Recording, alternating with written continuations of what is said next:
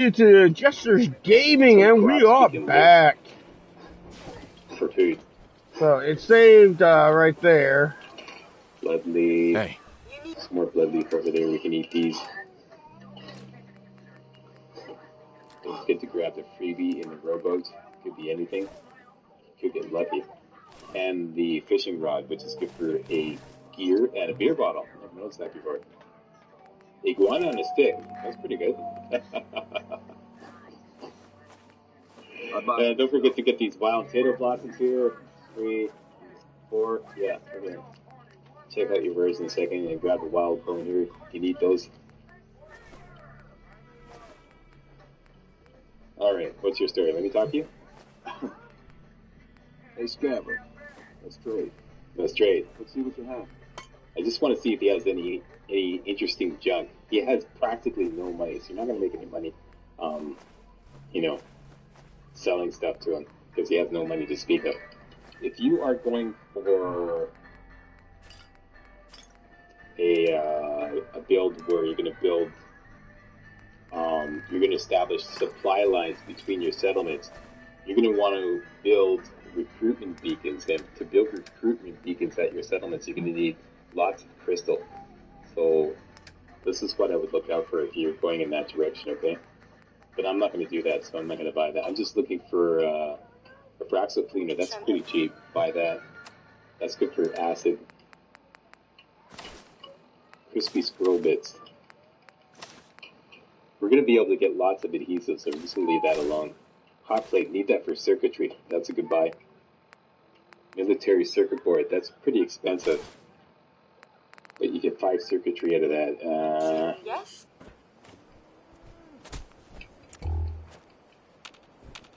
Yeah, why not? Okay, so get some circuitry out of this. We're going to need some circuitry to mod our power armor, so that's a good buy. Let's sell them the security baton, the spare 10 mil pistol, and our wedding ring. And one of our jumpsuits. He's got $30 left.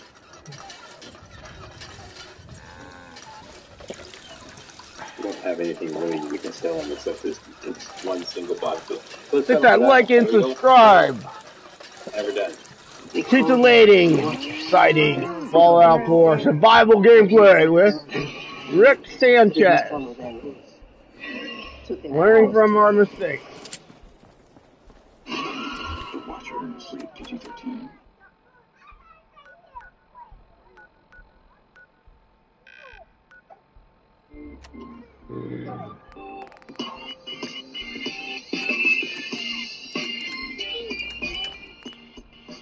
Ambushed on the road. We're outnumbered 5 to 1.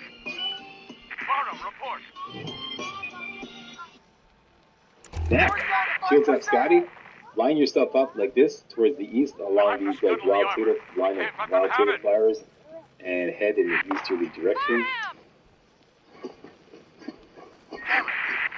Find this big flat rock here. Go to the right side of the big flat rock. Find one hub flower. 2 hub flowers. Point to the east again. 3 hub flowers. Point to the north and find a 4th one over here. And there should also be some other vegetable like things here. These things, wild pear flowers. All this stuff you can eat, but you never thought you could eat this stuff, eh? Yeah, this is like, you know, blood leaf gives you 15 HP. Once we get these lead evasive maneuvers now down these considerably, okay? It'll actually show a 0, but it's actually like, you know, a negligible amount of rad that you still take. But it, you know, you can eat a lot of this stuff before you really endanger yourself with the radiation, okay? So all this stuff, like, I've saved myself eating all these vegetables, okay? So all this stuff, you're gonna live off the land. Get in the cover, get in the cover. You're gonna live off the land. Next stop is that cabin there. That's a good bug. But there's a bed there. Plus, there's a cooking station, and we have stuff to cook. There's some stuff that you don't that you just have touchdown! For example, small rat meat, this mongrel dog meat. He just was too close. There's a cooking station there. Let's see if we can sneak up on it without exciting the blowfly here and cook up the meat. And then we're going to commandeer that cabin from the blowflies. Oh. I'm not kidding. These blowflies have killed me. Seriously. Everything's a force to be reckoned with. When you can no It longer really fix is. it. Here's something growling behind me. Okay, let's quickly cook up stuff here. Cook up these grilled rag roaches and the mud chops.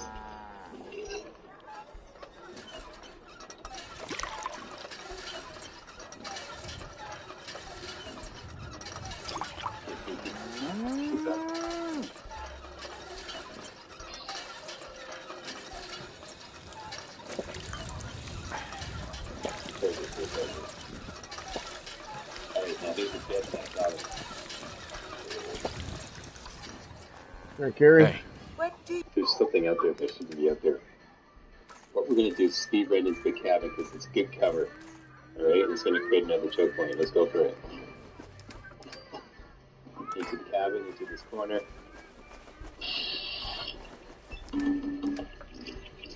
Get him. Great. Hang tough here. Don't get too close in that corner because sometimes the enemies can like bite you right through the walls, which is like total bullshit. But yeah,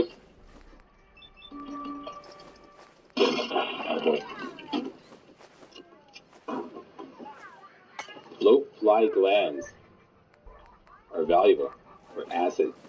You need acid. Don't forget this here. And while you're at it, don't forget this magazine here. Gives you 5% less damage from melee attacks, and since we're going for a melee build, this is perfect. Alright? We're going to be right up close and personal with a lot of these enemies. So yeah, definitely want that. Grab the green brain fungus there. And there's still another enemy out there, so we won't be able to sleep to save yet. So no, you cannot sleep because enemies are nearby. So let's find out where it is. Grab this stuff here. There it is.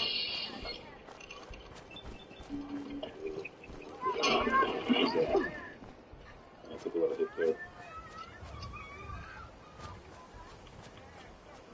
Just do what we talked Just about. want to see if that guy has a blowfly gland. Yeah, Yes, I he got does. it. That's great.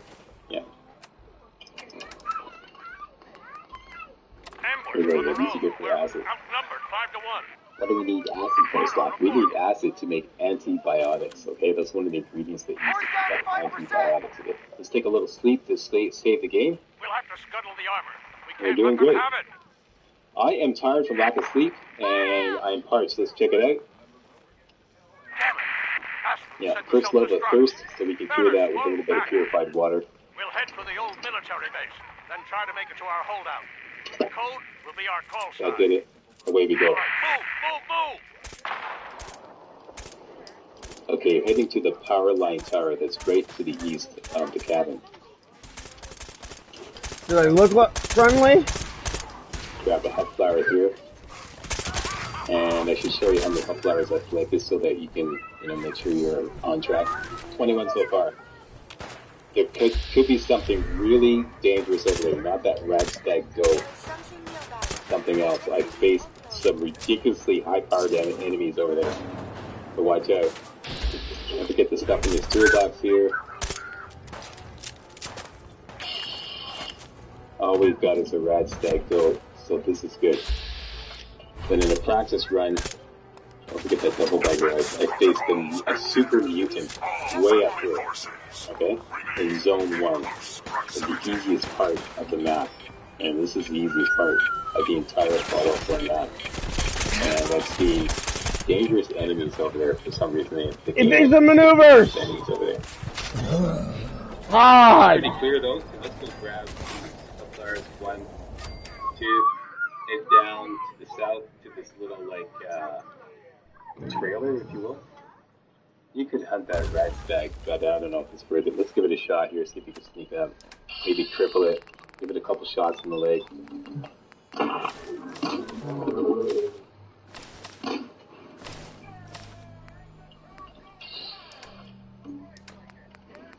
Ambushed on the road. We're outnumbered 5 to 1.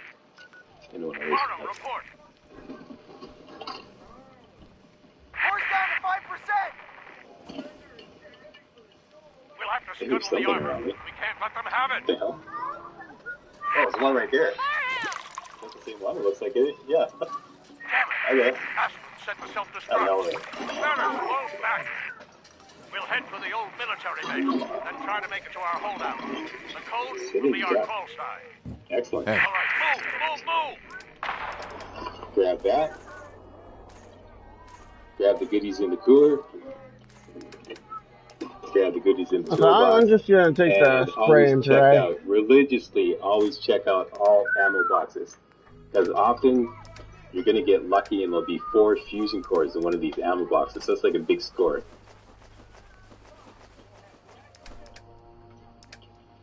So we're good. And even though we just slept at a bed, every single bed you come across that you can use, sleep to save the game, do so. And it, okay, we slept ourselves into a storm here. Okay. That's his life in the wasteland. Here's another ride stag. Is that the same one? It is.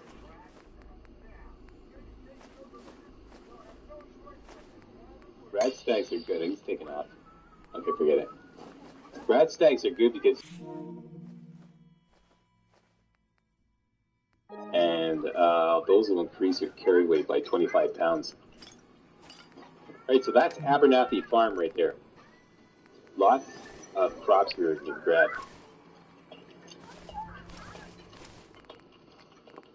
Grab all these melons here. We can also talk to Lucy Abernathy. See if we can get some quick XP. I'm great, this term's over already. Lucy Abernathy. Hey there. Here for what? We could use some help picking melons if you've got some spare time. I'll give you caps for any you can bring me. Did you say caps? Why would I want those? Yeah, like bottle caps. And because it's money, at least it is here in town. Bunker Hill is like... Yeah, always ask for caps and then ask for bottle cap currency. You guys pay for things with bottle caps? What happened to dollars instead? Bottle caps?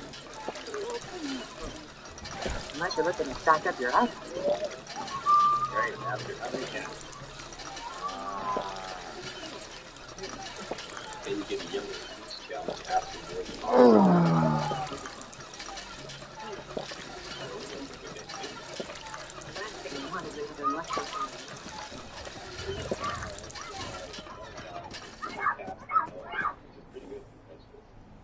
Like, want to set up a melon farm? I've got another video on that, how to set up a melon farm. I'll put a link in the video description. We're not going to do that in this run. Not at all. We are homeless. We're going to temporarily use Sanctuary as a base, but then we're going to abandon it. Definitely grab all these potatoes here. Potatoes are good eating. Good eating. Once you got all those, head to the south here,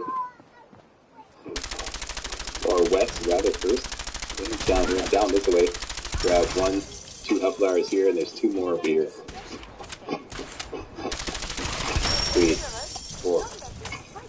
Okay, let's do an inventory. Hub flowers, 29. That's exactly where you should be at now. There we go. Quick, 30 hub flowers. Go down to this little factory for sure. Good! There is bottles, Ram,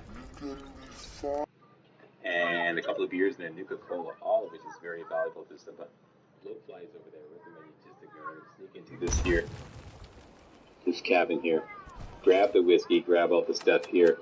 And there could be some drugs here. I don't even what the hell. Okay. I accidentally sat down. Like I said, you're gonna see me die a lot. No, I only got a melon from the cooler. Okay, but there's whole bunch of bottles here. Grab all these bottles. You can use them to fill up with purified water. And got another bed here. Ambushed on the road. We're People complaining that there's not 5-1. enough beds. How many beds have I hit in this, like, what, 30-minute run?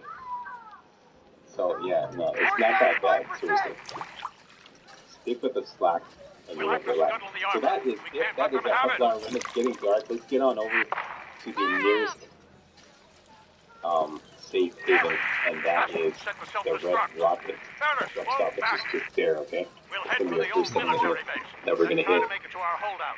One more place that we hit up on the way for a final hub flower to complete our 30 hub flower run. That's at the water tower, but it's dark.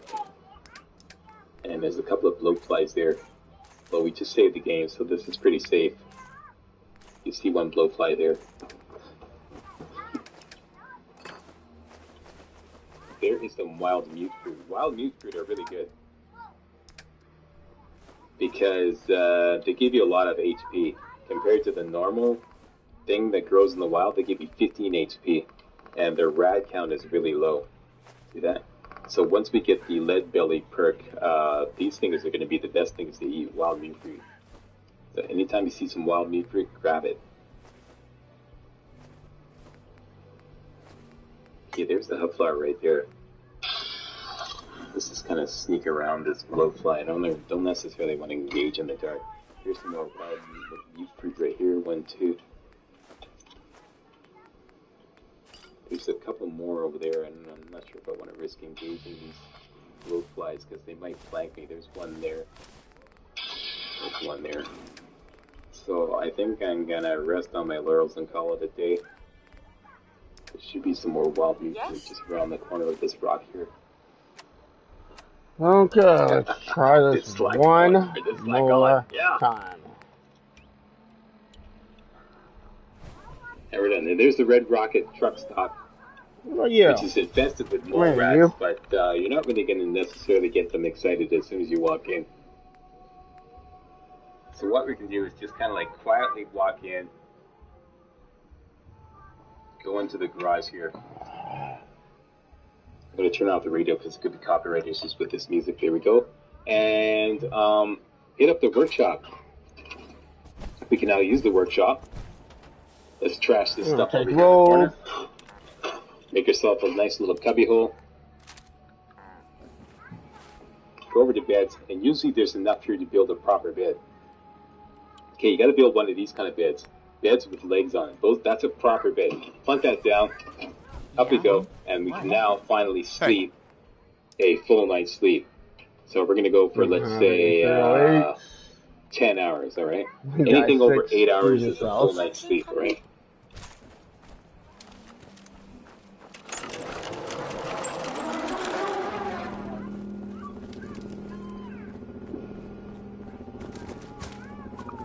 There we go.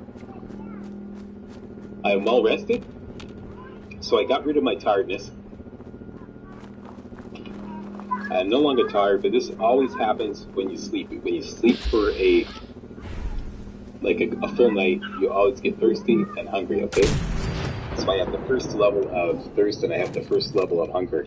And as you can see, when you get hungry, your endurance takes a ding, okay? Your endurance goes down one. These can both be easily cured. You know what we should do? Instead of using our purified water, let's build a water pump, okay? So up we go. We should have everything we need to build a water pump except possibly concrete. Let's go over to resources, up, water, and as I suspected, we're missing concrete. But this cooking station over here has this little concrete pile. You can scrap that and you keep the cooking station. The cooking station will still be perfectly functional if you scrap that concrete pile, okay? Now we have enough concrete to build a water pump. Let's plunk down a water pump, and we can now drink directly from the water pump to quench our thirst. Water pump, press whatever the pump is for pump, and click. There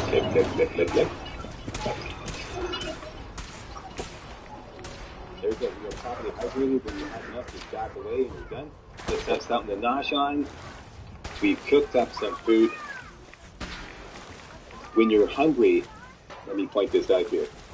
Note that, see where it says HP, okay? All our food now gives 0 HP. Why? Because we're hungry. Whenever you're hungry, food will only make you that hungry. It does not give you health anymore, alright? So that's something to be wary of. If you're wondering why that is, that's why, alright? Now, as soon as we are no longer hungry, that food will start giving you HP again. I just noticed that stuff that you pick from the wild still gives you HP, like this potato flower here. Although this is heavy and rats. Yeah. Okay, figures. Anyways, okay, so let's get like, let's satisfy your hunger. And the best way to satisfy your hunger, they tell you this in a tooltip. I think it's a load screen or something. Just sort all your food by value. They sort by value.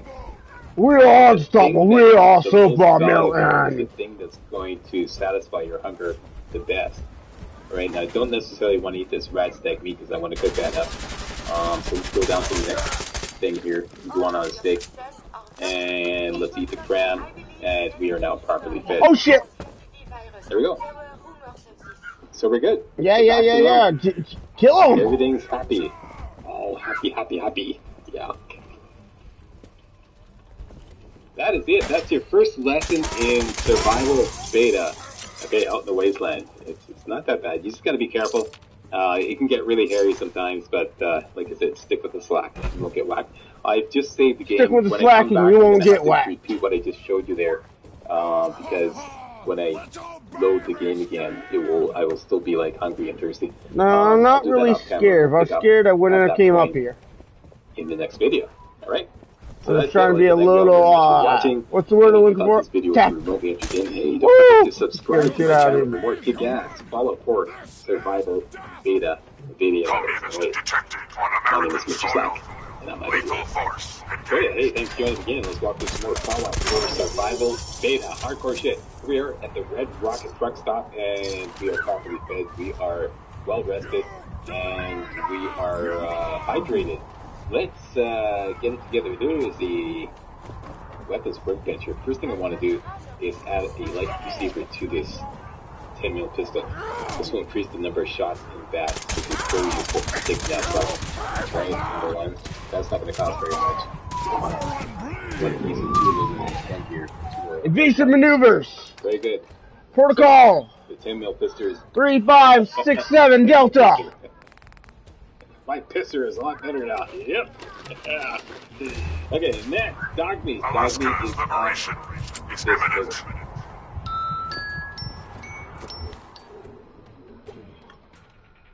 Oh well. What's up?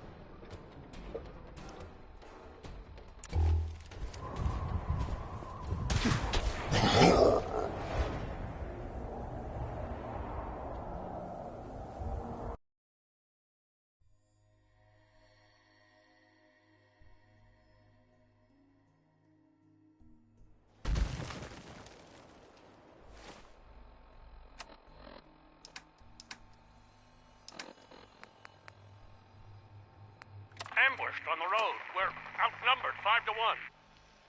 Barham, report.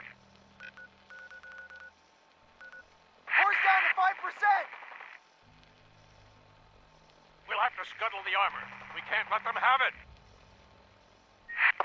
Barham! Damn it. Aspen set the self-destruct. Ferris, fall back. We'll head for the old military base, then try to make it to our holdout. The code will be our call sign. All right, move!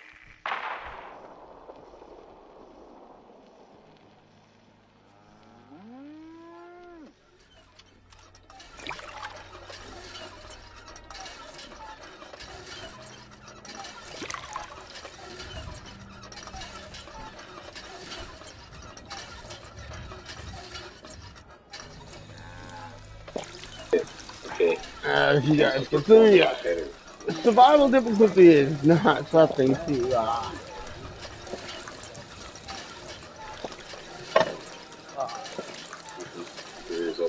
take lightly. I have died more just doing this one part than I have during the whole thing. Scram because it's so important. You sell these cigarette cartons. Bring the telephone for a screw. And down here, tin can. That is good. As I mentioned before, tin cans are valuable. There's some fractions. Excellent. Papa, excellent. Excellent. Oh, I hear activity. Okay, it's on. The mole rats are on the scene. How you doing there, dog meat?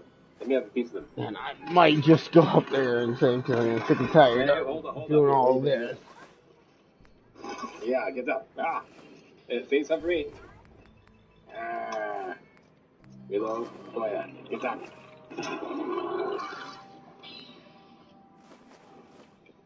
Mine. Let me get a dog meat.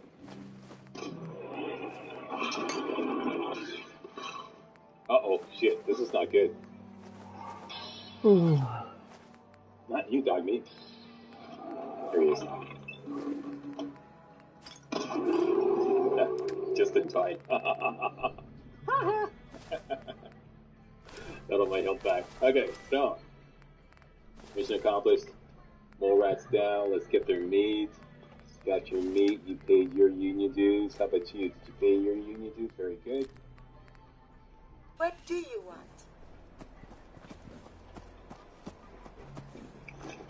Very good.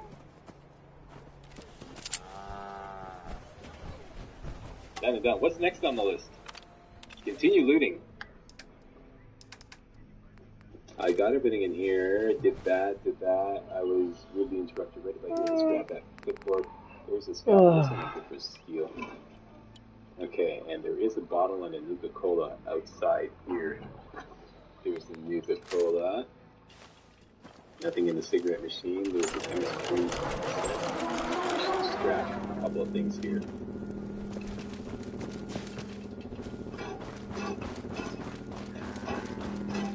Just put some steel into the workshop because we're going to be coming back here later with some power armor, and we're going to be in dire need of some repairs. 14. And steel is what repairs power armor. There should be a milk bottle in here. This slack all. Unfortunately, milk bottles are really heavy, so thinking about filling it up with water. That's not the best.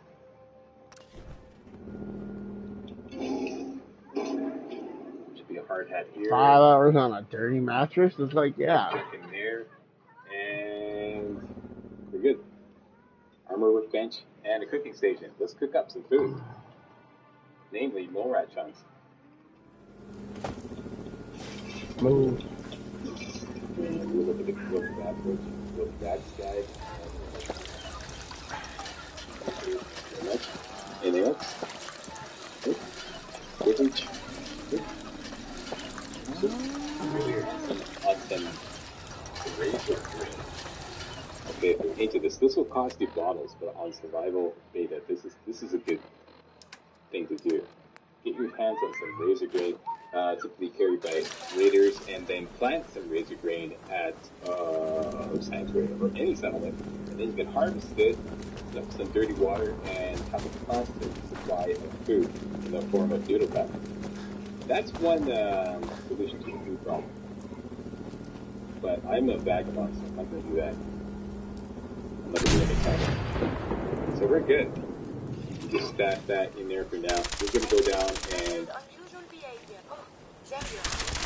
lay waste to the mole rat den. The mole rat den is full of tons of glowing fungus. Why do we need glowing fungus, Black? We need glowing fungus because that is one of the ingredients for antibiotics. Okay, there you go. Glowing fungus, lots of them too.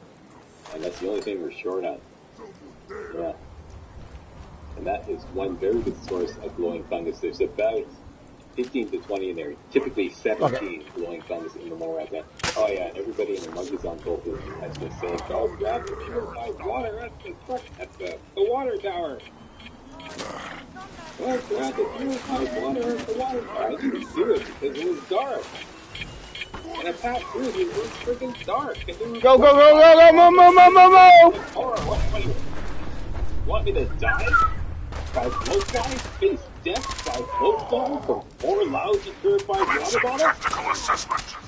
That ain't gonna happen. If I have to choose between, okay, seriously, if I have to choose between death by deathfly or death by blowfly, what would you choose? Huh? Post a comment. I'd say death by deathfly. And people saying, hit up the steamer trunk. Okay, this is like always, chunk crap. Chunk loot.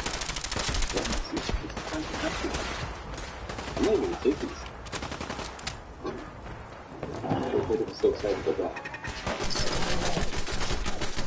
There we go. Yeah, seriously, what would you choose? Death by death law or death by whatever. Post a comment. Death by what? Do I really want to take on these blowflies? No.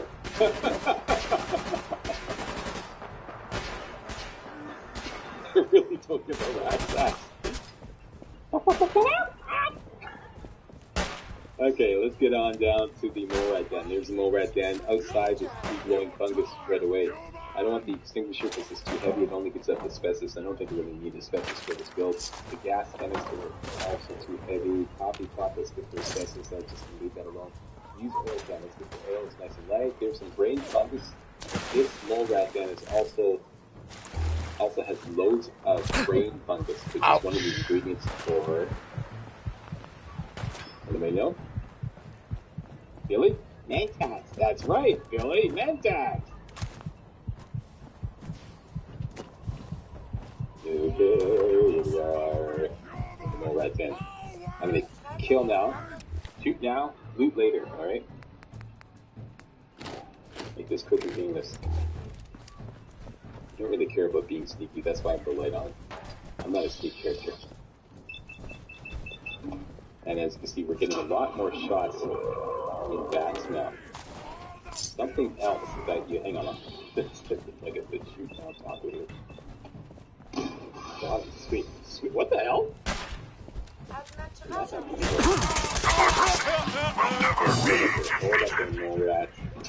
Yeah. You see one spawns behind you. Always. You try to spawn them every time. Gotcha. Cold lager, cold filtered, cold package. Coors Light. Choose chill. Wait a minute. Kill count 3. Okay, that's it. You're done.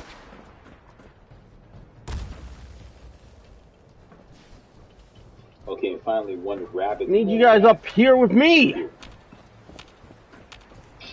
Do I have a crit hit? Yes, I do. Holy shit. Wait a minute. Spot up here.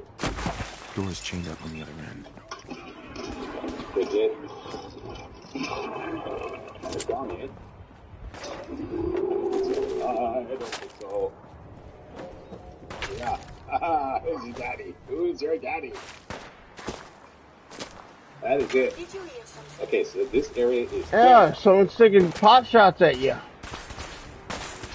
What's loot in here? Just gonna point out the highlights, okay? There's lots to loot. Oh, I'm sorry. I'm also parched from water. Hang on, I need to look at drink a Wawa. There you go. Properly hydrated, that's good. Am I suffering from anything else? Nope, I'm good. Okay, so just gonna point out the highlights. There's lots to loot here, alright? Black ring glasses give you a boost to your charisma. You should grab those. Number 2, 9 bottles in the center here. 1, 2, 3, 4, 5, 6, 7, 8, 9. Okay, and you can fill all those up with certified water. You need that. Bottles are gold. Remember, bottles are gold. Next, ooh, this is good for acid, which that's one of the ingredients for antibiotics, I believe. Next, fusion cord and the radiating little cable right there, the radiating tunnel. Okay, you see it right there. This is speed running. Grab it. It's around your boss. It's got the fusion cord. That's very important for your power arm build. Next, 2 abrazo cleaners. Those are good for Mentat counterpart weapons. Kill them! Kill them all! 2 abrazo cleaners are right in this rabbit. No rat tunnel. There's one there, and there's one there. That's the drop. That's not safe. Just goodies. Next, lower fungus. There are 3 green mushrooms here. They're all over the place. They're hidden on the ground. Alright? What? What? The phone died? Bring it here. Really good. Alright? And Bring it here. You need this for Mentats as well. There is about 35 to 40. I typically get 35. Alright. So that is it. And I'll get you back. There, you want your tablet? Alright, I'm done. How'd you do? Yeah, you want to watch YouTube on tablet? What? Do you know what you were watching? Yeah. Can you type it in?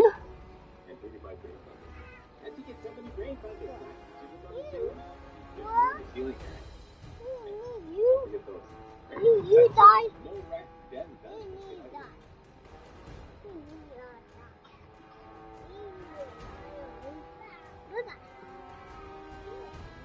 Let's get back to the rocket.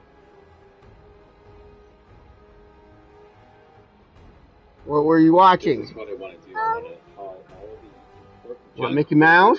to sanctuary, which is the next one, alright? So, just stash all the junk, and then just... There you go. Here. And overloaded.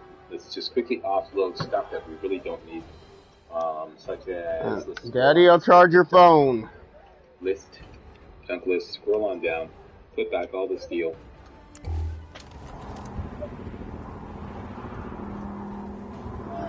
Come here, you want your tablet? Hey, Elvis, you want your tablet? Come on. Almost there. Come and get it. How about all the plastic? Come here.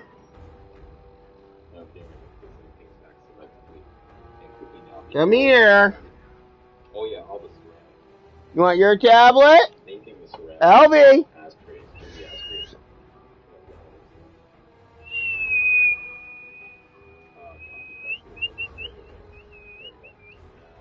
Concrete. Come on. Here's your tablet. You want your tab? Come on.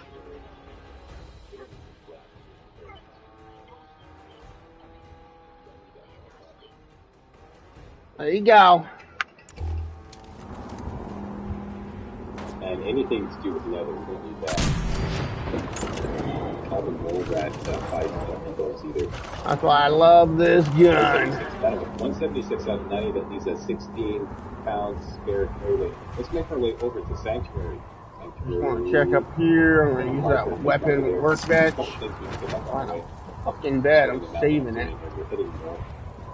And from this red rocket northwest. Do you have anything? And into Sanctuary, right?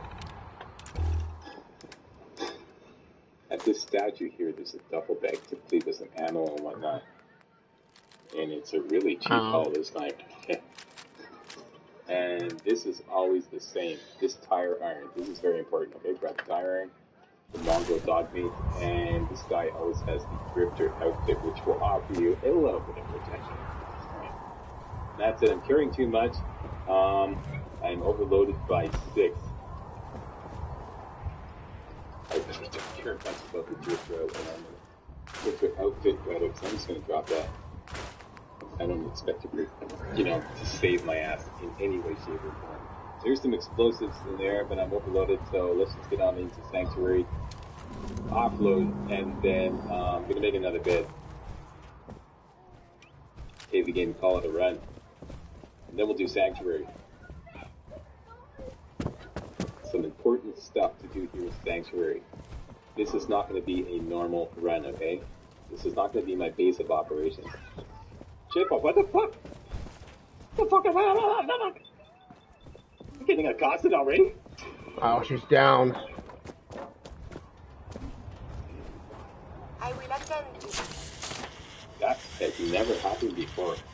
I have never been attacked here in the workshop house. Ever. Ever.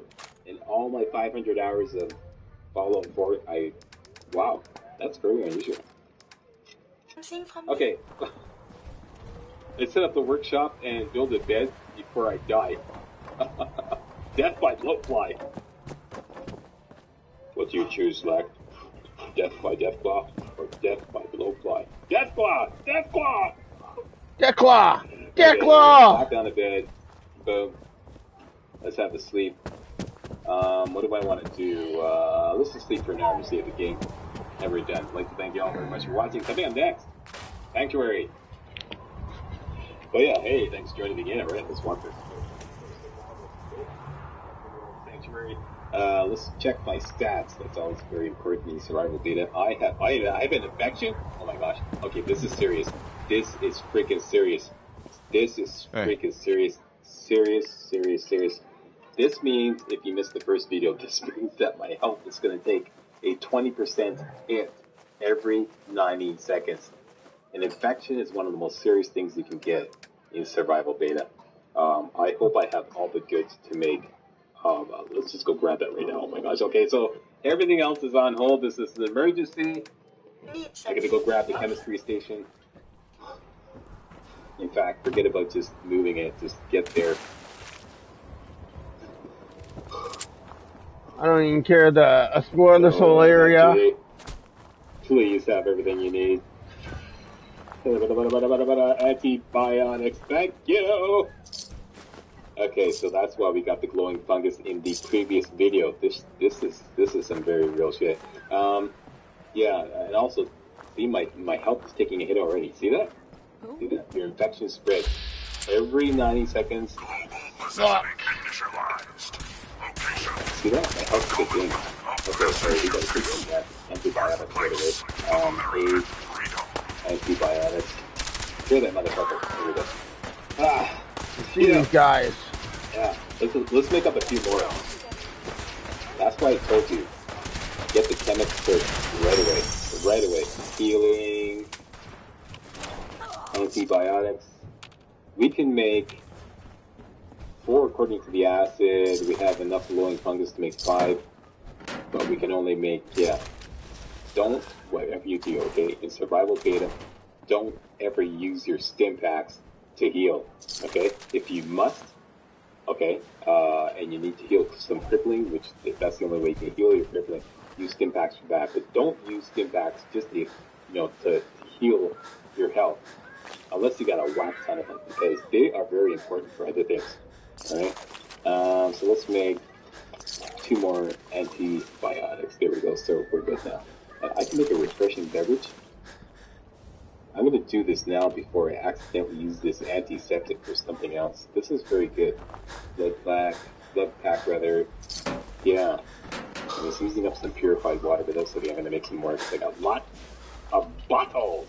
Yeah. All right. Now that we are here, let's grab this fertilizer. Go into workshop, grab the chemistry station, we'll move it over to our workshop area. This is what I like to do. Keep everything centralized. Yeah. And then we'll talk to Codsworth.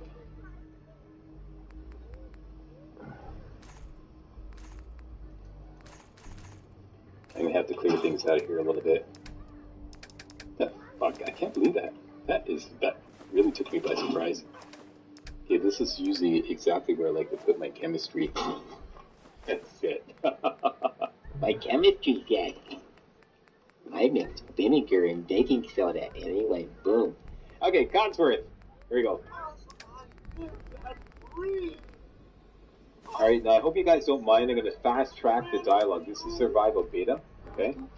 So I'm assuming that you're all here because you know how to play Fallout, or you know how the story goes.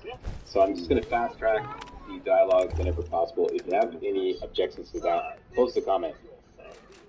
The only thing worthy of note in this conversation with Codsworth is a yellow speech challenge.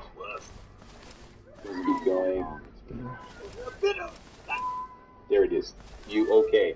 Codsworth, you're acting a little bit weird. What's wrong? I have never failed that speech challenge. Never. So that's pretty much a gimme. Okay, let's fast track all the rest of it, and then we're going to go through Sanctuary with Codsworth and kill all the baddies. Shall we search the neighborhood together? There we go. Young Sean may turn up yet. All right. Lead the way.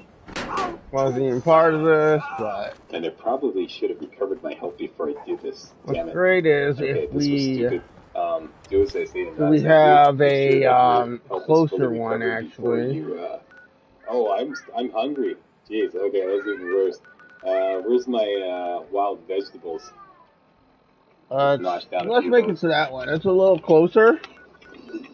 That'll work. We also have Great Garden. Let's go to Great Garden first, because we're pretty much gonna do our fast traveling. No, I mean, what the hell? You're supposed to stay in the house. It's going differently now.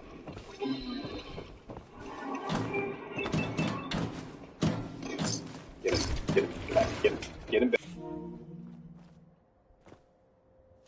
Dang it. Oh well. Carry on. There's one more.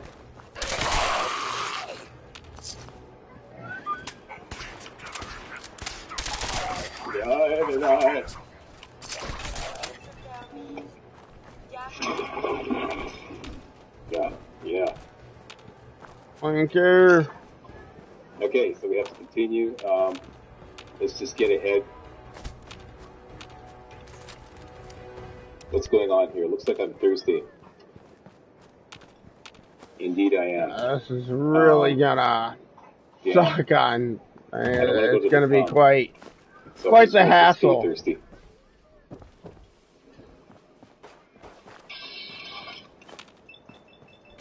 Until afterwards. But yeah, having traders in all your settlements is gonna be key. Yeah, I've noticed that if Codsworth gets the kills, you don't get the XP. So this is what I like to rush ahead of Codsworth and make sure that I get the kills.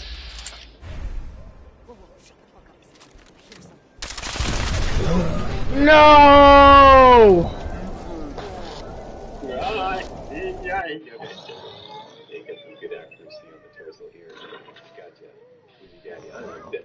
I don't want to do all that again. I don't think so.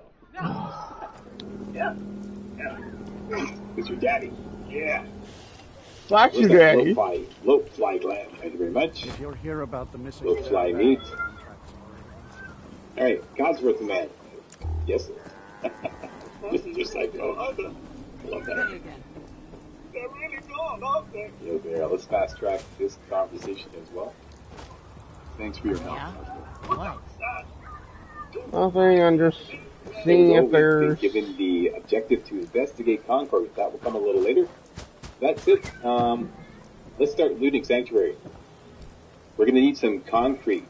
There's some concrete right there to build a water pump. And let's do that right away before we get even more thirsty. We have some concrete now. Let's just trash this house, get it out of the way. How'd you go? Hey, no offense, but you ain't caravan folk. Beat it.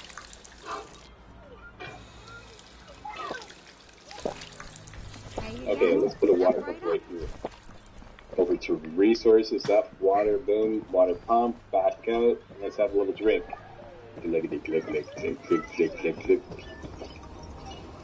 I've noticed that the pump at Sanctuary occasionally glitches out. I'm glad it didn't this time. There we go. Properly hydrated. Yeah, one time it glitched out of me. And no matter how much I drank, okay, so we're gonna go for purified water bottles. Great Garden first. So if that happened to you, post a comment on the feedback forum, the Bethesda Rival Beta feedback forum, and I will second it because that's happened to me. So, all right, let's get looting. Yeah. It's like I'm not even entangled with those two men. It's like there's not even anything really worth it. Get some cloth so we can build some beds when it comes to doing the Sanctuary mission for the Minutemen. Let's get rid of all this crap here.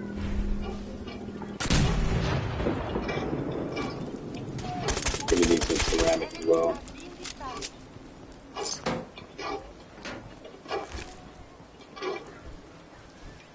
But yeah, that's why I don't like this gun. It blows up things. Right there. Despite all of this, it is the duty of us all to further that survival. Nice. Nice. Pretty good.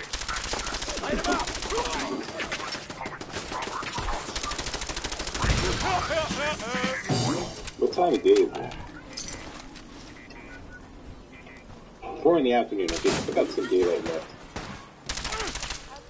There we go, so what I was looking for. And I think we are done in here. Let's start completing this sanctuary systematically, starting with our house.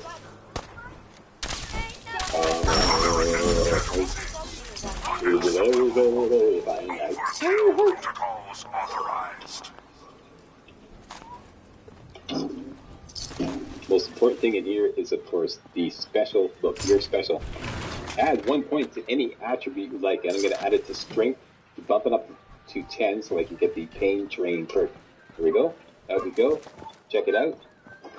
Perk chart, strength is up to 10, and we are creating a power armor melee build. We can now get pain train. That is a great perk. I'm going to show you that later on. Great stuff. Okay, up we go, and let's get looted. So dead. Not much else in here. Could scrap a few things, but like I said, I'm going for a vagabond build, so I'm not really that concerned about setting up sanctuary. Just going to do the basics here. There's a Grognak comic book here. Get some extra critical hit damage. A very heavy milk bottle. Really hard up for a bottle. I'm carrying too much. How about that? Okay.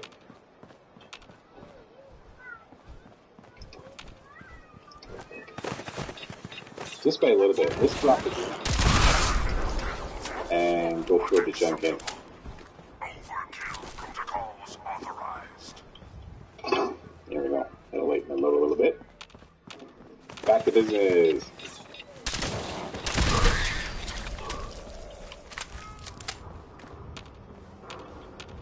I think that's pretty much all I want here.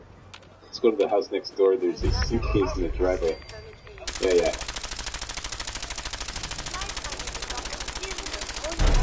Too bad that you're about as useless as 2 tits on a tin can there, Codsworth. You can't assign him to anything, eh? The game says you can assign him, but you can't. He doesn't do anything. He doesn't do any farming. He won't establish a supply line. He doesn't do this. What the fuck, Codsworth? What are you good for? Huh? This tin can is more useful than you. Seriously, that's not a joke. That's not a joke. That tin can is more useful than Codsworth. Huh? Look at this death time for this first group. Okay, I think I pretty much got everything in here. Onward. Let's scrap this house. Done and done. We should also scrap a whole bunch of street lamps for the copper. That's actually not bad. See, all the street lamps, they're good for copper. Come on. There's another one. Come on. Ugh. There's another one. Etc. etc. Next. Should be some blowfly grapple in here. Blowfly meat, very good. Poster that's good for a spring or a deer or whatever.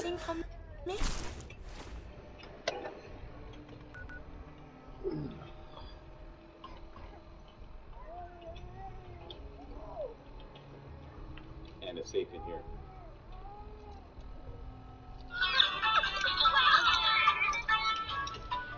Oopsie-daisy. There you go.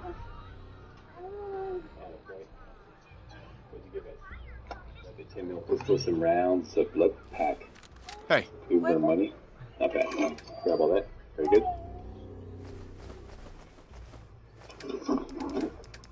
Huh, some sunglasses. How about that?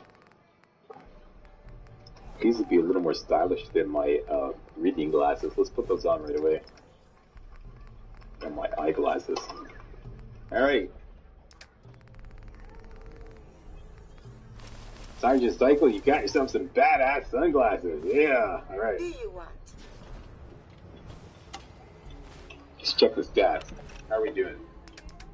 Adrenaline, that's good. Next. This house, this is the big money house, okay? This is the big money house. You're gonna go to sleep? Extinguisher, that's good for some asbestos. Normally I wouldn't pick that up. Definitely want this TV dinner tray for some aluminum. That one too, for some aluminum. Very important for a power armor build. Grab that. Money. There's a weed whacker over here that you can scrap. for some screws. See, scrap it for some screws. Like you didn't know that, eh? And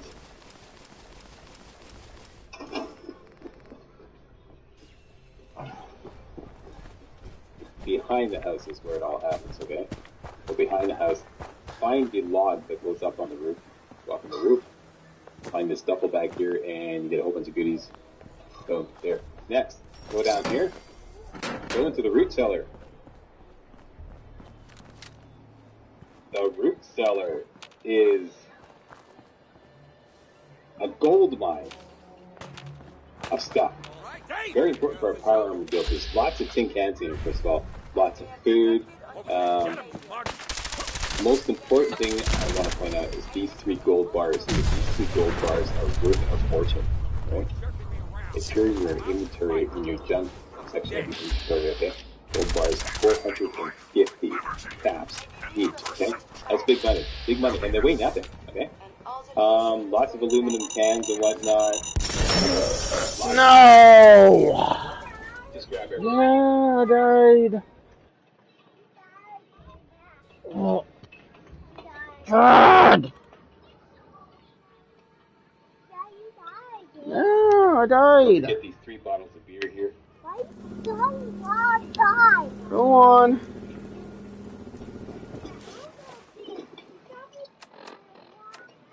Unfortunately, you cannot open the bird shop in here. You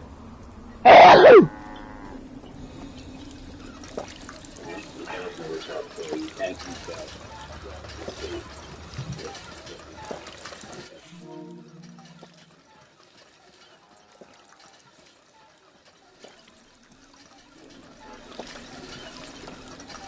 There's that aluminum can. Aluminum can. Oh, some sugar bombs, my favorite. We're done. Let's get out of here. Let's bust another myth. True or false? You don't have a choice about who manages your energy. False. When you partner with Consumers Energy, you can manage your energy use with one of their energy management programs. Save energy, save money. Learn how at consumersenergy.com/home savings. Alright, as soon as you come out of the root cellar, point yourself due north. There's a hub star right there. Grab that. Go back to the root cellar. Point yourself due east. Oh, you can also grab these 3 wild meat fruits here. These are good to eat. Recover your health in a pinch. Yeah, these wild fruits and vegetables, they're really good to eat. Okay, point yourself due east and go racing up there. Getting close to sundown, so it's getting a little dark here. And there's 1 hub flower, 2 hub flowers right there. And you might as well go down to this little gully here that leads on down to the shore and find a rowboat on the shore and grab a fishing rod, which is good right here, and whatever is in this cooler here, a melon, okay, whatever. Bring that back. Go homestead. Move out of the way! This must be the downtown. How exciting. Might as well scrap this house while we're at it. There we go. Out of the way, you.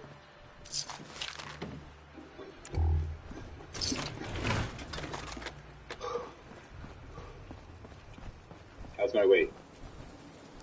Not bad. Okay, so we did that, we did the root cellar, we did the top of the house, we got the hop star, got the wild new fruit. Let's go to the other side of town. Hit up the bad side of the tracks. Most particularly the drug dealer's house, which is the house that had the chemistry station behind it. This one here. Just because I have some dangerous wildlife in here. It's getting dark. It's getting dark. Here we go. Here's the drug dealer's house. Make sure that you unlock or like disarm this makeshift bomb. And I am getting. I need some water. Okay, let me just unlock this. I already took the chemistry station back, so all I have to do is unlock this, loot it, and then I'll be good.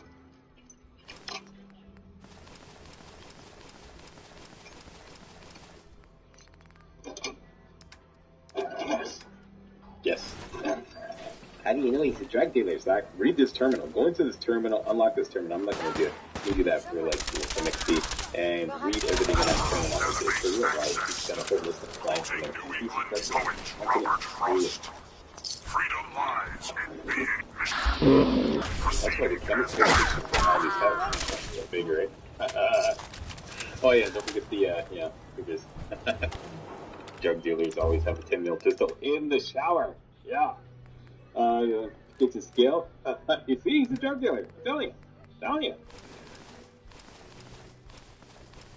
Very good. We already got the chemistry station. Did I pick that up and moved over? Yes, I did. There should be another weed whacker behind this yard here. There it is. You scrap these for screws. Open up your workshop. Get the scrap. What? You see 2 screws. Yeah. It's really worth doing that. What am I doing? Playing my game.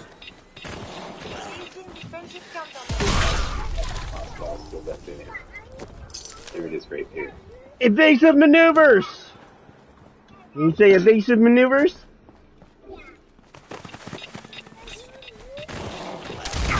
protocols active.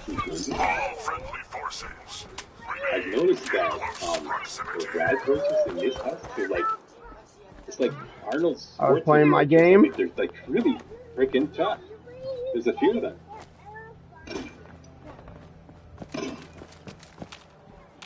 Is he recovering his health? You see this, people?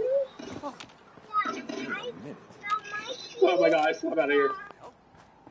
Where's the whacker? You have a whacker? Where's the tire? Yeah, these are like Arnold Schwarzenegger. Seriously.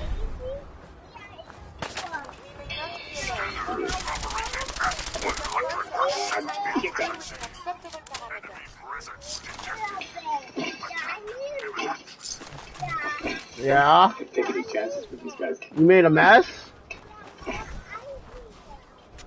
You cleaned it up? It's not safe. It is not like that on low difficulty settings. It wasn't even like that. You're really tired? So yeah. Hey. Okay. Okay. Yeah, seriously. Okay. You want the lights on? Yeah. God. I took a hit. I took a big hit. What else we got here? Okay, so I forget what's in here.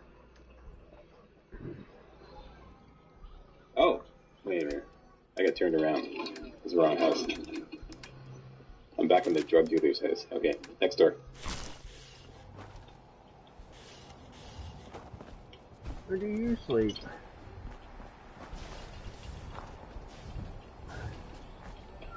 Okay, what are they guarding? A Nuka Cherry? I guess rad roaches really love their Nuka Cherry, eh? Don't let him get the Nuka Cherry.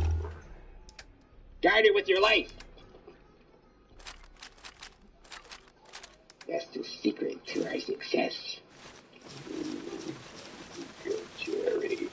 Oh, come on. Give me a suit. Give me a suit, please. Give me a Christmas suit, please, game.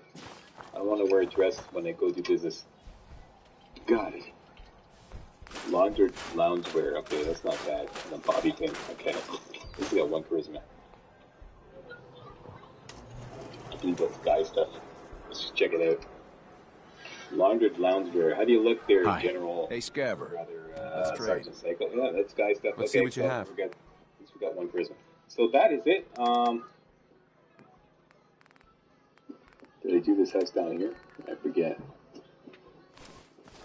Oh yeah, I want to move it to the station, so I probably didn't do this house. There could be another roach in here. Unless I killed it on the way into town. Did I do that? Did I get the safe? No, I did not.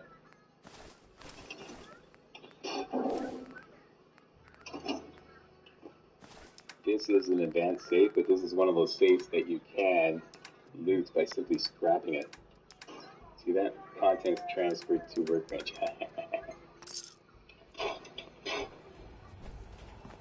And I'm good.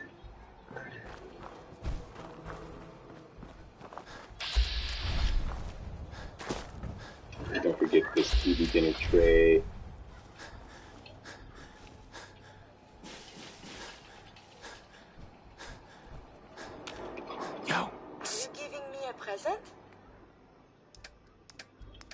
And finally, let's move the cooking station over with everything else.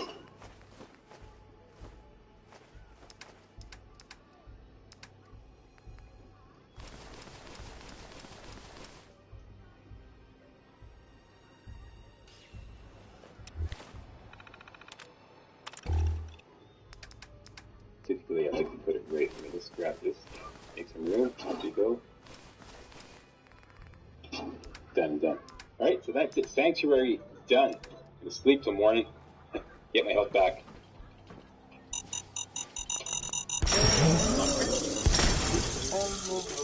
Back and 200 bonus spins for the #1 feeling, winning.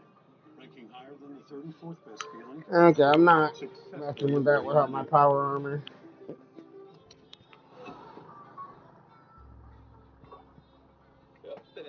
Okay, let's get ready for the wasteland. First of all, second of all, we're parched and we're hungry, so let's take care of that. At once. Always when you sleep for a long time, you get thirsty and you get hungry. Drink from the pump. I've occasionally seen the same. I don't know why that happens. Okay, so we're properly hydrated. We can now eat some food. And before we do that, we have leveled up. Next perk I highly recommend you get is Lead Belly. This will allow you to eat a lot more things out in the wasteland, especially with wild food. If you want to know if has a rat in it, you get Lead Belly, that will use a lot of the rats. Okay, so Lead Belly, boom.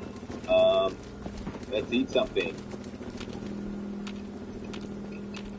Generally speaking, as I proceed through this walkthrough, I'm going to use wild food to recover health, and I'm going to use prepared food to satisfy my hunger, okay? So prepared food to satisfy hunger, wild food to recover health, okay? Let's start at the top here. Blamco brand mac and cheese. That's a good breakfast. Hey, why not? A couple of those, and a little bit of bubble gum. There we go. We are properly fed. Next, let's cook some food. Baked blowfly. And some grilled radish. We have leveled up again. More rat chunks, those are my favorite. And that's off. And that is it. We're out of here. We have leveled up again. Let's get. I always travel alone. I don't like traveling with a companion. So the most obvious thing for me to get at this point is Lone Wanderer, which will increase my carry weight. Most importantly, I should get all 50% less damage, alright? If you do travel with a companion and you want to stay like in sync with this walkthrough, I highly recommend you get Gun Nut instead, okay? Or, you know, maybe Lady Killer or Cat Collector, but Gun Nut would be a good thing. Because after that, next perk we're going to get when we level up is going to be Penetrate. If you want to get that and jump ahead one, that's fine. But if you want to stay in sync, get Gun Nut if you don't travel, or if you do travel with a companion. I don't, so I'm going to get Lone Wanderer. Boom. There we go. Next. Let's take some drugs. Very important. Start off with Mentats. Mentats is kind of like a base bug for you want your tablet back? Cook those first. And cook some great Mentats because we're going to be doing some selling out there in the wasteland and we won't be coming back to it. Go. Let's cook that up right now. As you can see, they get 10% better prices for 8 minutes plus it bumps up your prison by 5. Next, a little bit of jet. Done, and an old favorite, Psycho. Lots of Psycho. Now, I want to watch my circuitry count. Okay, as you can see, for active circuitry, how far impact. I want to make sure I don't go to those 12 circuitries. Really 12 circuitries to mod our power armor, which is coming up next. We're going to grab our power armor, okay? And anyways, they only have 3 stim packs, so that's no problem. Let's make 3 Psycho, 2, 3, and I would prefer to use Psycho buff instead of Psycho. Yeah, I'm not going up there again. Which gives you more carry weight, bumps up your resilience, gives you more health, and bumps up your max health. Right? So that's preferable to Psycho. So whenever we have some spare buff out, we're going to combine it with Psycho to make Psycho buff. Okay, so we got one there. What else? Mentats, Great Mentats, Jet, Psycho, and Psycho buff. Just reading off my to-do list. Okay, so we're done there. Next, let's lighten the load a little bit. Oh yeah, and I forgot to pick up these in here. typewriter, the duct tape that's good for adhesive. There should be an oil can here and the mixture battery. Tungsten atom. Here we go. Jump off, jump. Let's clean up our aid section. Oh yeah, and dump the weapons. We don't need that. And they're too heavy to carry around as well. We're going to sell some key things that are really light, okay? So don't need this, don't need this. Keep the stride mine on board because that's a good value to weight ratio. This we're going to actually use. This we're going to actually use. Once again, this is good value for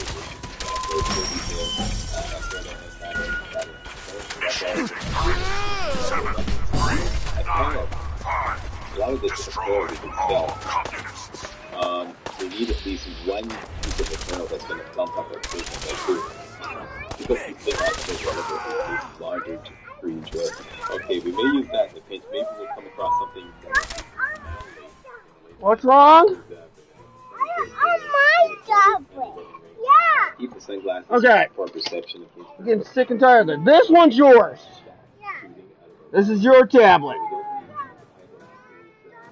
Here you go. Go play.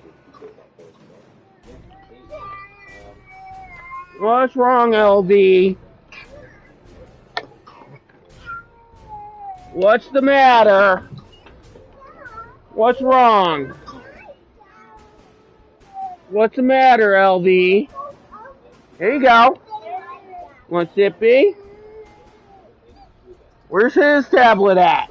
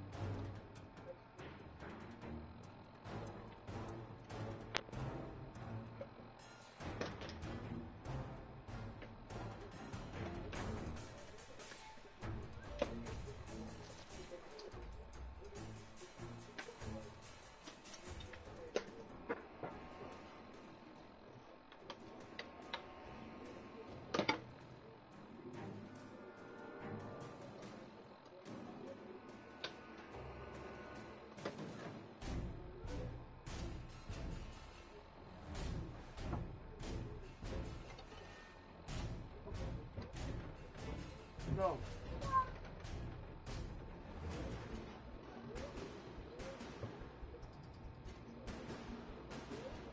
Go on. What, you want to watch Netflix? Huh? Come here. Come here.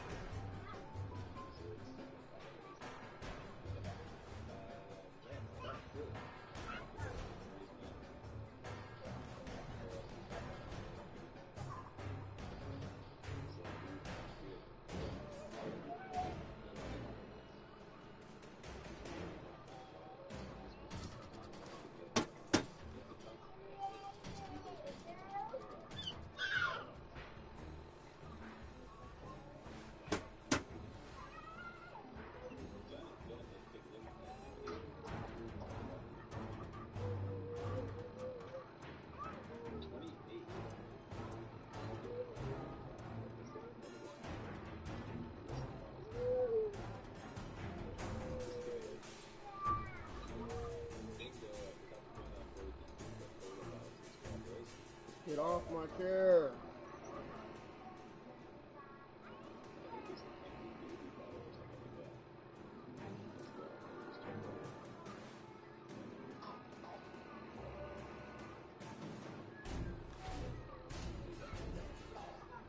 go.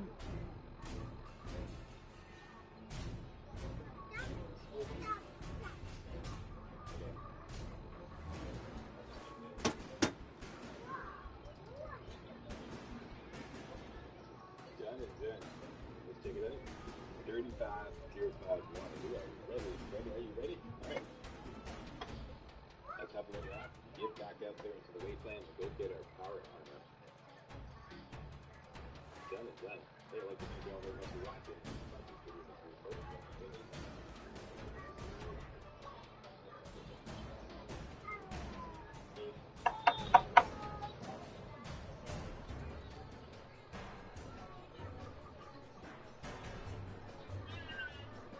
Yeah, Elvin.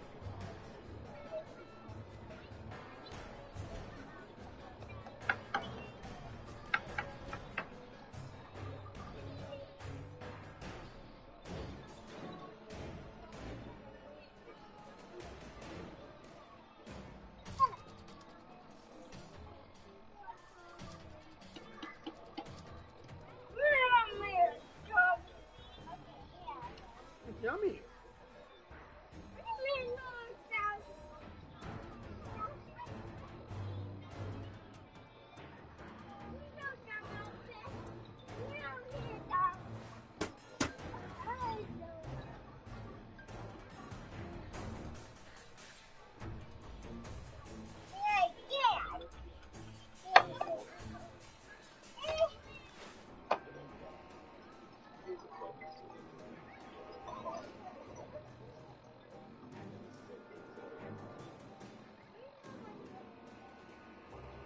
Give it in.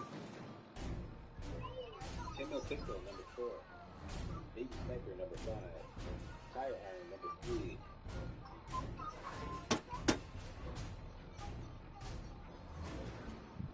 Real 5 Water, number 2. And we're going to select one of these wild food items as our emergency health recovery thing.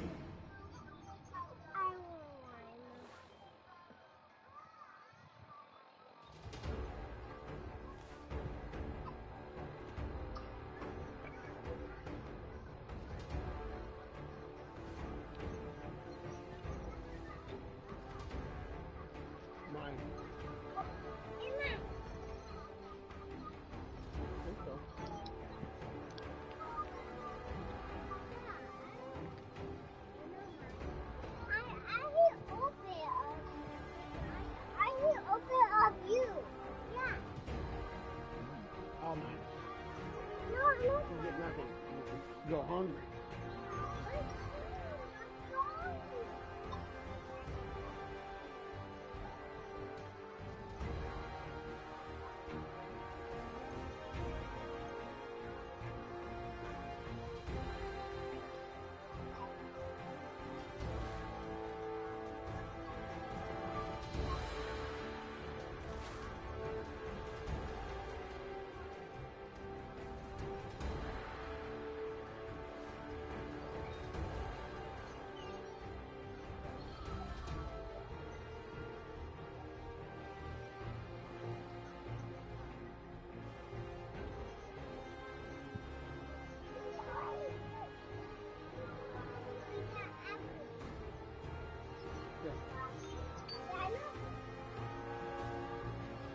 Well,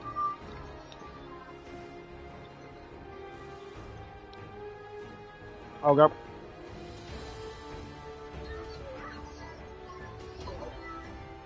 It'll be okay.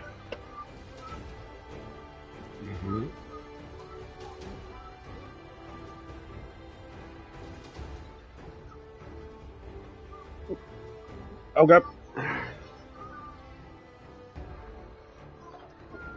Yep. See you in a little bit. Love you too. Bye. You want pizza? Yeah. Mommy ordered pizza.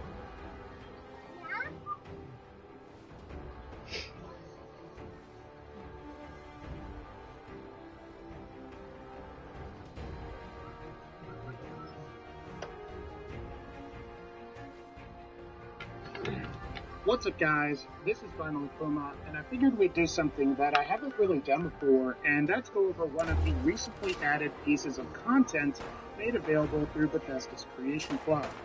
Now, before we start, I'm mostly going to be reviewing this anti-material rifle by itself based on its potential gameplay applications. With that in mind, it's worth mentioning that this particular item is included with a quest, and I am not going to be reviewing that particular quest here. So keep that in mind while I discuss this piece of Creation Club content. But without further ado, let's go ahead and discuss the anti-material rifle in depth. So the anti-material rifle was made available with the Creation Club for 400 Creation Club points, roughly putting it at about $4 US or your regional equivalent. Based on the Creation Club entry, which reads, quote, "In life, are our actions determined? Is our fate sealed? Or are we mere puppets to a preordained destiny? And really, does it matter if we end up with a devastatingly powerful anti-material rifle?" Rifle created by Stefan, as and Dahl, was created by Chris Takahashi. And then, of course, it tells you where you can get this particular weapon, which is, of course, through the Paper Mirror side quest, or you can also purchase it from Daisy, which is a vendor that's located in Goodneighbor. Based on my initial impressions, this anti-material rifle appears to have a different firing sound compared to the regular hunting rifle, and it also appears that there is some slight cosmetic differences between both the penetrating and Hunter's legendary variants that you can acquire. The Hunter's variant is more brown in appearance, with some text that is scratched onto a part of the weapon, while the penetrating variant has some nice engravings, which just so happen to remind me of the NCR. If you're on PC and you spawn a normal variant via the console, the anti-material rifle mostly appears to just have this grayish look to it. And one thing that I think I could commend the Creation Club creators on here is their attention to detail, especially on these unique variants. It is really cool to see this because Bethesda didn't really even do this in the vanilla game. After all, a weapon like the prototype UP-77 doesn't really look all that different from a regular laser pistol. And it's nice to see these guys make a different looking weapon here. In terms of stats, what I can tell you is that the anti-material rifle is both 50 caliber and 38 caliber ammo compatible. One of the upgrades, which is the encased barrel upgrade, appears to reduce your damage by about 5 points regardless of receiver. However, provided that you don't equip the encased barrel, the anti-material rifle should have a listed base damage of anywhere between 45 and 75 while using the 50 caliber ammo, and for 38 caliber ammo, you should be dealing 38 damage even. Obviously, if you do decide to use the encased barrel, you're going to have a damage range of 40 to 70 with 50 caliber, and you're going to be dealing 33 damage with 38 caliber ammo. Much like the hunting rifle, the anti-material rifle can carry up to 10 bullets per mag. It's compatible with various scopes, and you can also equip this weapon with a suppressor, which potentially also makes it viable. What did you do? Obviously, the Hunter's variant you can acquire from Daisy is going to be nice for dealing damage up against. Okay, so you hit him? Its inherent Hunter's legendary effect. Leave him alone! You like listening to him cry? Huh? God! Elby, it's okay. Come here. Come here. Come here. Come here. DJ, it's fine. Come here. It's okay. Tell him you're sorry. Tell him you're sorry and give him a hug.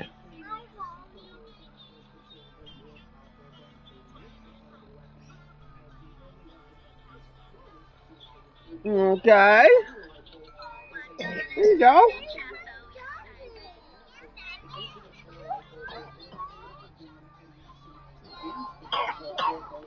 Yeah. You have a tablet right there.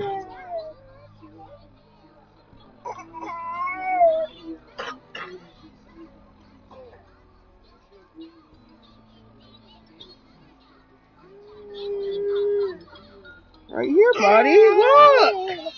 Right here. This one's yours.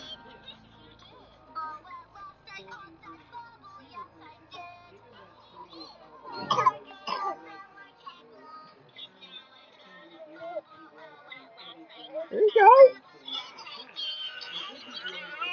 What? What is wrong? Oh, what's the matter, buddy? It's okay.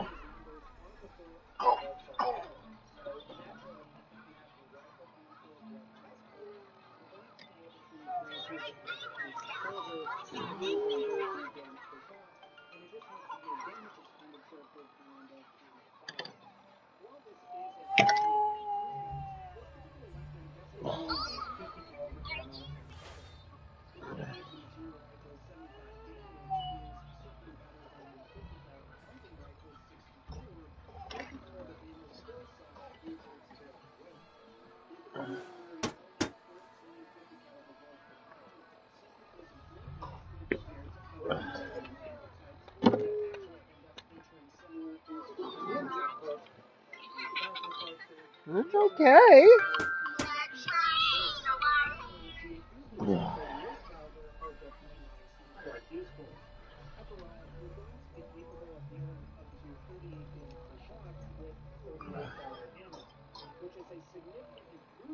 Compared to what was previously possible on weapons like the 38 hunting rifle or the 38 combat rifle. At 2,243 damage per pound of ammo fired on the low end and 2,698 damage per pound of ammo fired on the high end, this now puts 38 caliber ammo more on par with more energy-based ammo types like flamer fuel, fusion cells, and even fusion cores, provided you're using some of the lower tier upgrades on the Gatling laser. With this in mind, the anti-material rifle could be a great choice for the early game where other ammo types are considerably more expensive and or heavy if you're playing in survival mode. With that said, I think you'll still find that when compared to the vanilla game's Gauss rifle, the Gauss rifle is still a better choice. While the ammo efficiency isn't quite as good, the base damage is considerably higher than the anti-material rifle on its high end, clocking in at about 192 damage per shot compared to the anti-material rifle's 75. Thus, if you're playing a sniper build and you've reached some of the higher levels in the game, I think you'll find that the anti-material rifle could be a suboptimal choice. But here's my verdict. From a gameplay perspective, the anti-material rifle is actually fairly decent for early game, and potentially even later game as well, provided you're using the 38 receiver, and if you're playing a sniper build. Being able to use both cheap and light ammo while dealing 38 damage per shot with 4 perks is quite nice, compared to what's available in Fallout 4's vanilla game. However, I think you'll find that the anti-material rifle isn't going to make the awful 50 caliber ammo any better, as that ammo type's sheer weight makes it totally unviable and impractical regardless of difficulty. Also, I think you'll find that the anti-material rifle is simply going to be outperformed by other weapons like the Gauss rifle, which simply have higher base damage, and provided you're lucky, you can also get these weapons with penetrating and hunter's effects, in addition to other more valuable legendary weapon effects. Something else to consider is that this particular weapon does cost about 400 credits or points, and while they can respect the developer's attempt to properly balance the weapon, I think what would have helped here would have been to either allow this particular weapon to be compatible with more ammo types, or to have introduced a custom ammo type that would have been lighter than 50 cal. After all, from a gameplay perspective, the anti-material rifle deals 75 damage per shot, which is decent, and could have actually been quite valuable if it was compatible with, say, .308 caliber or even 5.56. Also, from a value perspective, I honestly would have liked to have seen a little bit more here. After all, previous Fallout 4 DLCs like the Settlement DLCs and even Automatron added a bunch of new things, while all you're really getting here is a new rifle with a short quest to go with it. Hopefully, Bethesda can focus on creating weapon packs that include a slew of new weapons rather than just one weapon with a quest. All in all, though, there are a lot of things that I like here, and if it ever does get a discount, so you're not paying $4 for just one weapon, and you're also getting several other additional weapons, I think I could definitely recommend this. Otherwise, guys, I think that's going to wrap up this particular Creation Club weapon analysis or critique. Let me know what you think of the anti-material rifle if you bought it. Are you happy with it, or are you like me and you're wishing Bethesda added a little bit more to it? Otherwise, guys, like this video if you liked it, click the bell so you can be notified when I upload more videos, and as always, take care, and I'll see y'all in the next one.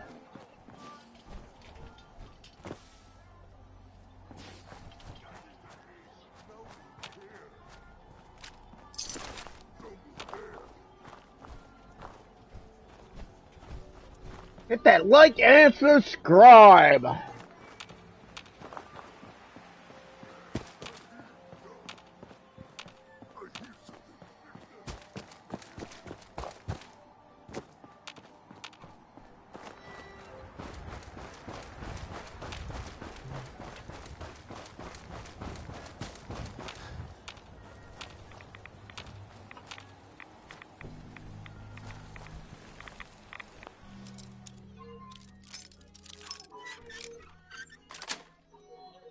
Got it. Oh, I am Samba again. So violent.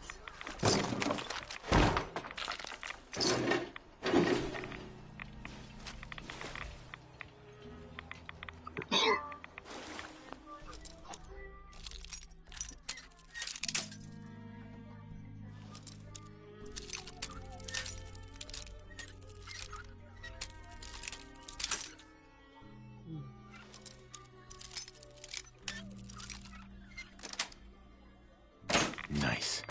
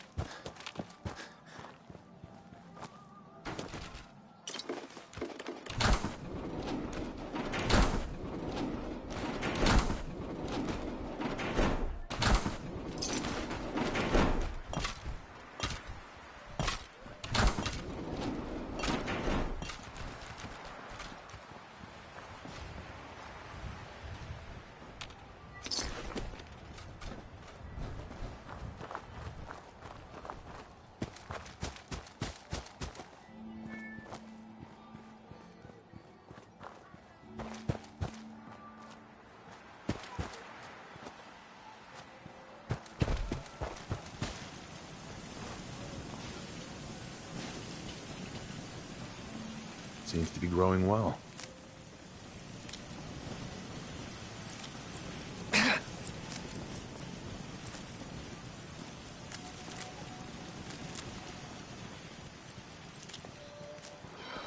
Identity confirmed.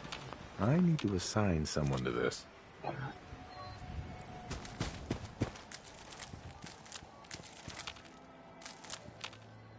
I need to assign someone to this.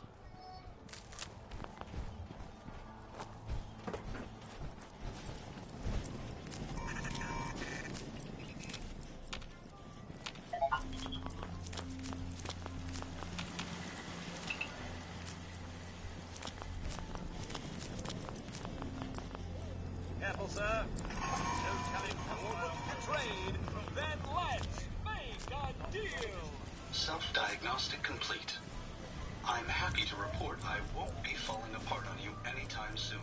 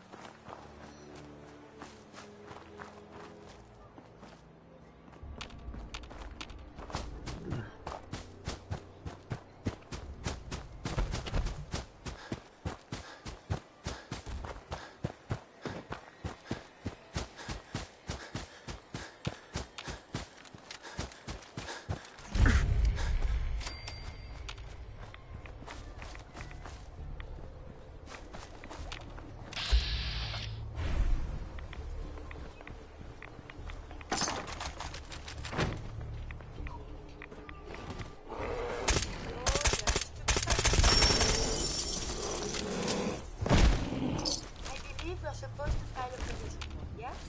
And all the little things going baggy evidence. Returning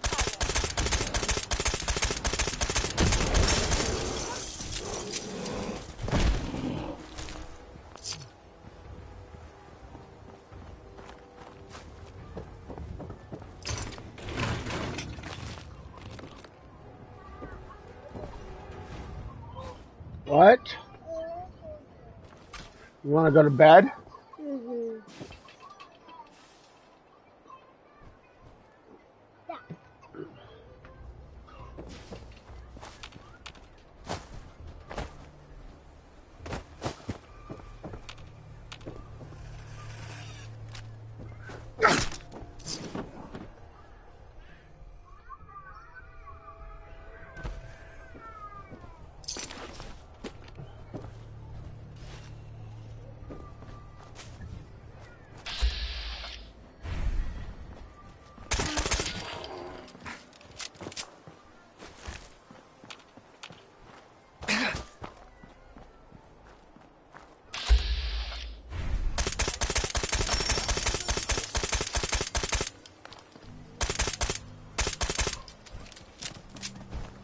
Cultural database accessed. Quoting New England poet Robert Frost, freedom lies in being bold.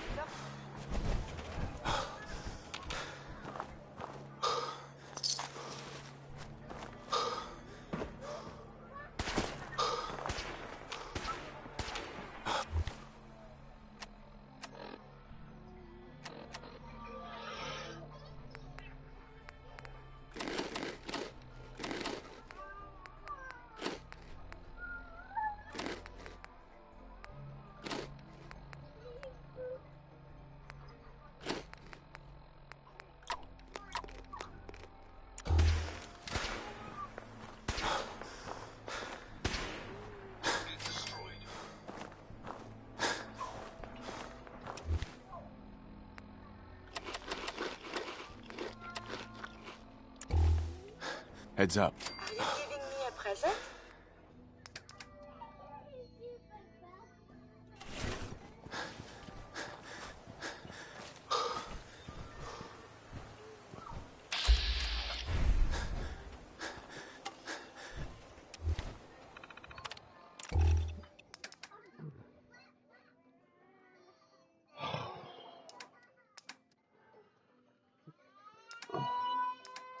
What are you doing to him? God. Why does he keep crying? He misses Mom?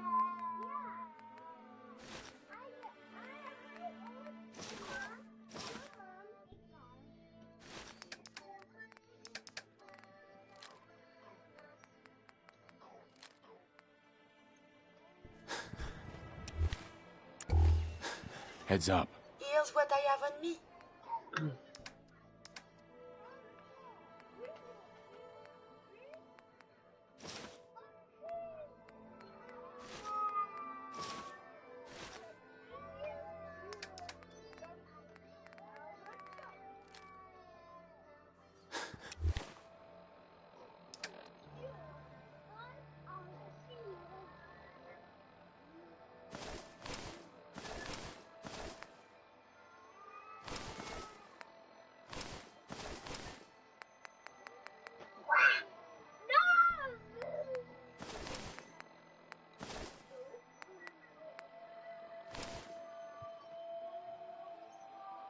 Is he poopy?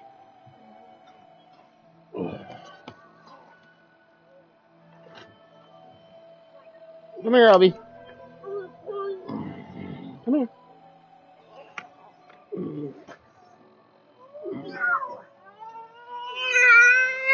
Okay.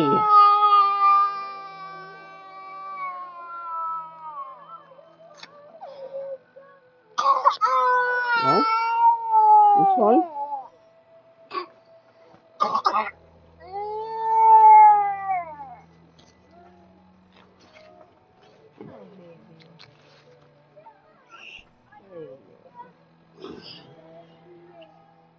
Oh my God, you're freezing.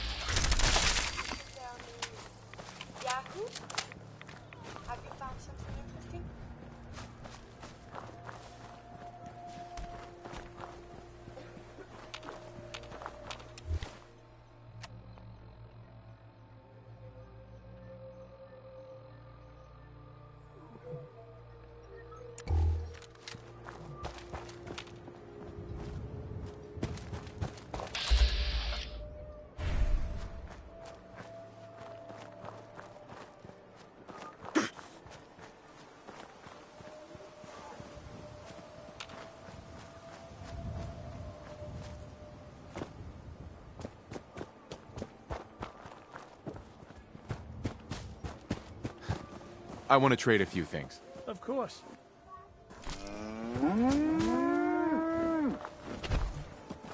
I'd like to trade some items. Go ahead.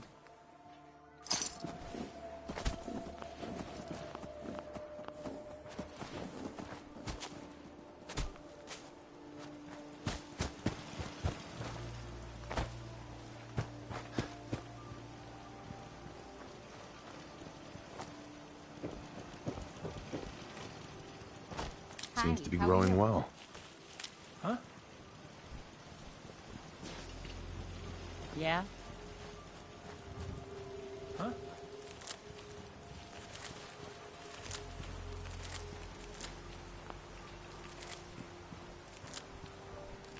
Yeah?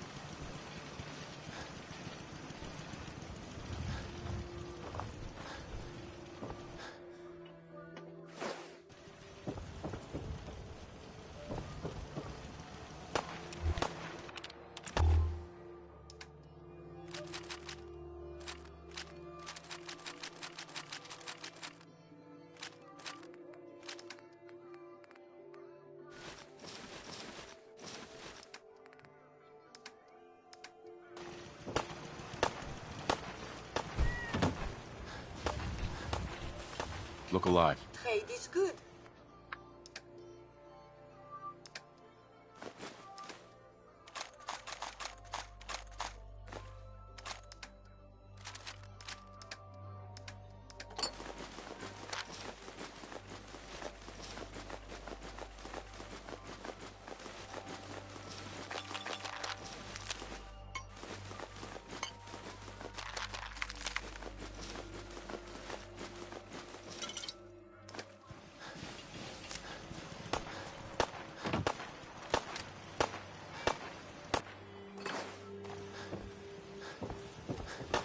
Yes?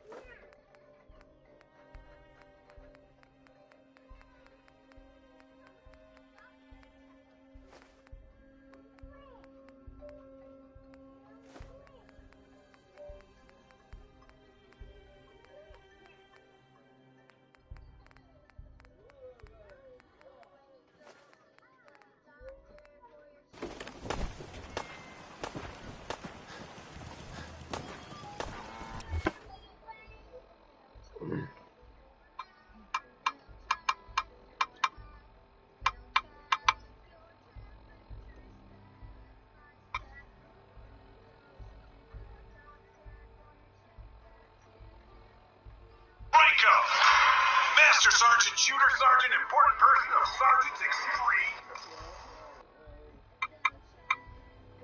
What the hell are you doing? Albert!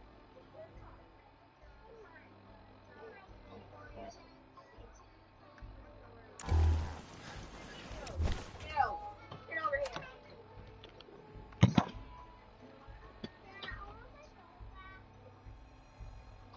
It's not charged.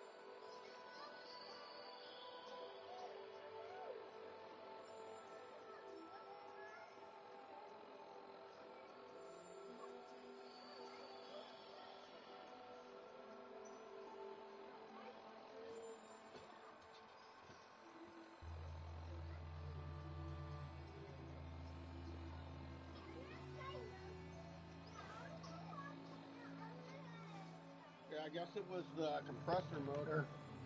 I realize I have... Oh, sorry. That's another mushroom?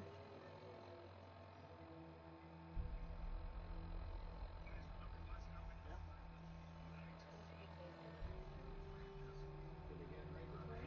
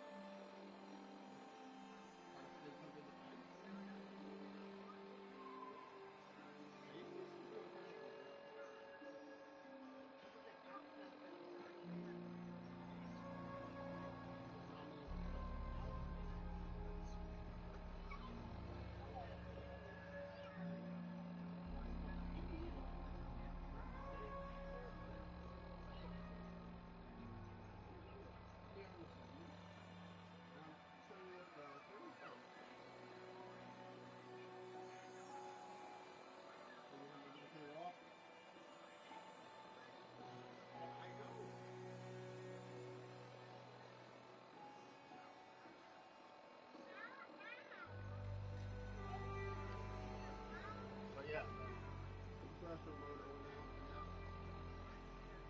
wasn't the refrigerant. That's what he actually thought it was too.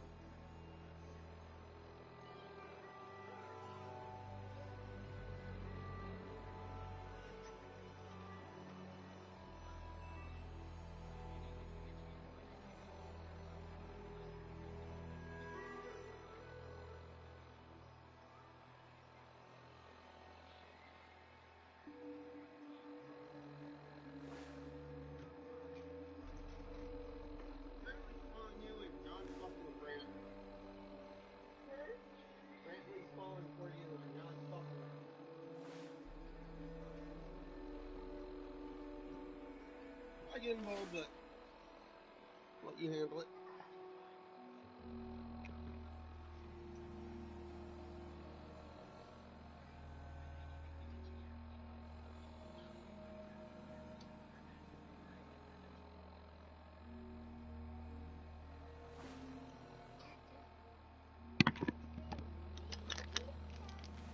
Really? You gave me back the Skittles with one Skittle?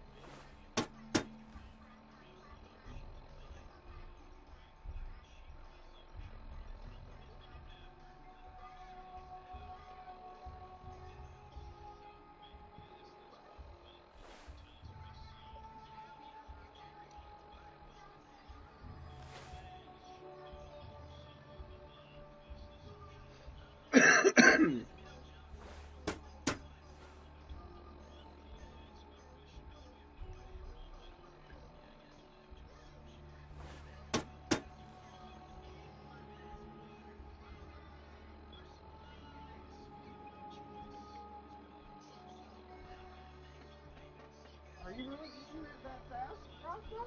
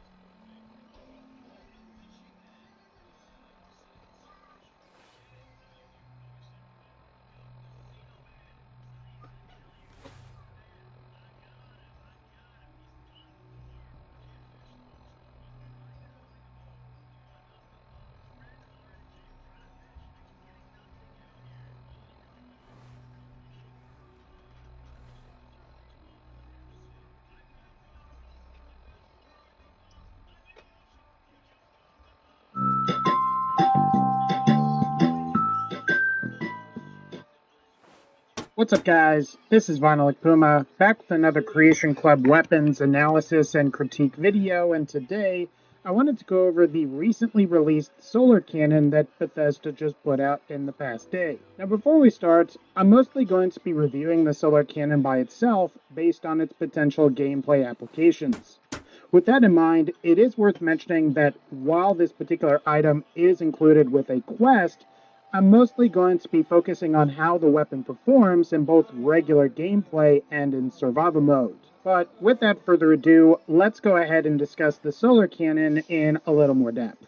So the solar cannon itself is available on the Creation Club for about 400 Creation Club credits or points, and of course this includes the weapon itself, along with the short quest called Burned on the River. So overall, this DLC costs about $4 or your regional equivalent. The Creation Club description reads as follows. It's win, lose, or draw, and the only one left alive holds the legendary solar cannon. Do you have what it takes to claim the prize and stay in the game, or will you fold like all the rest? Weapon created by Jose McCallum, aka Shoe Burglar, and the quest was created by Chris Takahashi. Now, if you're familiar with Shoe Burglar, he's associated with a couple of popular mods for Fallout 4, like the Plasma Cycler Pistol, as well as both the China Lake and Hollow Rifle mods. And in my experience, both of these are pretty great mods, and I highly recommend that you download them if you haven't yet. But I digress. Let's get back to the solar cannon.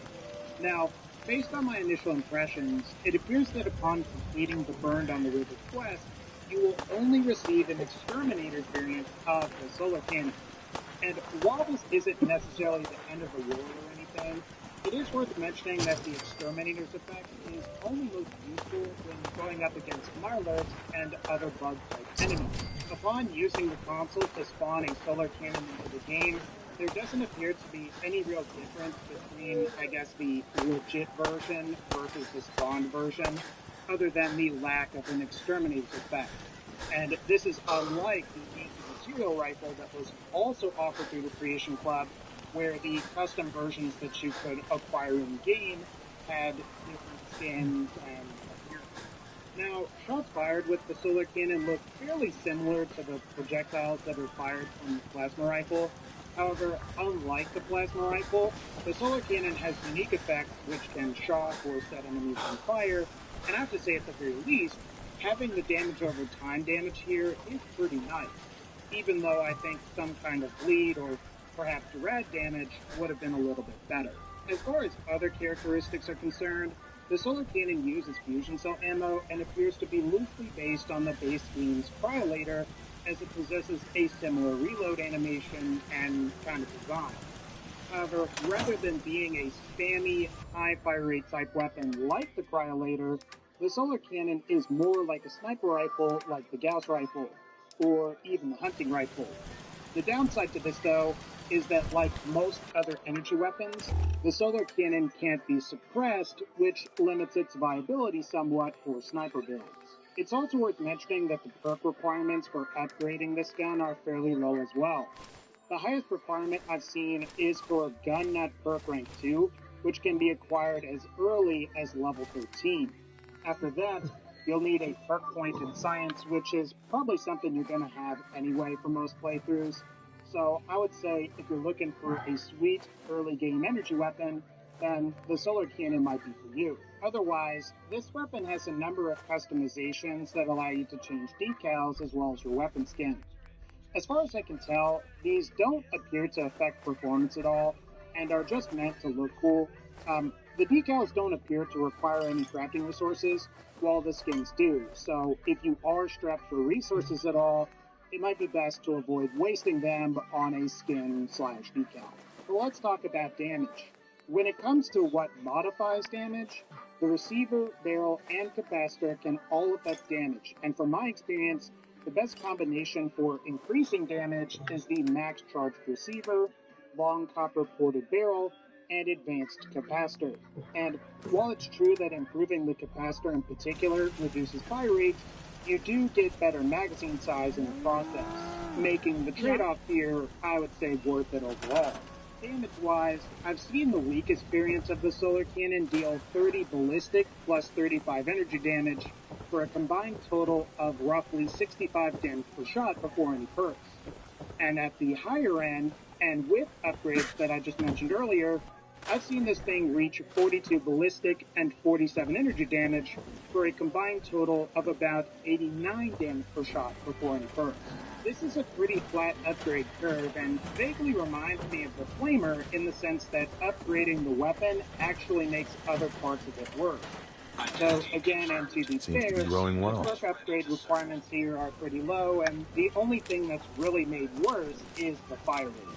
And of course, as you might have guessed, the solar cannon is compatible with both the Rifleman and Bloody Mess perks. These should allow you to potentially double your damage and then some, putting the solar cannon on par with most other weapons. As far as survival mode is concerned, given that the fusion cell ammo weighs about 0.028 pounds per cell, yielding roughly 35 rounds per pound, I just want to trade a few things. 35 shots, or the equivalent of 1 pound of ammo, you should be dealing anywhere between 2,275 damage per shot on the low end to 3,115 damage per round of ammo fired on the high end. Keep in mind that both of those totals combine ballistic and energy damage together, and depending on the enemy's resistances, you may not see all of that damage go through. Even still though, this theoretically makes the solar cannon the best weapon possible to get the most out of your fusion cell ammo. But here are some of my thoughts. While I like the solar cannon, I also kind of don't like it. First of all, the damage here is considerable, especially when you consider how low the weapon's upgrade requirements are. And if you throw in the fact that you can fully upgrade this weapon as soon as you hit level 13 with both proper perk and special stat allocation, it becomes a phenomenal choice for the early game and potentially even the later game. I suppose it also doesn't hurt that this weapon has a great damage to ammo ratio as well. I would say at the very least, it's far more better to use this than many other weapons early on in the game. However, and maybe it's just me, but I feel like this weapon lacks certain attachments that would have made it better. In particular, I feel like this weapon really needs a suppressor, especially since the solar cannon acts more like a sniper rifle in the sense that it has high base damage and high accuracy, but fairly low fire rate. I guess the idea here was to create a laser, and the lasers don't really ever have suppressors in Fallout 4, but I actually think it would have worked quite well here due to this weapon's high base damage and the affordability of being able to use fusion cell ammo. I think the solar cannon would be a lot better if it came with either a random legendary effect or a high-quality fixed legendary effect as opposed to what we got. While the exterminator effect itself isn't bad or anything, the solar cannon would probably be more viable if it had something like the knee cannon.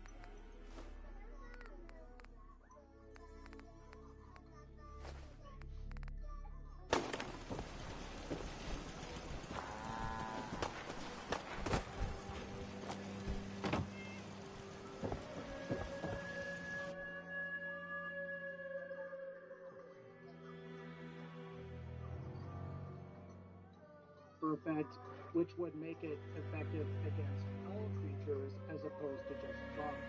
I guess the idea here was to have the solar cannon kill mirelets like a magnifying glass would kill bugs, but I do think that either having a random effect or having an awesome fixed legendary effect like the knee pepper effect would have been a better choice. But here's my verdict. From a gameplay perspective, the solar cannon is pretty decent and could be used as a great and potentially less expensive alternative to the plasma sniper rifle. While you will find that the plasma rifle from the vanilla game is ultimately more powerful, fusion cells are far more plentiful and easier for the player to acquire. Not to mention, this weapon's low upgrade requirements make it ideal until you can get some of the better vanilla game weapons like the plasma sniper or See what's wrong with me, Doctor. What's feeling off today? When it comes to the Too later much radiation. games, other I feel more sick. dedicated Blood pooling in the weapons for gums? specific Signs of anemia? purposes are probably Yeah, we better clean you up. After all, you may find you prefer a standard laser rifle for its great fire rate, or you may find that you prefer a Gauss rifle And that's for sniping, Anything else and bothering you? also for its ability to Took a few bad hits recently. Now, I know I keep Got harping knocked on the lack of the suppressor You look here, fine, but I truly do think oh it wait, would yep, make this that's weapon gonna better. need to be set back in place. After all, you've got let's get started. fire rate and some long-range scope customizations, so why not just go ahead and give this thing a suppressor? I will say that when compared to the was there anything else bothering you? rifle that was also added That with was the it. Creation All right. Club and Don't ruin my also hard just so work by happens dying to out cost there. 400 credits, I think the solar cannon is better. After all, you're still getting some pretty great base damage on this thing, and the ability to take advantage of fusion cells in the later game, as opposed to 50 caliber bullets, will pretty much de facto make this thing better, even if the anti-material rifle has a suppressor. So I would say that between the anti-material rifle and the solar cannon, I think the solar cannon is definitely the winner. As I've said in my previous Creation Club video so far though, I do think that 400 credits is a bit steep for what this essentially is. After all you're getting here is just one new weapon, and while it's nice you can customize it and it's already pretty powerful to begin with, I think this would have been a lot better if it was included alongside other weapons. In fact, if there was a bundle of 5 weapons that included, say, a pistol, rifle, energy weapon, melee weapon, and a heavy weapon, I think I'd feel a lot more comfortable recommending this to a lot more people. I really do think if this weapon was a part of a pack that included multiple weapons, I definitely could recommend it. But at the price of $4, it just seems kind of steep for me, especially since Automatron was a $5 DLC and included multiple weapons as well as some new levels. Ultimately, I think what I will say is, unless you feel like you must have access to the solar cannon right now, I'd recommend you just wait a bit for it to go on discount. This has happened to a lot of the other Creation Club weapons, and honestly, I think you're better off waiting so you can save yourself a couple bucks. Otherwise, guys, I think that's going to wrap up this particular Creation Club weapon analysis video.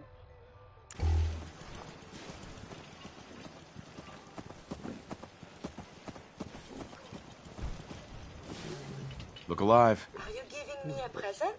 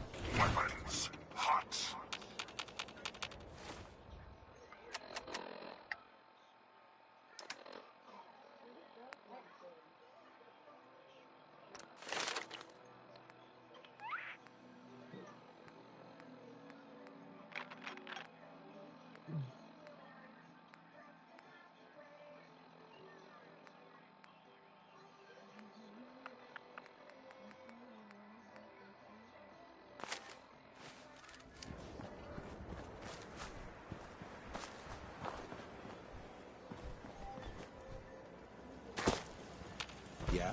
Seems to be growing well.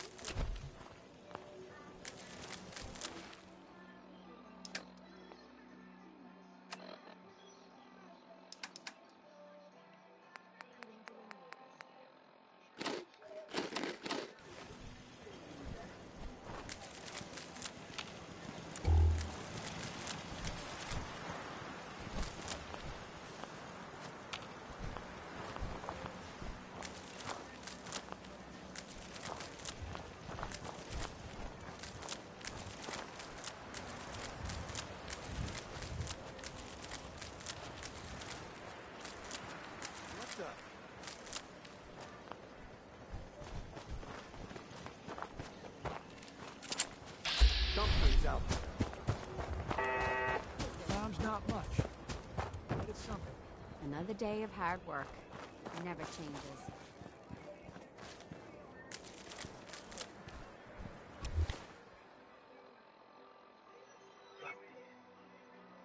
Legos.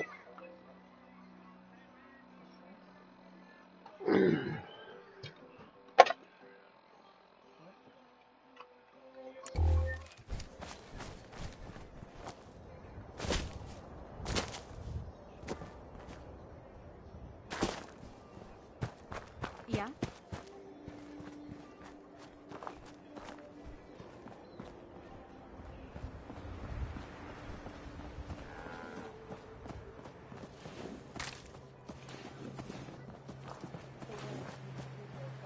Humanity has fallen No. so since the bombs. They came into the living room, so I'm assuming, my guess is, having a bed in the living room is definitely probably a issue, because it has no privacy, no door, etc., etc., etc.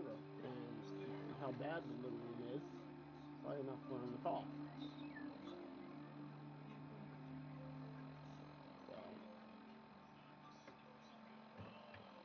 So, need John to take care of it, and his room. What?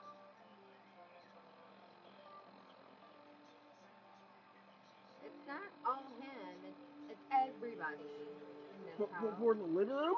No, not for the living. For his room?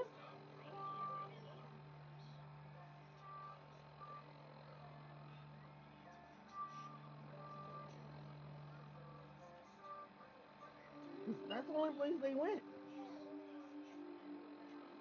Okay. But CPS isn't going to care. They're going to look at the rest of the house. I'm sure they are. But it's going to start with the living room.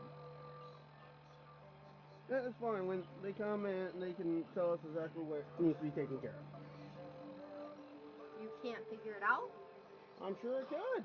But getting people to help me out, I'm supposed to do it all by myself? No. I'm not saying that at all. But I've been telling you guys this forever now. Oh, yeah. Yeah. How's it going with John?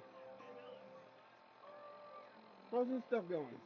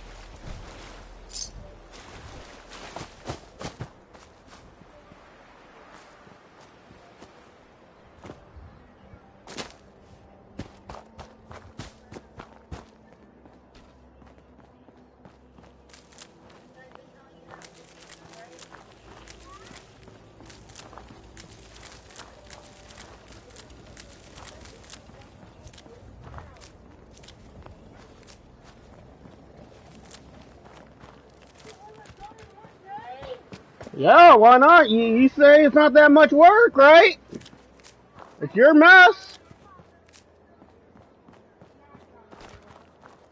What? He fucking hasn't even done anything. I told him fucking today, and he didn't even start doing anything. He don't give a fuck.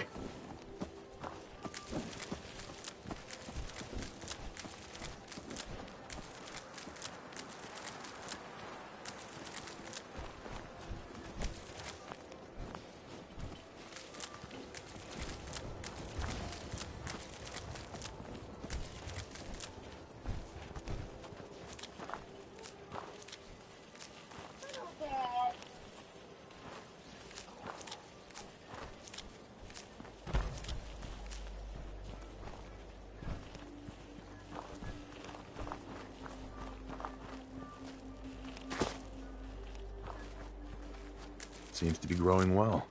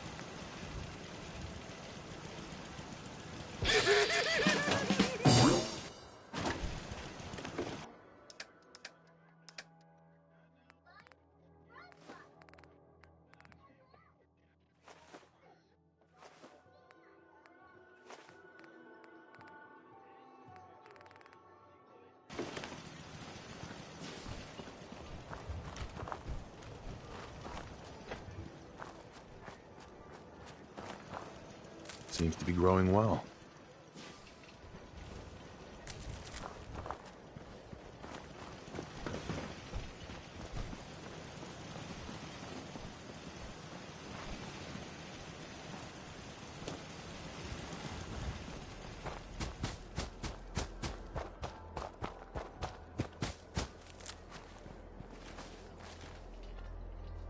Lost track of how many blisters I got.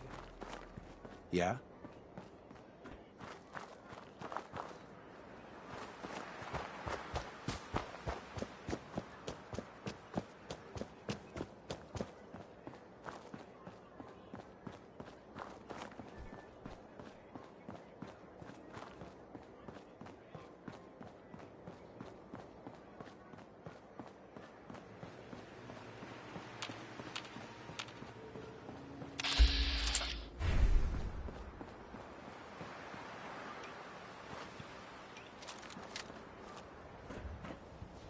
Is this worth anything? This world of... Oh, it's on!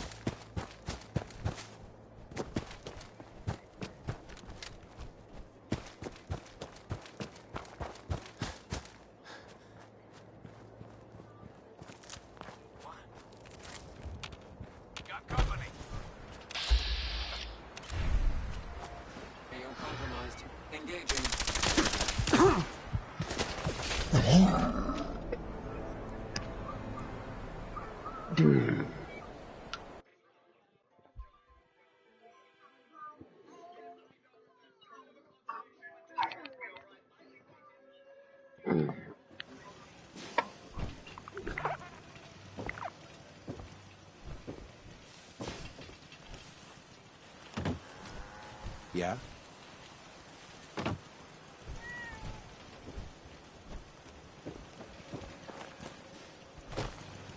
I can patch you up if you need it. For a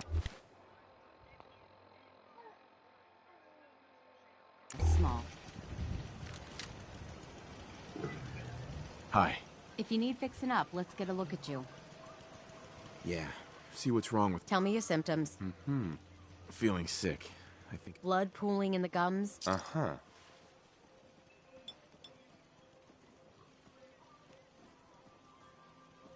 All done. Any other complaints? Just hurt all over. Huh. You look fine, but oh. Oh, wait, yep. That's gonna need to be set back in place. Let's get started.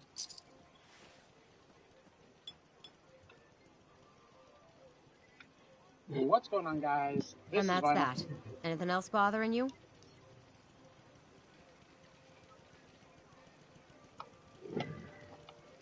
Uma, back for another Fallout 4 video. Off you go, then. Today, I'd like to go over another Creation Club item, and that is the recently released Sentinel Control System Companion. Now, before we start, I'm mostly going to be reviewing the Sentinel Power Armor by itself, based on its potential applications, and by comparing it to similar mods that already exist. With that in mind, it's worth mentioning that this particular item, like a number of other Creation Club items, is included with a quest, and I am not going to be reviewing that particular quest here to prevent spoilers for those of you that decide to pick this thing up. But I guess without further ado, let's go ahead and discuss the Sentinel control system. Now this thing costs about 700 Creation Club credits, making it around $6 to $8 depending on how many Creation Club credits you buy. And the description for the Sentinel control system reads as follows. Before the Great War, the geniuses at West Tech and General Atomics International had an idea. What if they combined unmanned suits of power armor with an autonomous artificial intelligence? Their single, highly experimental prototype was eventually recovered by the Brotherhood of Steel and is now in your hands. Not quite robot, much more than human, the Sentinel control system will shift the balance of power on any battlefield. Also comes with 2 unlockable power armor paint jobs. Based on this entry, my guess is that this particular piece of content was created by Bethesda themselves, as Bethesda usually includes the name of the modder that worked on whatever the creation is. So, unlike a few other creations, I suspect this one was either developed in-house by Bethesda, or if it was developed by a member of the modding community, they decided to not include their name. However, let's go over some of the features, starting with the paint job.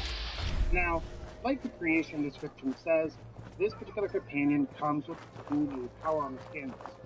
One of these is the pretty nostalgic Brotherhood Outcast power armor paint job that comes standard, while the other is a new Hot Rodder skin, which makes your power armor look blue with a white stripe down the middle.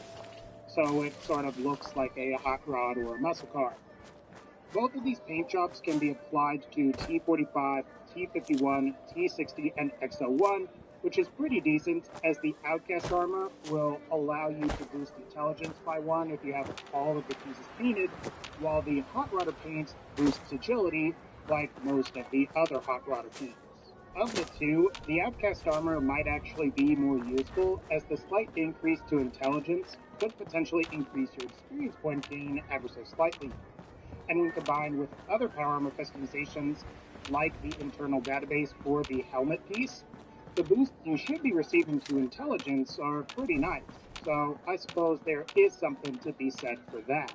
Now, when compared to Don Kane's excellent T45 Outcast power armor paint mod, you'll notice that Bethesda's more official version is a lot less saturated.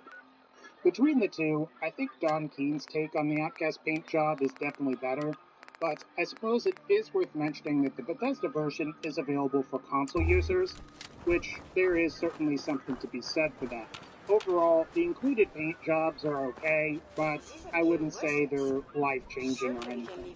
As for the Sentinel power armor itself, you can obtain it by completing the Malevolent Malfunction side quest, and as the title of this creation suggests, this is basically a companion mod. Nothing more and nothing less. Perhaps a great way to think of this thing is that it's sort of like a cross between Dance and an Automatron companion. The Sentinel armor is like Dance in the sense that its default weapon is a laser rifle, and you could potentially give it and modify it with different power armor pieces. However, it's more like an Automatron in the sense that you can swap out the different personalities to change its voice. So, if you wanted to make this thing sound like a sentry bot, or if you wanted to upgrade that T45 to something that has much better resistances, you can definitely do that. Also, like most other companions, you can give this thing pretty much any weapon that you yourself can use. However, like other companions, you'll have to give this thing a fair amount of ammo, as the Sentinel armor does consume ammo on weapons that aren't its default. Thankfully, I think you'll find that the default laser rifle is pretty decent, so you probably may not even need to give this companion any weapons. I'd say that one of the major upsides that the Sentinel armor Seems to be has growing is that well. the power armor pieces that are equipped don't appear to take damage while in use. This is quite useful, as most other companions that can wear power armor ultimately can have those pieces break, which can be a pretty big headache. Also, it's pretty nice that the Sentinel armor can be used with other companions and doesn't appear to affect the Lone Wanderer perk, meaning that you can gain some of the bonuses that the Lone Wanderer perk provides, or if you don't want to use that perk at all, you can always travel with an additional companion or 2 companions at once, which is pretty great. When it comes to downsides, I'd say that one of the major ones is that this thing can't be modified at a power armor workbench. Instead, you have to modify power armor pieces on another frame, and then give those power armor pieces to the power armor suit, which is pretty annoying, as it would be far simpler if you could just command this thing to go to a workbench and turn itself off so you could modify it. I also haven't figured out a way to turn this thing off, and from what I can tell, in order to get this thing to not follow you anymore, you have to make sure to set it in standby mode and then remember where you placed it. And with that in mind, I could foresee the possibility that you end up forgetting where you placed this thing at some point during your playthrough, making it very difficult to find again. With that said, though, I will admit that I have not tested whether this thing is compatible with the Vault Tech Workshop's companion finder, so maybe you might not have any issues finding this thing at all. But that, of course, requires you to have that DLC. Ultimately, and like I said earlier, this is nothing more than an additional companion mod that's been out around, which may satisfy some. However, I've got some of my own thoughts about this thing that I'd like to share with you guys. While the Sentinel control system is cool, as you can get another companion, I also feel like this piece of content is pretty disappointing as well. The main reason for that is because the Sentinel control system resembles a number of pre-existing Fallout 4 mods, like Kensington's Power Armor Autopilot and Visorius's Patriot Power Armor Companion.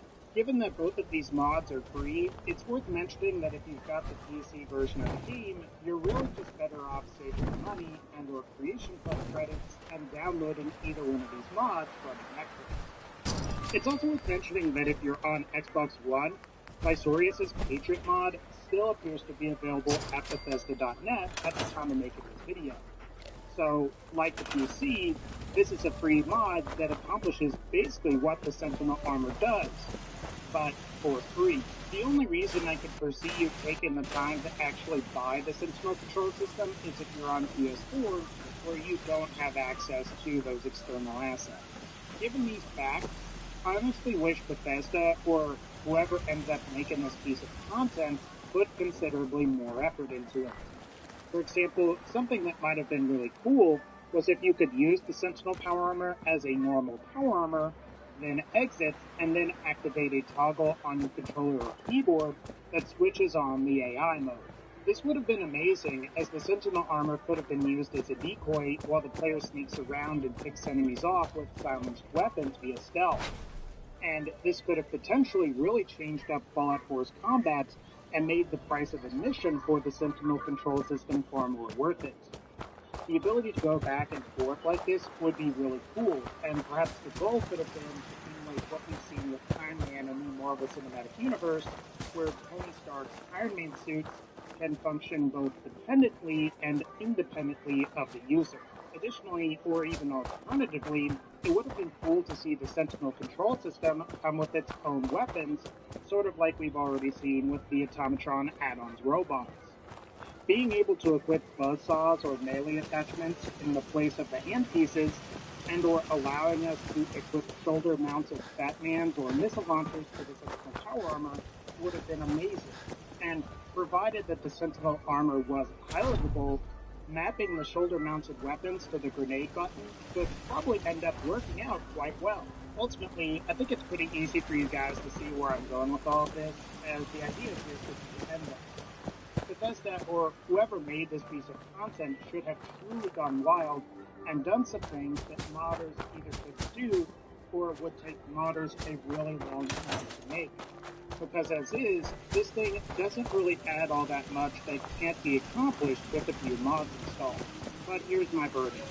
It shouldn't really be that much of a surprise at this point, but I think I would only really recommend this to someone that plays on the PS4 version of Fallout 4 and has no plans on getting a PC or an Xbox One at any point. You hear about that farm run by ghouls? Maybe you could wait and get this thing for 50% off, but even then, I'd still just recommend that you download one of the mods that I mentioned earlier, as both do essentially the same thing. Not to mention that you can get Don Kane's slick Outcast Power Armor paint job on the PC version of the game, meaning that the only thing that you're really missing out on here is the Malevolence Malfunction side quest mission.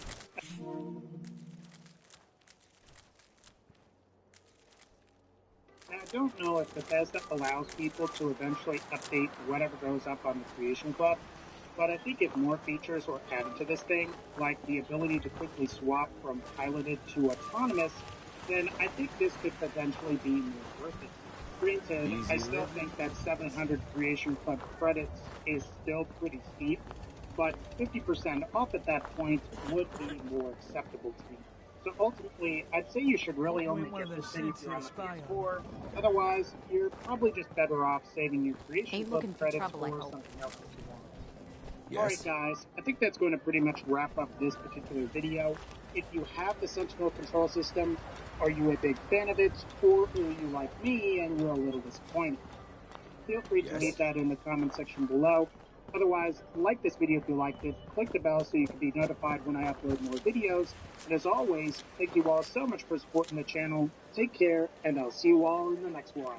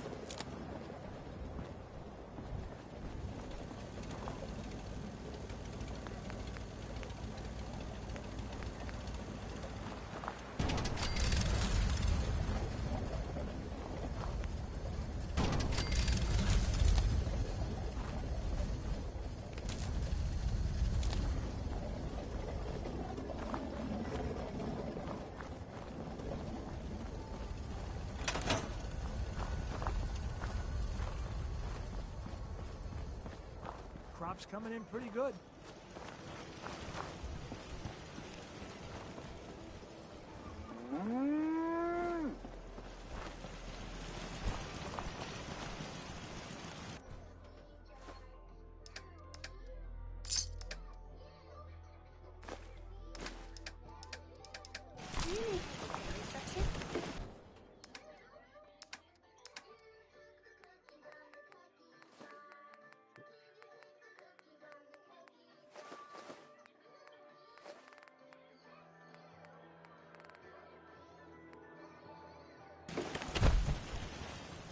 Hey.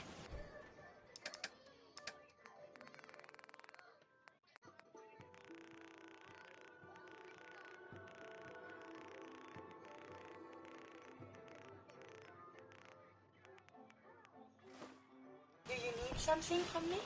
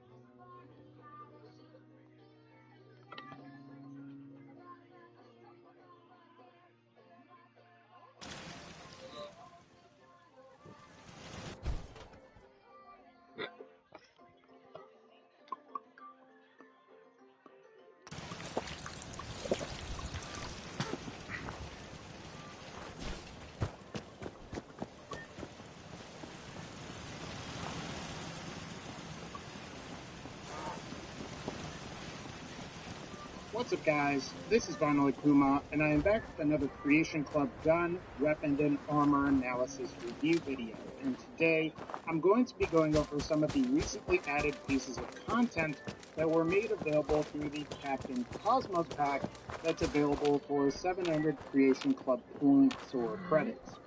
Now, before we start, like I mentioned in the AMR Creation Club video, I'm going to be reviewing these Creation Club items by themselves based on their potential gameplay applications.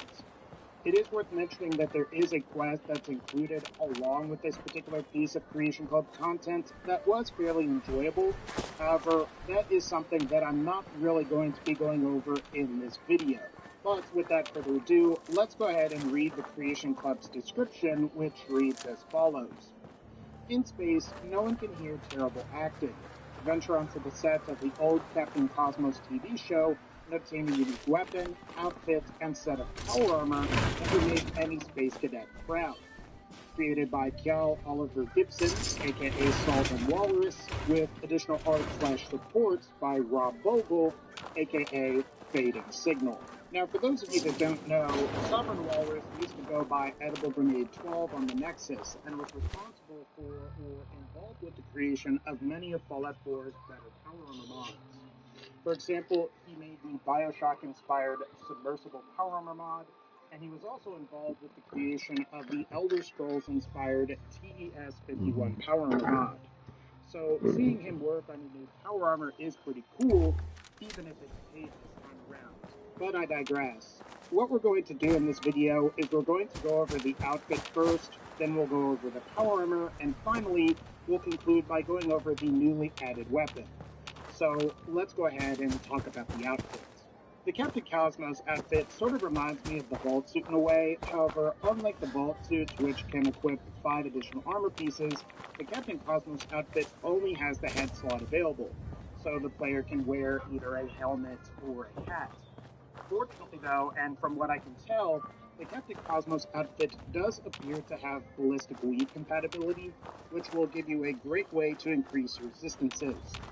However, as far as inherent resistances are concerned, the Captain Cosmos outfit has very high rad resistance and is not quite on par with something like the Hazmat suit. However, thanks to that ballistic weave compatibility, I would say that the Captain Cosmos outfit is ultimately better. Otherwise, you probably noticed that the Captain Cosmos outfit mentions that it increases jump height while preventing fall damage. Well, what's kind of cool about this is that the Captain Cosmos outfit has an upgrade path which allows the player to further increase the jump height, which is a pretty nice touch if you ask me. I think my only complaint with the Captain Cosmos armor would be that it doesn't have any inherent damage or energy resistance, which is something that you do see on a number of other outfits that are ballistic weave compatible from the vanilla game. However, to be fair, the rat resistance is really high, so I suppose it balances out. Overall, I feel like this particular outfit is pretty well designed, and I really like it. But let's move on to the power armor. For all intents and purposes, the Captain Cosmos power armor is basically T60 power armor that looks a lot different cosmetically. From what I can tell, the Captain Cosmos armor with F lining is equivalent to T60 F armor as far as the distance is concerned, and your air costs are basically going to be the same as well.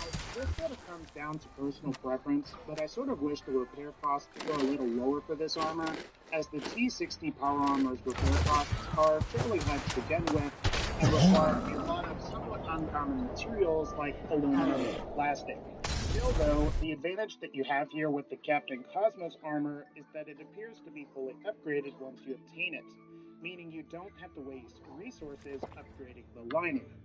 It also comes with a jetpack mod, which could prove to be useful in the early game, and what's also cool about this particular I just want to trade a few mod things. is that it Go has ahead. an increased rate at which you refresh action points, which can also be pretty useful. So in a certain sense, I suppose you could say that the Captain Cosmos power armor is superior to T60 entirely. Otherwise, the Captain Cosmos power armor does appear to have a few customizations that the T60 doesn't have, like a hat customization for the helmet that increases reload speed.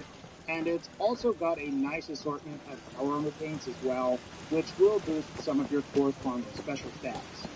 Overall though, I'd say this power armor is pretty good, though I do wish the repair costs were a little lower. But like I said, the fact that you don't have to go through the trouble of upgrading this thing is a definite plus. But of course, this brings us to our final item, and that is the newly added Cosmic Cannon weapon. Like most energy weapons, the Cosmic Cannon does use fusion cells, and it can be modified to accept a pistol grip or one of two different rifle grips. Therefore, it is compatible with both the Rifleman and Gunslinger perks. Interestingly, this weapon is also compatible with the Demolition Expert perk, provided you have the Sonic Pulse Barrel customization on it, which can also further increase damage. Otherwise, you don't need the Cosmic Cannon to properly match your Captain Cosmos power armor, which I have to admit is a nice touch. However, unlike the power armor where you can apply a piece and it'll increase its stats, this doesn't necessarily work with the weapon, it's purely cosmetic. What I do really like here, though, is the Cosmic Cannon's potential flexibility thanks to its 3 different barrel types. One of the barrels is Cryo, which has short range and is full auto, despite being able to benefit from either the Gunslinger or Rifleman perks. The second barrel is a conventional laser barrel, which deals slightly more damage per shot than the Cryo barrel, while also having significantly improved range. And of course, finally, you have the Sonic Pulse Barrel, which is what you're seeing here. And this final barrel fires a Sonic Pulse that can knock enemies back, in addition to dealing both ballistic and energy damage. In terms of performance, though, the Cosmic Cannon is fairly decent, and on its low end, it should deal about 16 damage per shot, while at its high end, it's capable of dealing 44 energy and 25 ballistic damage per shot. So if you're playing in survival mode where fusion cell ammo weighs about 0.028 pounds per round, meaning you can carry about 35 bullets per pound, the Cosmic Cannon should have a damage expenditure per pound of ammo fire value that's between 560 and 2,445 damage. For the sake of comparison, an improved long overcharged laser pistol or rifle should deal about Caravan 50 was hit damage awfully per shot close to before Covenant, all upgrades. right. So if you fired 35 bullets, your damage expenditure per pound would be 1,750. Of course, keep in mind that this is before any upgrades, meaning that if you're properly invested in the Bloody Mess, Gunslinger / Rifleman, or even the Demolition Expert perk or the Sonic Pulse Barrel, you should be able to get these damage values even higher. So as you can see, compared to other similar weapons that also use fusion cells, like the Institute or Standard Laser, the Cosmic Cannon is superior provided using that Sonic Pulse Barrel.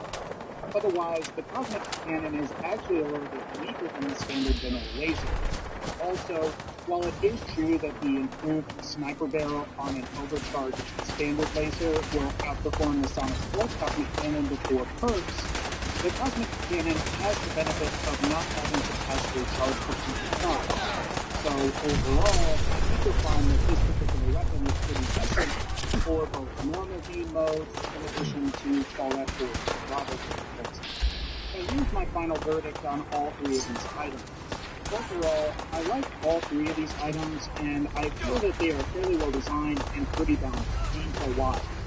My only complaint from the would be with the Captain Cosmos power armor and how it's really close to D60 armor, as I'm not really a huge fan of D60 power armor, but I guess you could argue that is I also think from a value perspective, this particular piece of creation clutch content is better than what I've experienced with the anti-material rifle.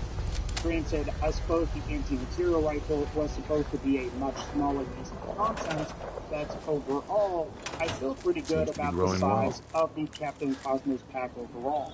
That said, I do wish this particular pack was a lot cheaper. After all, compared to some of Fallout 4's DLCs, like the Settlement Packs and even Automatron, I feel like you're getting a lot more for what you end up paying with those particular DLCs. At 700 credits or points or whatever they're called, that's about $6 to $7 US for your regional equivalent. which is pretty steep when you consider that Automatron adds a couple of new weapons, new armor, and a cool T60 variant, in addition to a few new in-game areas. For what this pack is, though, I think Sovereign Walrus and Fading Signal did a great job on the content that is available. Again, I just wish that the Captain Cosmos pack as a whole was a little cheaper. Otherwise, guys, I think that's going to wrap up this particular Creation Club analysis or critique. Let me know what you think of the Captain Cosmos pack, if you did buy it. Are you happy with it, or are you Excuse me. You showed up just in the nick of time. Cheaper? I was glad to help out. I can't act anyway. Right. Otherwise, guys, like this Let's video, trade some things. click the bell so you can be notified when I upload more videos. And as always, take care, and I'll see you all in the next one.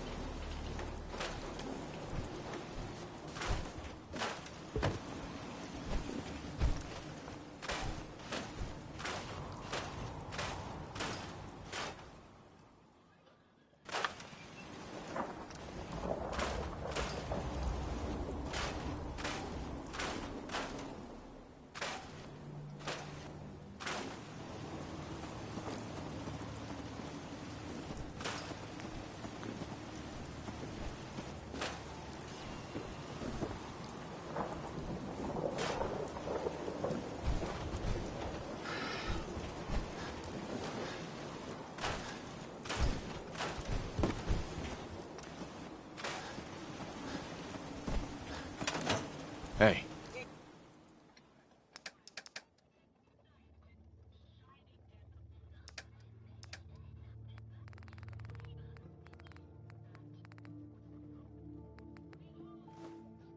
You need something from me?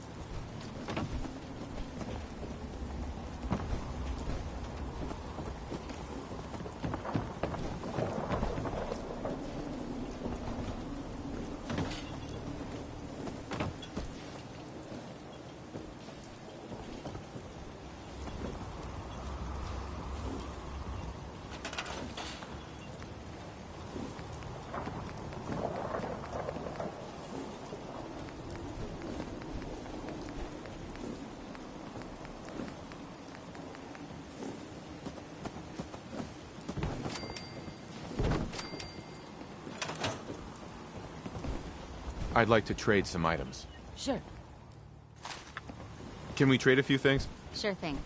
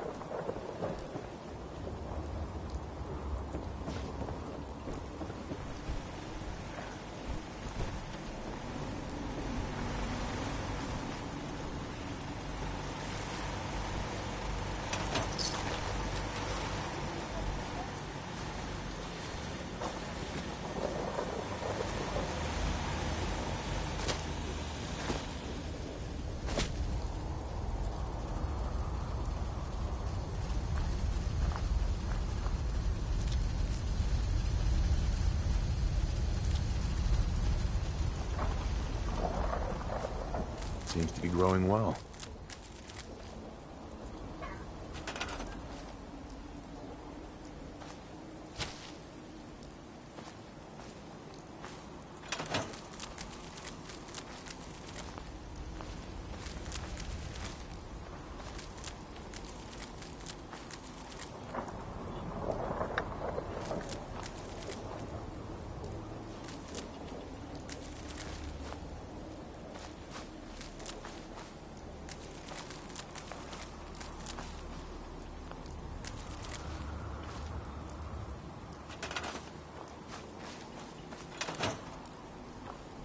Hi.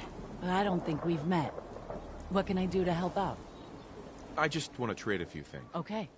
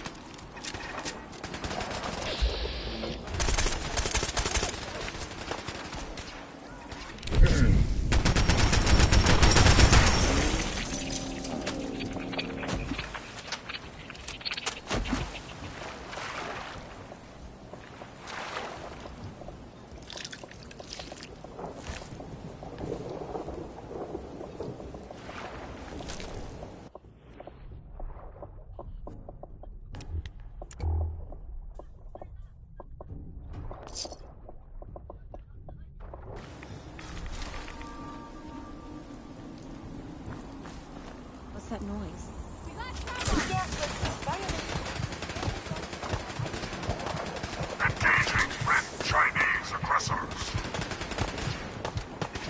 What just happened?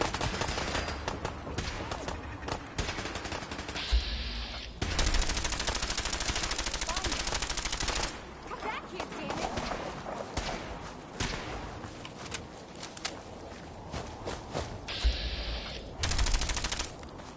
Found you!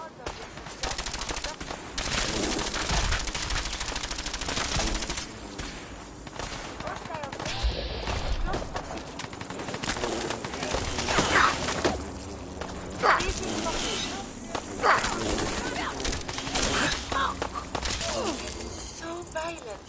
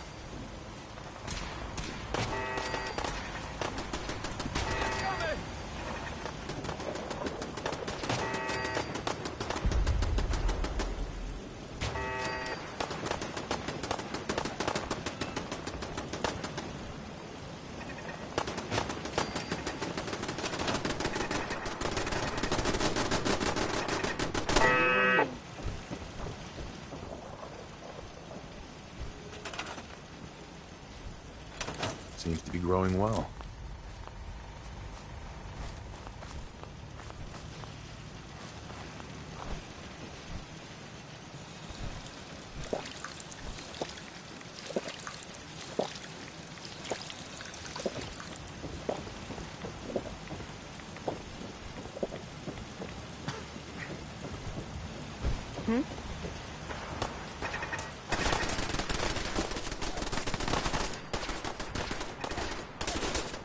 That's Commonwealth justice for you.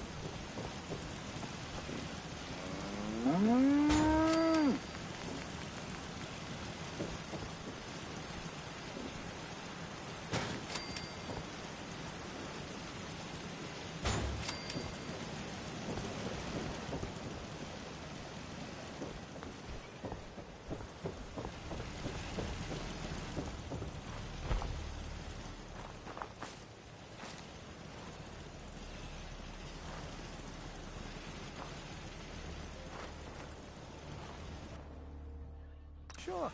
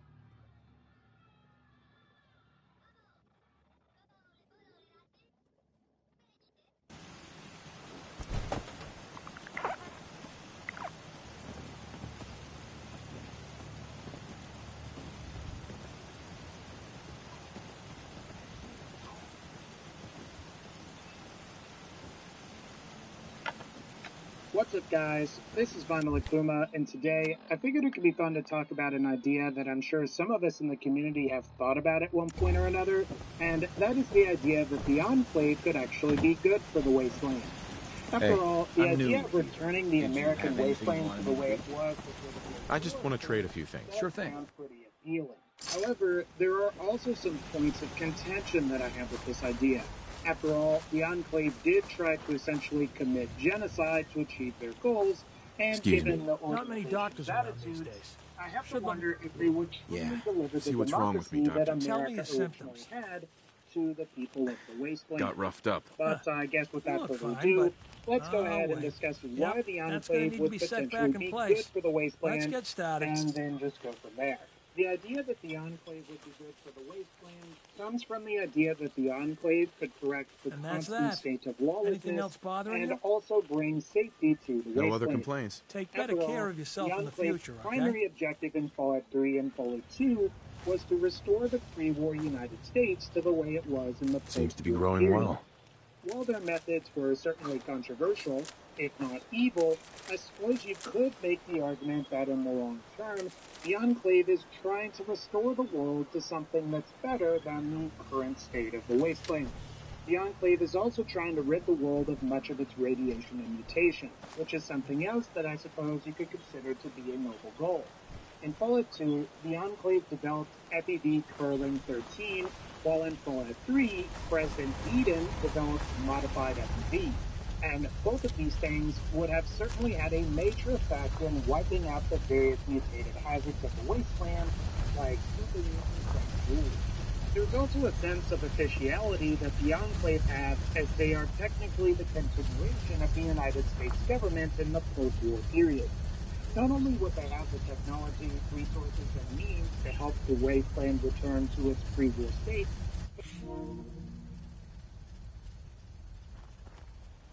in the history of the world.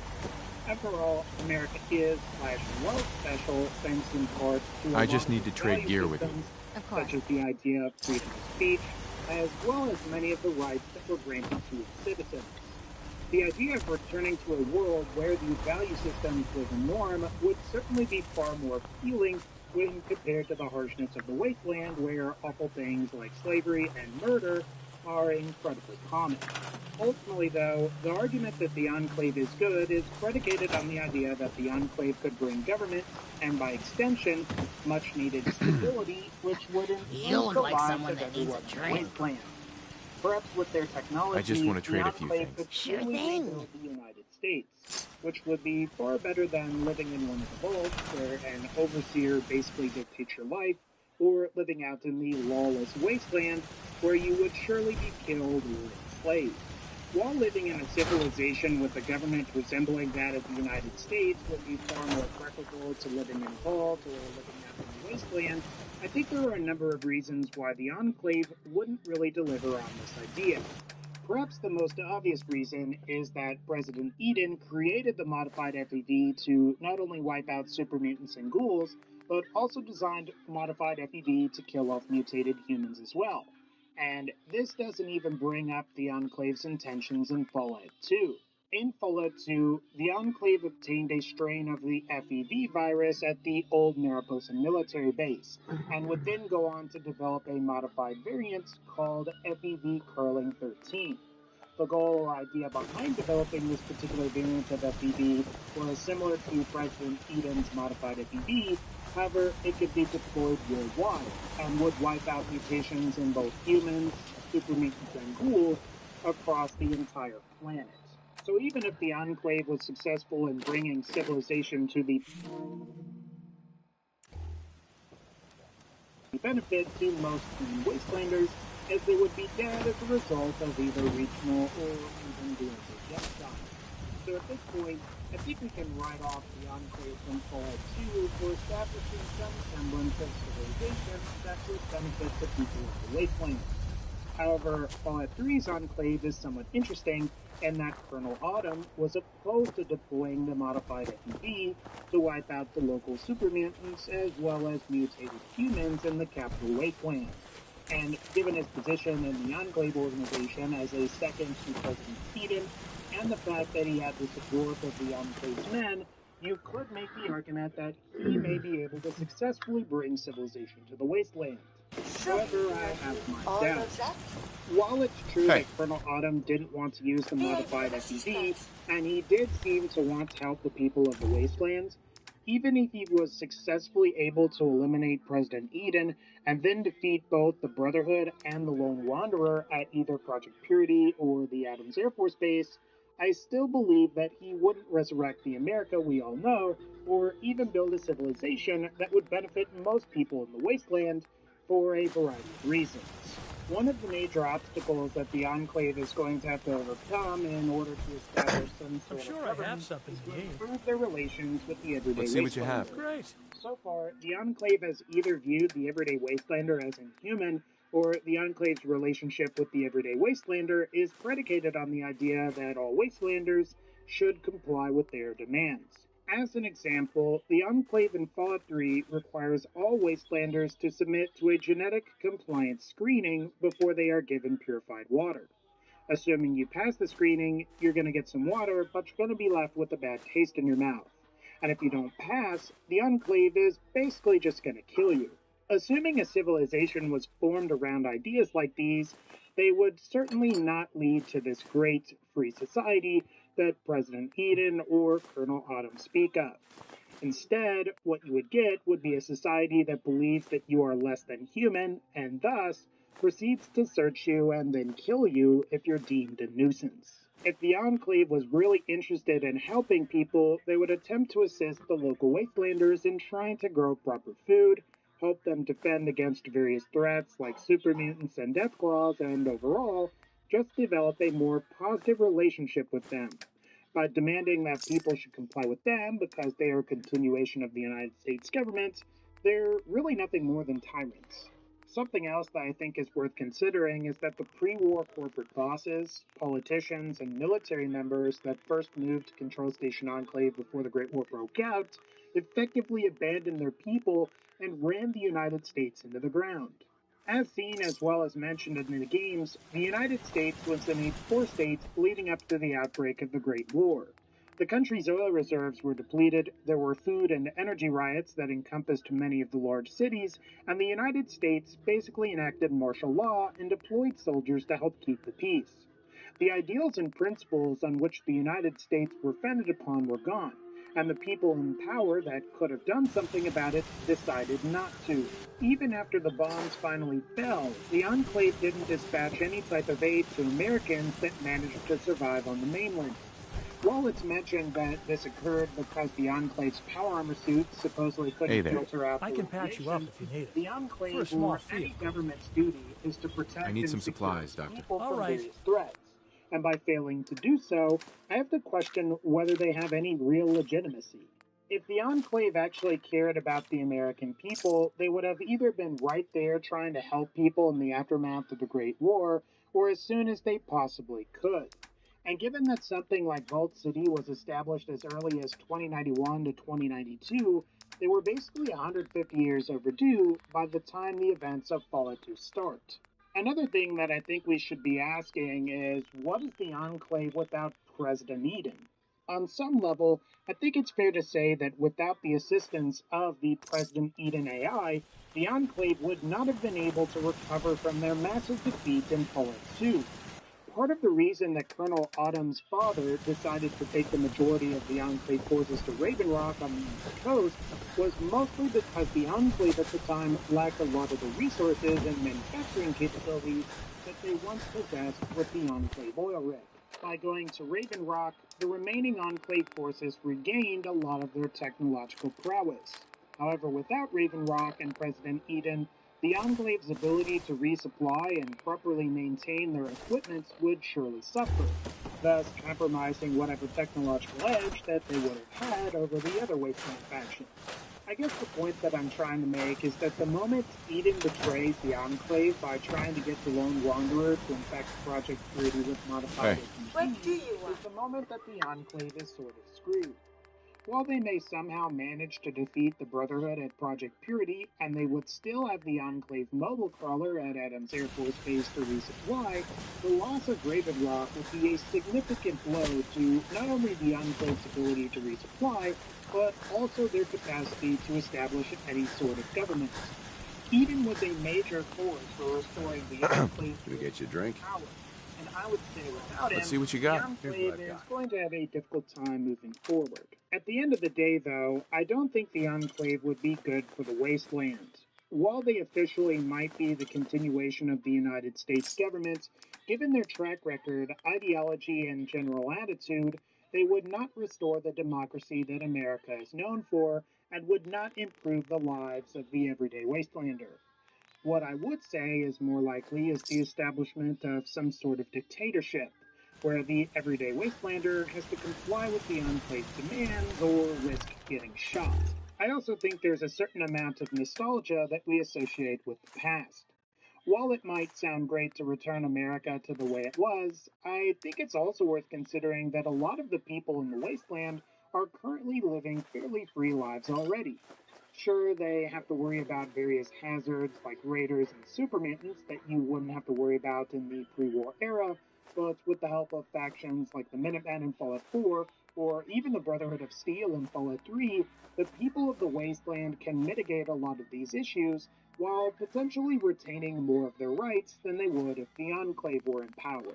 In order for the Enclave to be really good for the Wasteland, the Enclave would have to drastically improve their relations with the outside. And they would also have to change a lot of their behaviors that ultimately led to the downfall of the United States in the first place. And if you ask me, there's a slim chance of that ever happening. Alright guys, that's going to wrap up this particular video. If you liked this video, feel free to leave a like, and also feel free to leave a comment with the word Oxter, which if you're curious is an alternative to simply saying armpit, which is kinda weird. Otherwise, like this video if you liked it, click the bell to join the notification squad, and as always, take care, thank you guys for watching, and I'll see y'all next time.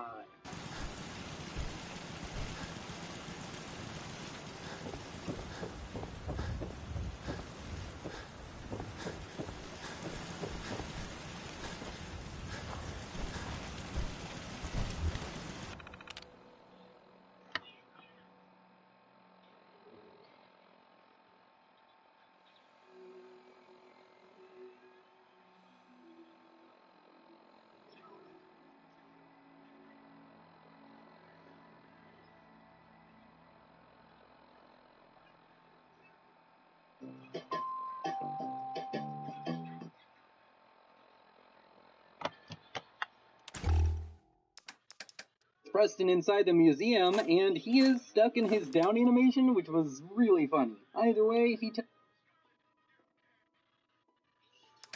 Hello there, you beautiful people! My name is Willow, and welcome back to another Fallout Challenge run. My last run in Skyrim with only crafting was tedious, so today we're gonna take on something a bit more straightforward while we find out if I can beat Fallout 4's survival difficulty as a thief.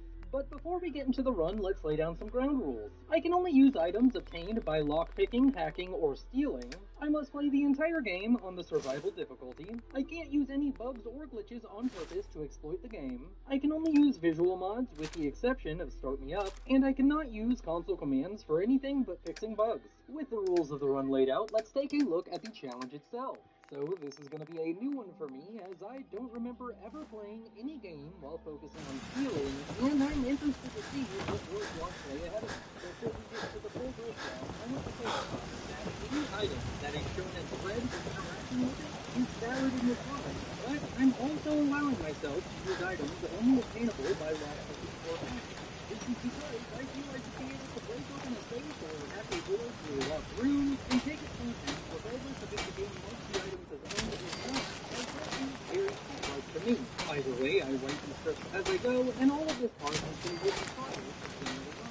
If you want to skip past my starting thoughts, go to the time code on screen now. With them going, let's start some info. So this run sounds really easy in my head, but as I looked into it more, I realized it's actually quite tricky. In Fallout 4, there's a surprisingly small number of owned weapons and armor that are naturally occurring in the world, and I feel I'm going to be the last to level 17, so I can get the third rank of the pickpocket happens right after you proceed in Congress. But before that, I expect to struggle a lot and have very few supplies too general to work with. Overall, the first I'm going to need to level up the most are going to be pickpocket, lockpick, and stealth, alongside lazy hacking if I feel I need it. Anyways, that's enough talking. Go down below and let me know if you think I can beat this run, and with that, let's get into the run, which starts when I clean your bathroom, where I create the ultimate secret before going to use my bathroom, where I use the starting up time to have an alternative start to the game. I set my name as that before choosing a bunch of options. What you need to know is I'm starting the run at level 1 with no items, and I spawned any mutant items somewhere late. The first thing I need to do is find somewhere to steal from, so I start running across the Commonwealth while avoiding dying to super mutants until I find this odd holophone. Listen up, you beautiful people. You like fantasy settings? Did you know what reading fantasy books like Miracle for Halloween or Halloween? So you absolutely have to check out the Sons of Chaos book series by Michael R. Miller. It features an amazing story that follows a servant boy named Old Phil who defies society to save a blind dragon and become a dragon rider. What I really like is the fact that Old is some sort from a prophecy or the chosen one who's just an outcast trying to survive in a brutal world. I absolutely love listening to the audiobook narrated by Stephen Kenny, who also narrated the Witcher series, and his narration really brings the characters to life. I feel I can visualize everything when listening to the audiobooks on walks, and considering the Songs of Chaos series has nearly 70 hours of audiobooks available, you can join me in experiencing this epic fantasy series by using the link below, which will take you to your local Audible store. But don't worry if you prefer to read over listen, as you can also find Songs of Chaos on ebook, Kindle Unlimited, as well as paper and hardback editions. After enjoying that delightful holotape, I reached this small settlement run by ghouls named the Slug, and I immediately started looking here if I could possibly this tiny cesspool, only for him to catch me and kill me immediately.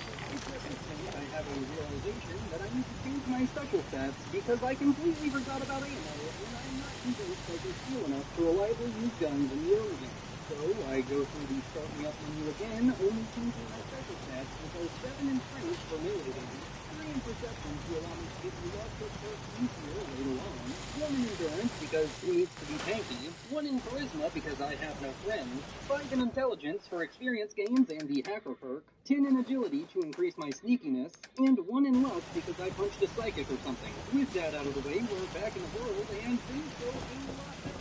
I managed to make my way to the Slog again, and distract all of the settlers by luring some super mutants over to fight them, and as the battle ensues, I frantically steal everything from inside their house before making my way out of the settlement with some much needed supplies and even my first set of armor. It's not much, but these army fatigues and this hat are better than nothing. I continue on my way towards Boston as I feel there will be more to steal in the city than anywhere else. I eventually managed to make it to Bunker Hill without issue, but when I try and steal from the settlement, I run into an issue that I worry will affect the rest of the run. For some reason, despite the fact I was hidden while stealing, the entire settlement is omniscient and can sense that I stole from them, so they just kill me immediately. I decide to test if this was a fluke, and it happens a second time the exact same way. I just decide to say screw it and move on from Bunker Hill and try my luck somewhere else. I continue meandering my way further into Boston while nearly dying to landmines until I reach Good Neighbor. I have a cunning plan here to get my hands on some real firepower, so I start off by heading over to Bobby in the alley and agreeing to work for her.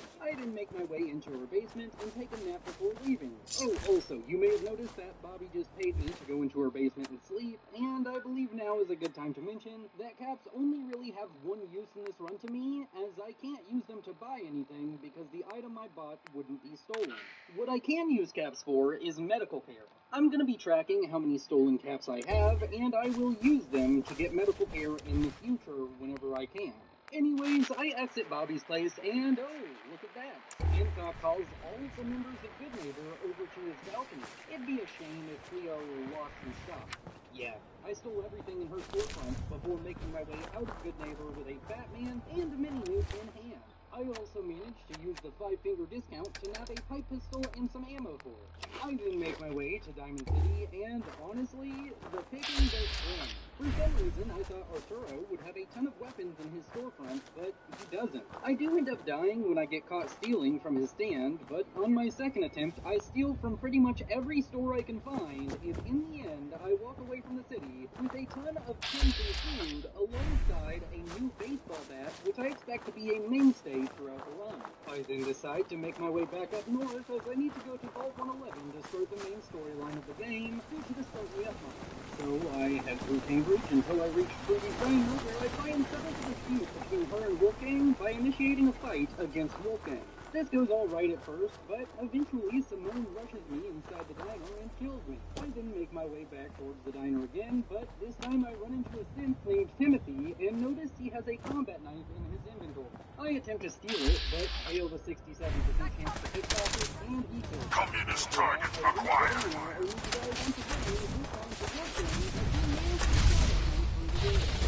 On my third and final attempt, I managed to stay alive long enough to be able to rush down to me with my Mr. Garfield is dead. I attempt to steal from Ruby, only to get caught immediately before running for my life. I then make my way to Vault 111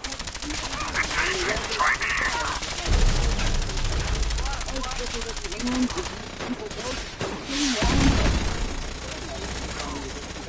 I then find the corpse of Nora and listen to the holotape on her, which kicks off the start of the main storyline. I then kill a bunch more rad roaches until the vault falls silent, and upon exiting the vault, I'm a bit lost on what I want to do next, so I proceed to run around the Commonwealth, stealing and fighting with a ton of enemies, pretty much at random.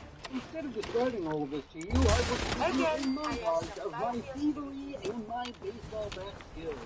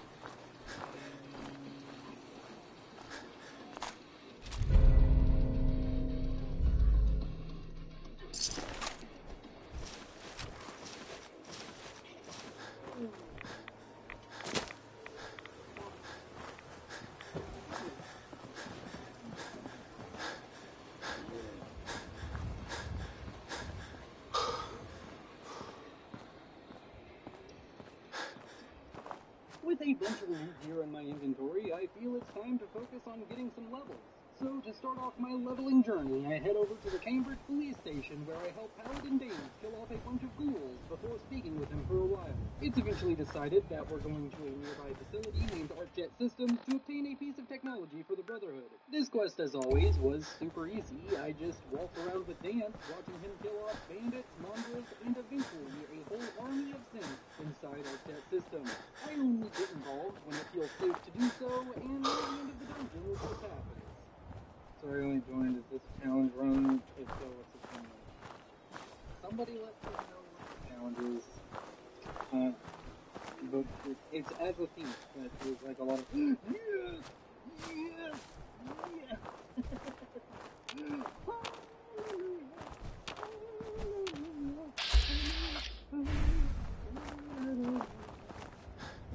Oh, oh, yes, yes, yes. Oh, so happy. Oh, yeah, I don't think anyone has been as happy as I was about finding a 10mm pistol ever before. Anyways, I finish up the dungeon, leveling up, and taking the second rank of the pickpocket perks, and so far I've only really put points into lockpick, pickpocket, sneak, and hacking, and anytime I have a choice to take one of those, I intend to do so. With the call for arms completed, I decide to continue on the trend of doing easy missions by making my way to Diamond City, and doing an interview with Piper to complete the story of the Century quest.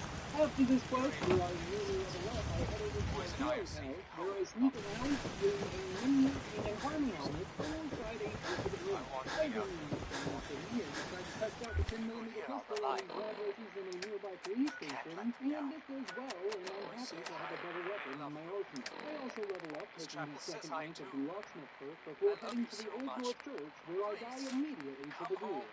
I intend to return to the Old North Church, but for now I decide to do a bit more prep work. By running around the Commonwealth and lockpicking all of the expert safes and containers I had to leave behind before, and I'm really happy I did this, as I ended up finding a hunting rifle, which will be difficult to keep supplied with ammo, but I hope will turn into a mainstay weapon, as it's ideal for something has fallen through the floor. to start off fighting.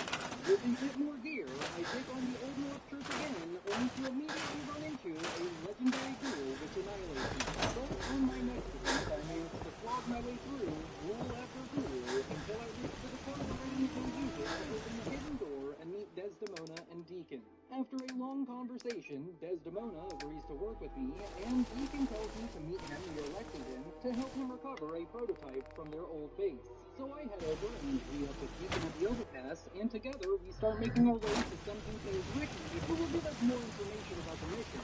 But there's some ghouls in between us and the mysterious Ricky, and they don't prove to be too much of a problem, as Deacon and I finish them off with ease before meeting with Ricky. I speak with Ricky for a while and learn that the base is infested with synths, and it's decided that we should take the back door instead of the front door into the base to avoid a direct fight with the synths.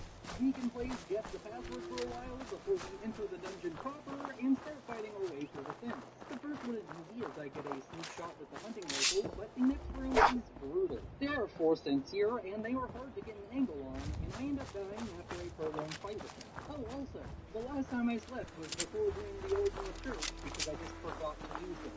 So, yep, I'm dumb, and I even end up dying even more inside the Old North Church to the ghouls, before eventually meeting with Desdemona and Deacon again, and then I make sure to save before meeting Deacon and going into this dungeon once more.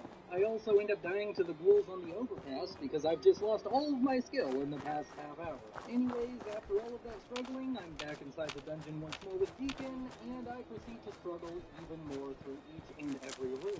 I end up dying a total of 5 times in this dungeon, and each room I encounter requires a new strategy to overcome.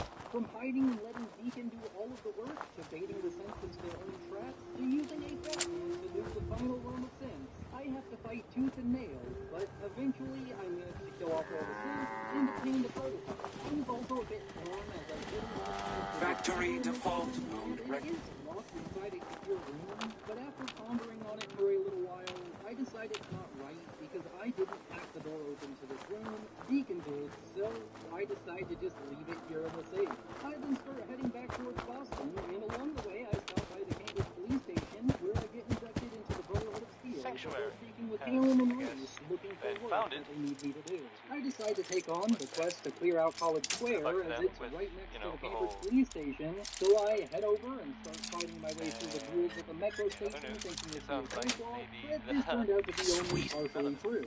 The ghouls themselves aren't actually that difficult to deal with, but I keep dying to silly things, such as a ghoul dying and landing on top of a trip wire which blows me up, as well as dying after completing the dungeon because I forgot there were still ghouls outside. But after dying a bunch of times, I managed to clear out the station without making silly mistakes before returning to Reese to turn in the test and level up.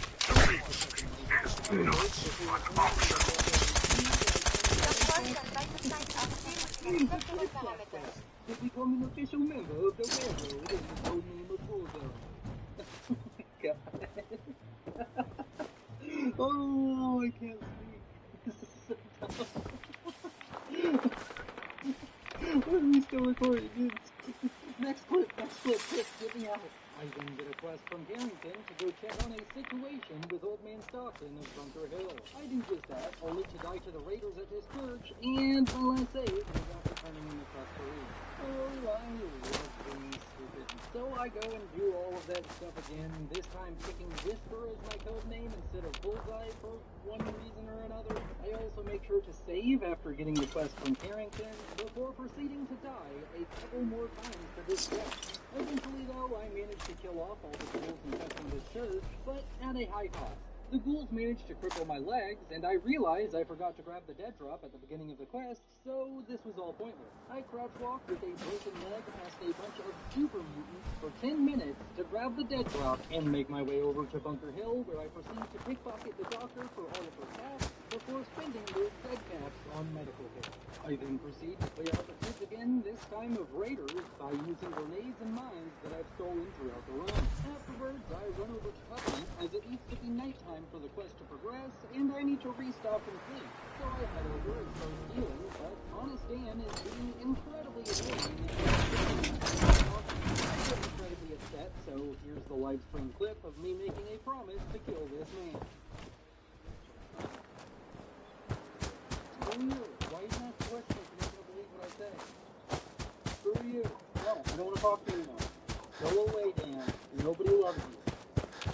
Dan, I'm sorry, but you're dead. You are 1,100% going to die in this video. Shut up. After sleeping, I return to the church to find Old Man Stockton there with a sin.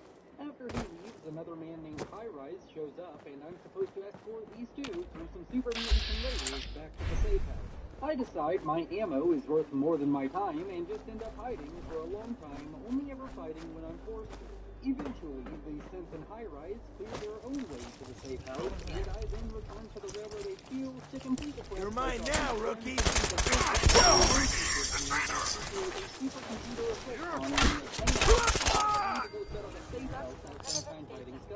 This sounds like a good idea, so I immediately head over to the settlement and start clearing out all the tools.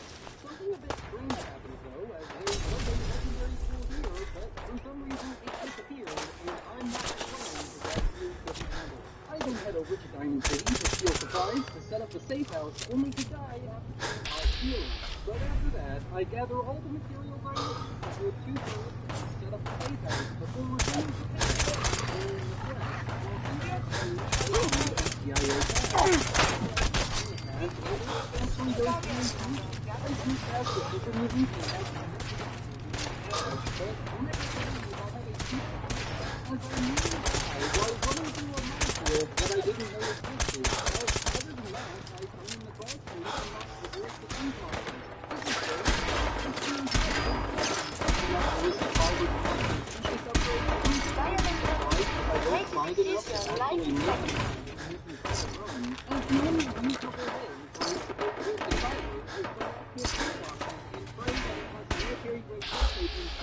And military grade update is a kind of rare spawn. We was a few railroad tests out of the way, and about 18 minutes into the video, we could take on the first story of the game. So I made Park Street Station, which I've been avoiding, as I just feel I'm not strong enough, but I may as well try. I made a station and find out that I cannot kill these criminals, so sneaking past them is impossible.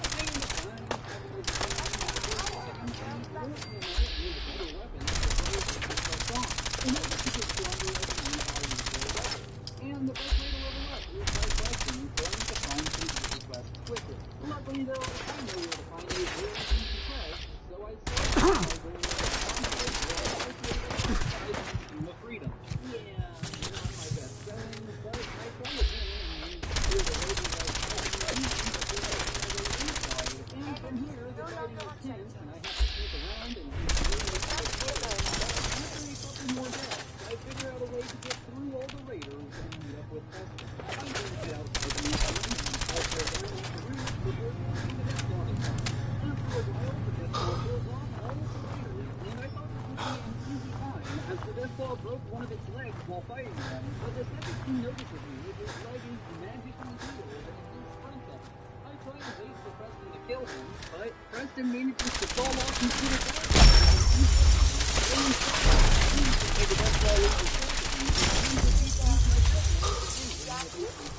I then speak with Preston inside the museum, and he is stuck in his down animation, which was really fun.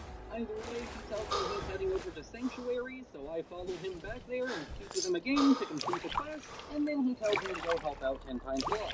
I figured that worked out for me, as I can just head east from Sanctuary and try and find some places to gain some money. Instead of showing you me running around like a chicken with my head cut off, here's a montage of me dying and making small bits of progress for a couple of hours.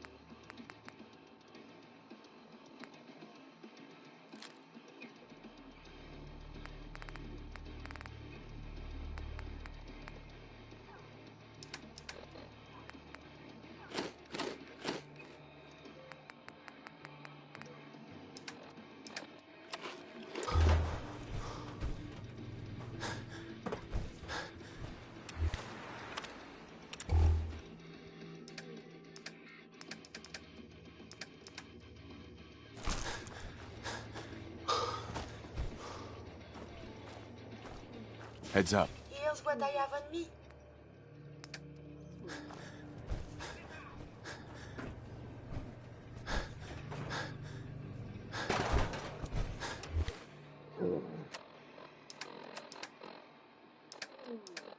After that aimless wandering, I make my way to Bunker Hill, where I run into this ghoul named Eddie, and I accept his invitation to come work for his boss.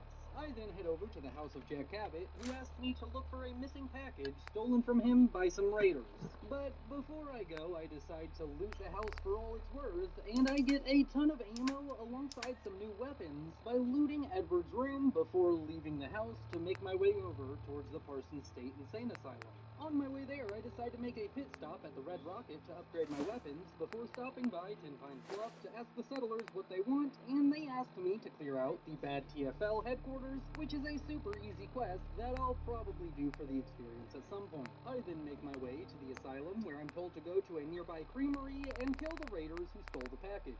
So I make my way over and get a sneak particle to kill one of the raiders before all hell breaks loose. There's super mutants and a Mr. Gutsy that show up and start massacring the raiders while I sit here hiding and watching. I then get a serum off the corpse of one of the raiders and return to Jack Cabot's house, where I speak with Eddie. I give him the serum and he sends me off to find Jack's sister. I then head over to this cult that I robbed earlier and free Jack's sister from a toxic relationship with a cult leader. Hey, quick editor's note because I forgot to put it in my script. I actually went to Huber's Comics after saving Imogen and got Grognet's axe after dying only once to the ghouls inside. This weapon is valid because it's in a locked case, so I unlocked the case, grabbed it, and now we have a really good melee weapon on our hands. After solving the case, I return to the Cabot house only to find Jack trying to reach Edward on the radio. I see a golden opportunity to pickpocket some ammo off of Jack's mom, but he catches me and I die. I come back and try again, managing to get the ammo off Grandma, while finding out that the insane asylum is under attack by raiders.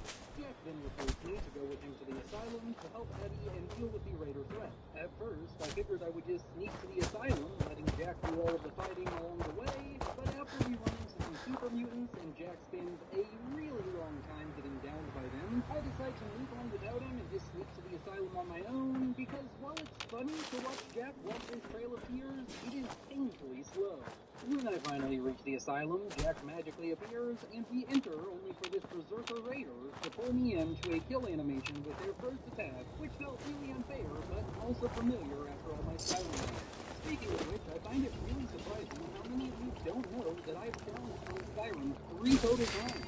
If you really like my content, you should really consider subscribing, as it'll help you keep up to date on what I'm doing, and also every once in a while you can check my videos page and maybe you'll find there's a challenge run going to 2,006 minutes. Anyways, I run all the way from Bunker Hill to the asylum once again, only to die a bit further than I got last time. So on my next attempt, I decide to go to this nearby raider settlement named Lynn Woods, where I try and sneakily use a bed, but this doesn't work, so instead, I run up this tower and activate a siren, which summons 2 Deathclaws, which tear the raiders apart over the course of a few minutes. I then sneak past the Deathclaws and use the bed to give myself a hard save right at the asylum. Entering the dungeon for the 3rd time, I take things very slowly, making my way through the entire dungeon, only really fighting a couple of times while letting Jack do all of the heavy lifting. It's painfully slow watching him fire a few shots before going down for a minute, only to repeat the cycle, which takes forever, but I get a ton of loot from various locked containers and rooms, until eventually we reach the room where his father is being held,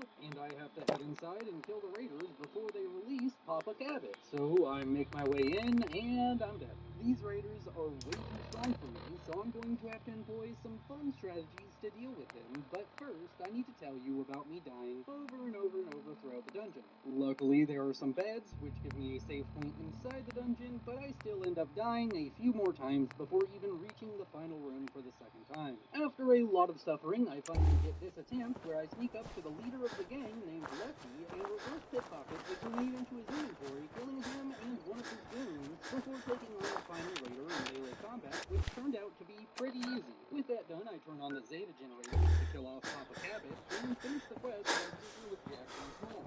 With that quest done, I decide to make my way over to the nearby town of Salem, where I parkour over a fence to enter the house of a big purple dinosaur who I managed to pickpocket a key off of before entering this workshop where I find the legendary Rebel 2 hunting rifle. This This is going to be a huge upgrade since I got it by stealing a key, so I grab it only to immediately die to the Mirelurks.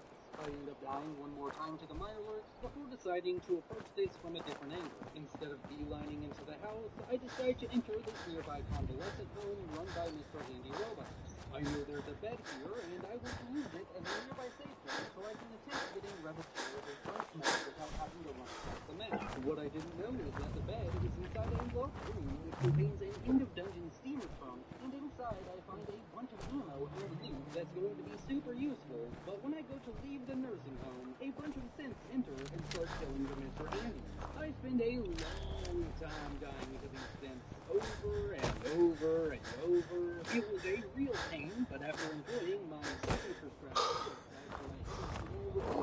I eventually managed to clear the entire building of synths by using a ton of grenades and sneaky tactics like running away to lose aggro so I can get a melee stealth critical attack.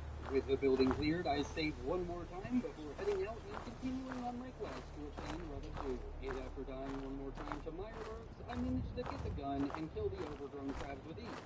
I then speak with Barney, and he asked me to go turn on a bunch of turrets that he set up throughout the town. I figured this can't be too bad, so I head out and turn on the turrets, and it's going really well. I managed to turn on the first 4 turrets without issue by sneaking up to each one and turning it on, before watching it kill a ton of Mirelurks for me. But the final turret proves to be my downfall, as it's in a room filled with Mirelurks. I do manage to turn it on, but it immediately points its barrel into the room and inadvertently throws me away while trying to kill a Mirelurk. I then proceed to die a few more times due to me being impatient, until eventually I manage to activate all of the turrets. And with that done, I complete the quest and figure it's time to take on Vault 114 once again, now that I have a stronger arsenal. I head over to Park Street Station, and you know what? Here's a montage of me mowing down the prisoners one at a time. Do you need something?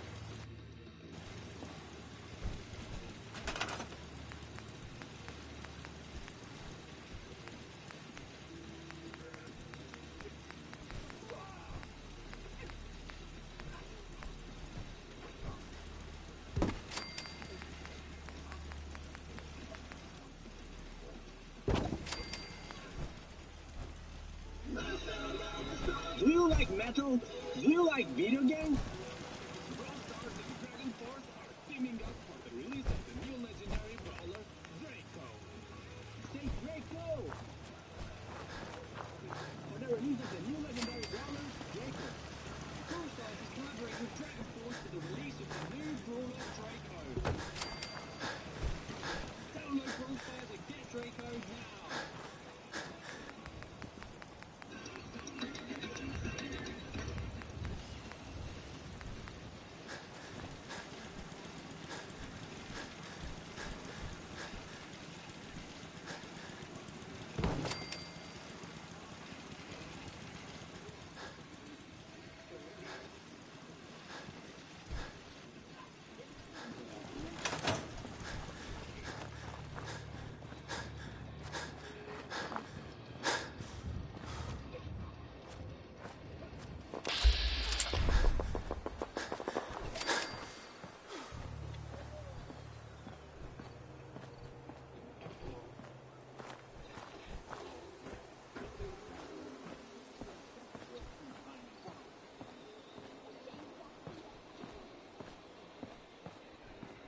So much data With to enough build saves from the false Triggerman, I head back to Diamond City and get I interviewed fear by I him may have before to heading delete over some to of the it to mayor's store office my where I new steal the key to observations. Kellogg's house. I also loot the mayor's safe before heading over to Kellogg's house, where I speak with Nick and give a cigar to Doggy before leaving Diamond City and heading over to Fort Hagen on my own, where I start the long and painful path to Kellogg by sneaking up on the roof and blowing up the turrets with my axe before heading into the basement, where I immediately die to the synths.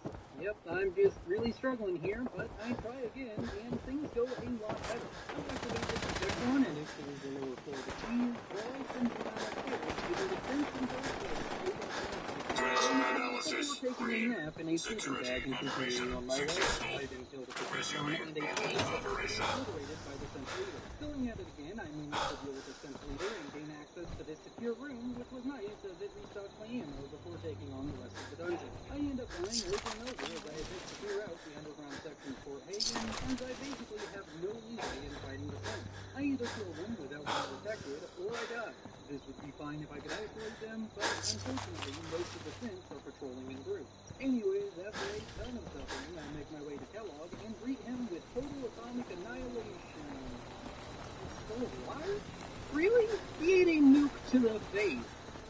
I don't think I've ever seen a better ad for cornflakes in my life. You look like Anyways, someone who could use I a dog. die to this nuke-eating Best cereal friend, mascot right? after this funny interaction where I shoot him in the face a bunch. Why are until you he selling? forgets Oh. where I am. After I don't talking want. to him I'm a always couple of blue for times, weeks managed after to I kill sell him one. through sheer Then, determination get myself before a new stealing puppy. his brains and leaving You've got a the deal. to save Oh, Fridwin yeah. during the Commonwealth. You I sure? hit level I mean, 17 she's a during the great dungeon, dog. allowing me Don't to get me take the wrong. third rank of I the just don't want to pickpocket sell her to perk, so I anyone who immediately isn't head going to to the take good campus care of police her. station, where I steal a laser pistol off one of the Brotherhood members before taking a vertibird I'll out to take the good Fridwin. care of her. After doing Don't all worry. of the boring Yeah, stuff that they force you to do when you first go to the Fridwin, You look like you won't meeting need all her the or leaders, anything. I get to have a ton of fun going So, on a pickpocketing you spree, really wanna stealing buy it? all of the ammo I can for my new Is there laser any pistol paperwork you until need I me to run fill into out Knight first? Captain Sleeping, who A has list of key to the references? armory. I'm As not you really know, sure to what get you're into the talking armory, you'll need to about, get but caught I stealing think you're and making die. fun of me. I end up dying I a guess bunch I'm of not times very during good my at selling little dogs, stealing spree, but I just need a in straight the end, end. we exit the Fridwin with an Yes. arsenal of destruction I really want to that buy enough your to allow dog. me to start Okay. plowing through the rest of the story. I then make my way to Diamond City, where I speak with Nick and Piper about Kellogg's brains, before making my way over to Dr. Amari in the memory den, and spend a while telling her about Kellogg and how we need to be inside his brains.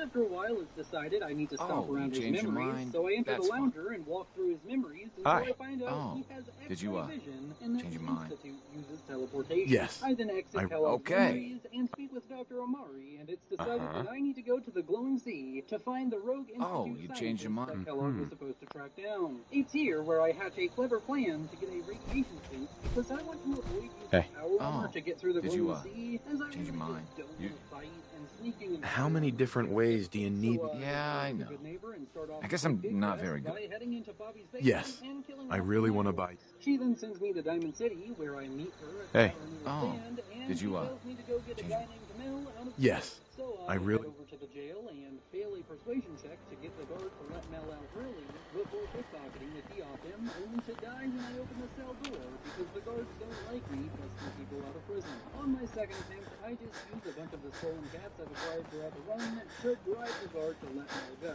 I then head back to the dig site where I meet up with Bobby, Mel, and Sonia, the digging robot. I then proceed to die a few times trying to make my way through this dungeon. There really isn't that much to talk about as far as combat goes. It's basically just me watching Bobby and Mel clear out the entire place, and only fighting when something gets too close. After clearing the path to what should be Diamond City's vault, we have Sonia blow herself up to create a path up, only to find out that Bobby lied and joined Hancock's personal warehouse. It's here where I need to kill Bobby, and this turned out to be a real pain. I die over and over as Bobby is the tankiest woman alive. She just shrugs off multiple key criticals from a Gauss rifle, but eventually I managed to be sneaky enough to kill the ghoul woman with sheer patience and sneak criticals. I didn't realize my clever plan was pointless as I thought the radiation suits in this warehouse were on the ground, but no, they are equipped by these triggermen, and I don't have the 4th rank of pickpocket, which would allow me to steal armor off of NPCs. This turned out to be a massive waste of time, and I still need power armor and some fusion cores to get through the Glowing Sea to Virgil. So I make my way over to the edge of the Glowing Sea, where there's a super mutant encampment. Luckily for me, every time you get near this encampment, the Brotherhood sends a vertibird with some troops to clear it. My plan is simple. I'm going to steal the power armor, but first I need to help the Brotherhood fight and win against the super mutants, so I start off by sniping this suicider, as it's the only real threat to the Brotherhood Knights. They clear the settlement for me, and after the fighting dies down, I sneak up to the 2 knights and pickpocket their fusion cores, forcing them out of their armor. After that, I head over to sleep at this nearby bed and find another Brotherhood Knight who kills me when I try and steal her fusion core. I then die a few more times trying to get the power armor from her before just heading back and grabbing a set from the 2 earlier, as they aren't standing next to the armor anymore, which means I can grab it without being marked as a thief. I then head into the Glowing Sea, and it's quite honestly a boring trip. I just run from rad scorpions and sneak past everything else until I reach Virgil's cave, where I use the Gauss rifle to get a couple of sneak criticals to kill a Deathclaw before speaking with Virgil. He tells me I need to get a courser chip in order to enter the Institute, but before I do that, I explore around the Glowing Sea until I find this crashed plane, which has a hidden compartment with a master lock. I lockpick it and get my hands on a ton of new gear, including a comm combat rifle. I then leave the glowing sea and make my way back to Diamond City, where I try and do more stealing, only to get caught in the process. I forgot to save before stealing, so I panicked and used all of the chems I had to run out of Diamond City before making my way to the Red Rocket, where I upgrade my weapons once more using stolen junk, and then make my way over to the Sanctuary, where I was hoping he would give me the closest recall code, but he just doesn't. So instead, I just have to take on the quest for myself, so I head over to Green Tech Genetics to have my recall code, and I make in a montage trying to do so right here. Enjoy yet another montage.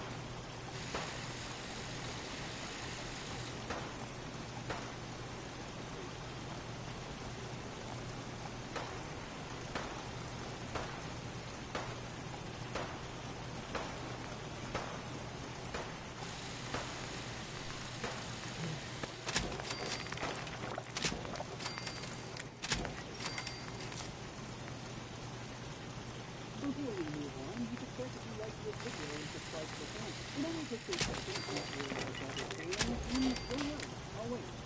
We did it? Awesome. Moving on, I head over and get the corporate kit supported by King Tom at the Railroad HQ before heading back to Berkeley to get me plans for the Green Effect. Instead, I return to the railroad and speak with Jester known as King Tom before starting work on the signal sector of Funtime by the Raiders thought we were easy. I was very worried that going to be a failure. We showed them different. I was research trying to find out if I could get a biometric scanner within the range of the run. As far as I have seen throughout this run, they don't spawn in locked containers, and I have been nothing since the beginning with Windows off. There isn't a single biometric scanner as far as I know over the course of time Yes? in the world, so I couldn't just get one up. So that means I either need to find it in a locked room or container, and that's hard to track down. It's not like the wiki tells you, oh, there's going to be this locked room in this building. The wiki only has a few general areas.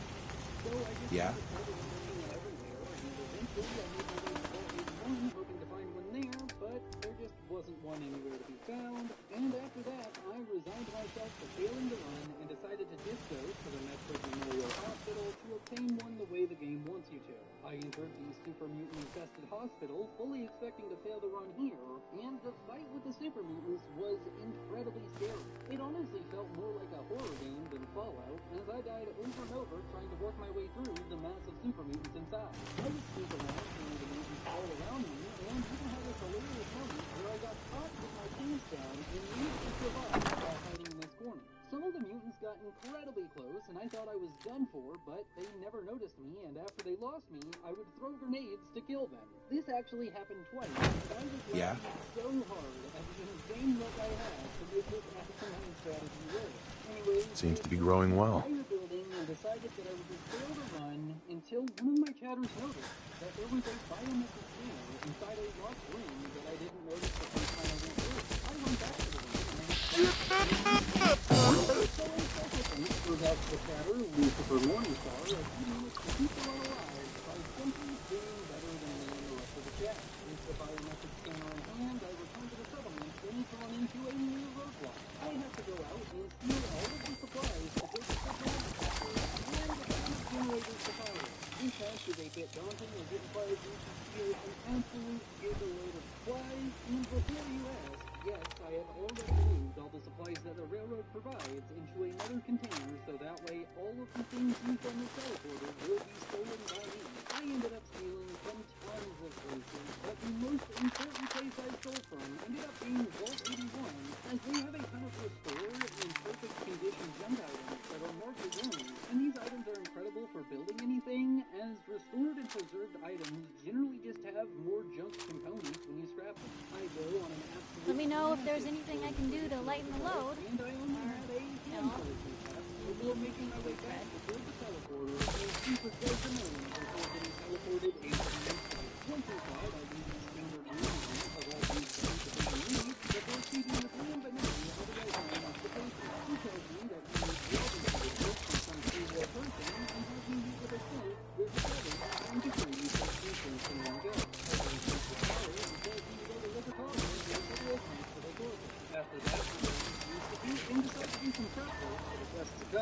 starting with the pre-war base near Diamond City, it's what I remember before passing the Evaporator Logan, before spending a long time unlocking all of the safe deposit boxes, and this leads me to the I then head over to the railroad headquarters and write up a report on Cam's computer before he tells me that the log incidentals that Liam used are most likely located at Cambridge Polymer Lab.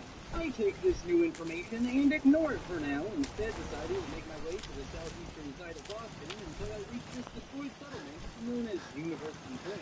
I spend a Heads long up. while hacking and lockpicking my way through the main building here until I reach this hidden underground area and find my unabridged copy of War and Peace at you. It features the never-ending legendary effect, and with this new weapon in hand, I return to the Red Rocket, where I modify it into a pistol before making my way to the Cambridge Polymer Labs, where I enter and immediately head upstairs and lockpick my way into the CEO's office. I kill a ghoul inside and use the terminal here to lift the security lockdown before heading down into the lab and killing off all the ghouls, which was surprisingly easy. I then use the terminal here to obtain the log incidentals for Liam, but before returning to the Institute, I decided Hey to there. head out to You want to do some trading? start fighting my way through all the I'll take a layers look, there. sure. The Here's what I fighting got. is slow and drawn out, as I basically just use my two pistols to snipe at the raiders from afar.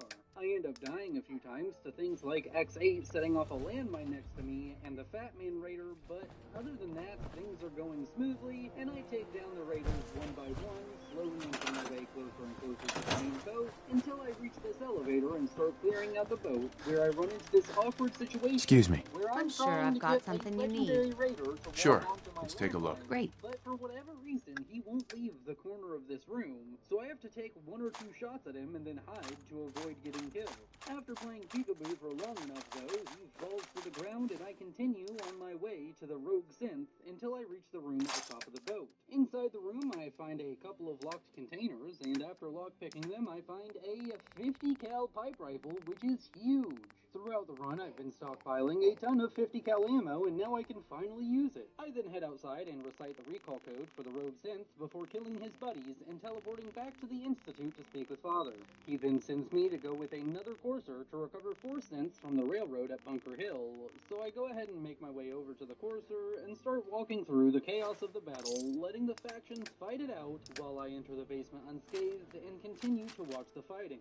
There's this really funny moment that happens where this synth picks up a minigun and then aggressively T-poses, but after that, I just wait for all the other synths to die, and when the courser is the only one left, I use my new 50 cal rifle to pop his head like a balloon. With the courser dead, I make my way over to the CIT ruins before spending an embarrassing amount of time trying to parkour onto the roof before giving in and taking the stairs like everyone else. I then speak with Father for a little while, and he tells me I need to attend a meeting with him and the other division leads, but before that, I decide to head over to the Railroad HQ and speak with Desdemona, who tells me we're scrapping Liam's plan to save 13 synths, and instead are going to try and take down the Institute and free all of the synths in one go, and that I need to plot with Z1 to make this happen. So I teleport back to the Institute and speak with Z1, and after the conversation, I go place a bunch of weapons in this footlocker before going down an elevator to kill some guard synths so that some of Z1's allies can blow up the dig site and start working on building. If you need a weapon, you've come to the right place. Let's see what you got. Great. Before going to attend the director's meeting, where Father reveals that he is dying very soon. After the meeting, I speak with Allie, and she tells me we're going to mass fusion to get a gadget for the Institute's reactor. I then head out to this bridge near Bunker Hill, where I stole a fusion core from a Brotherhood Knight earlier, leaving me Don't add it behind that might be useful. Oh yeah, the sexiest barrel.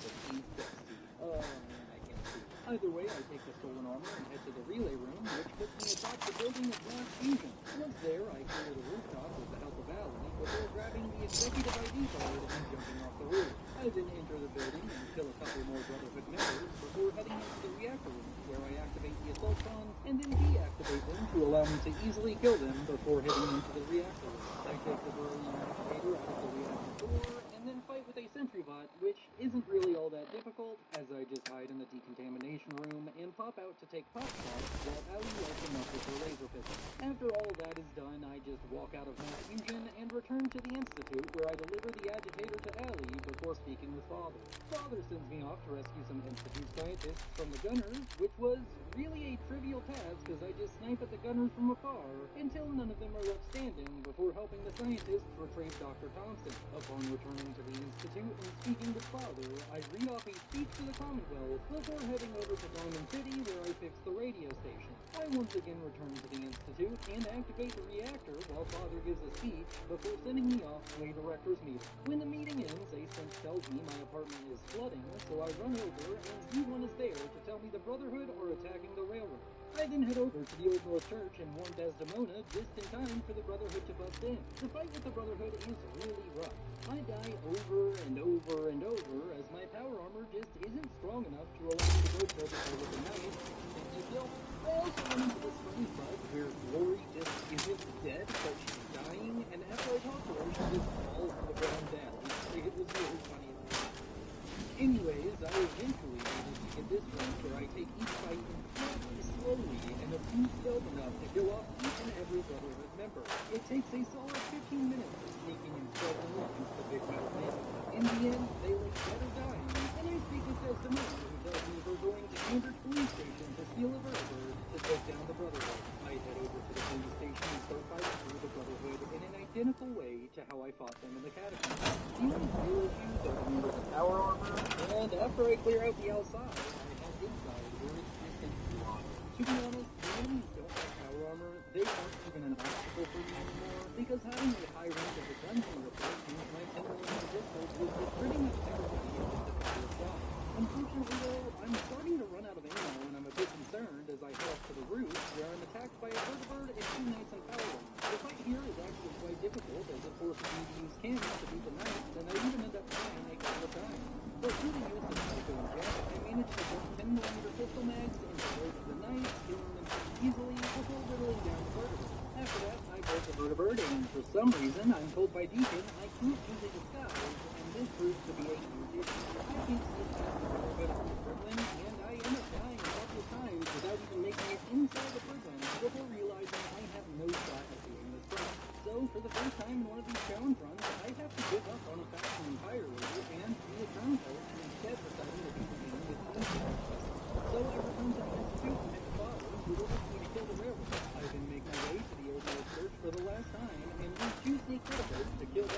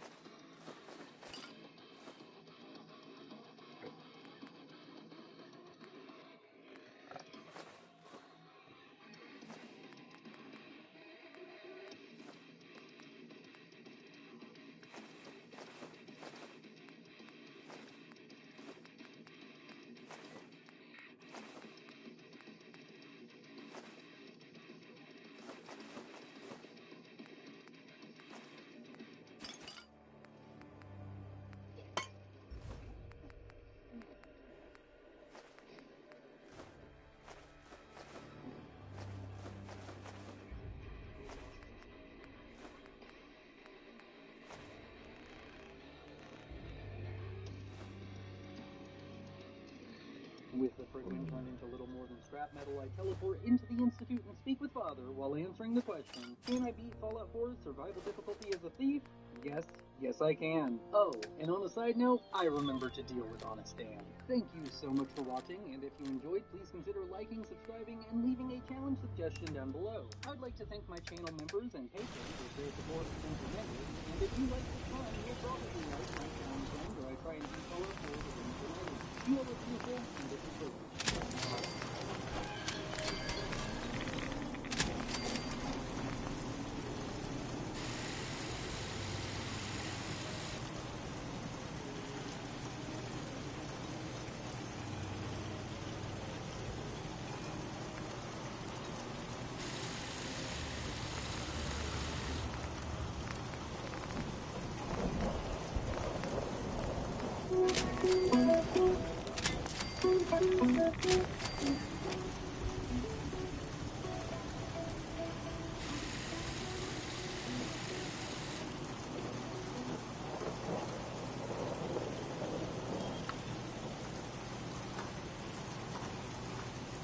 Hello there, you beautiful people! My name is Willow, and welcome to another Fallout 4 challenge run.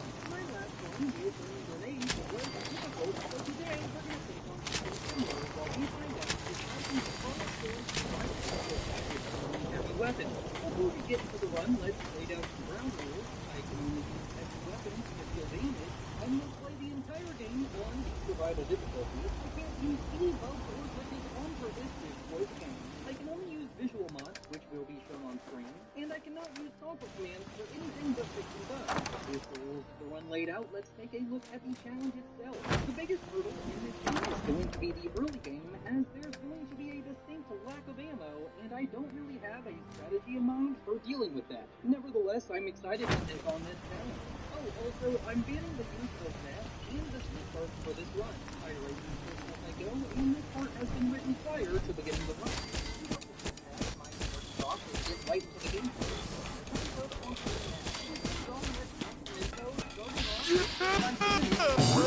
In my recent runs, I've been banning power armor back in the first, but with this one, I feel like power armor should go automatically because a lot of the heavy weapons in the game were kind of been used without power armor.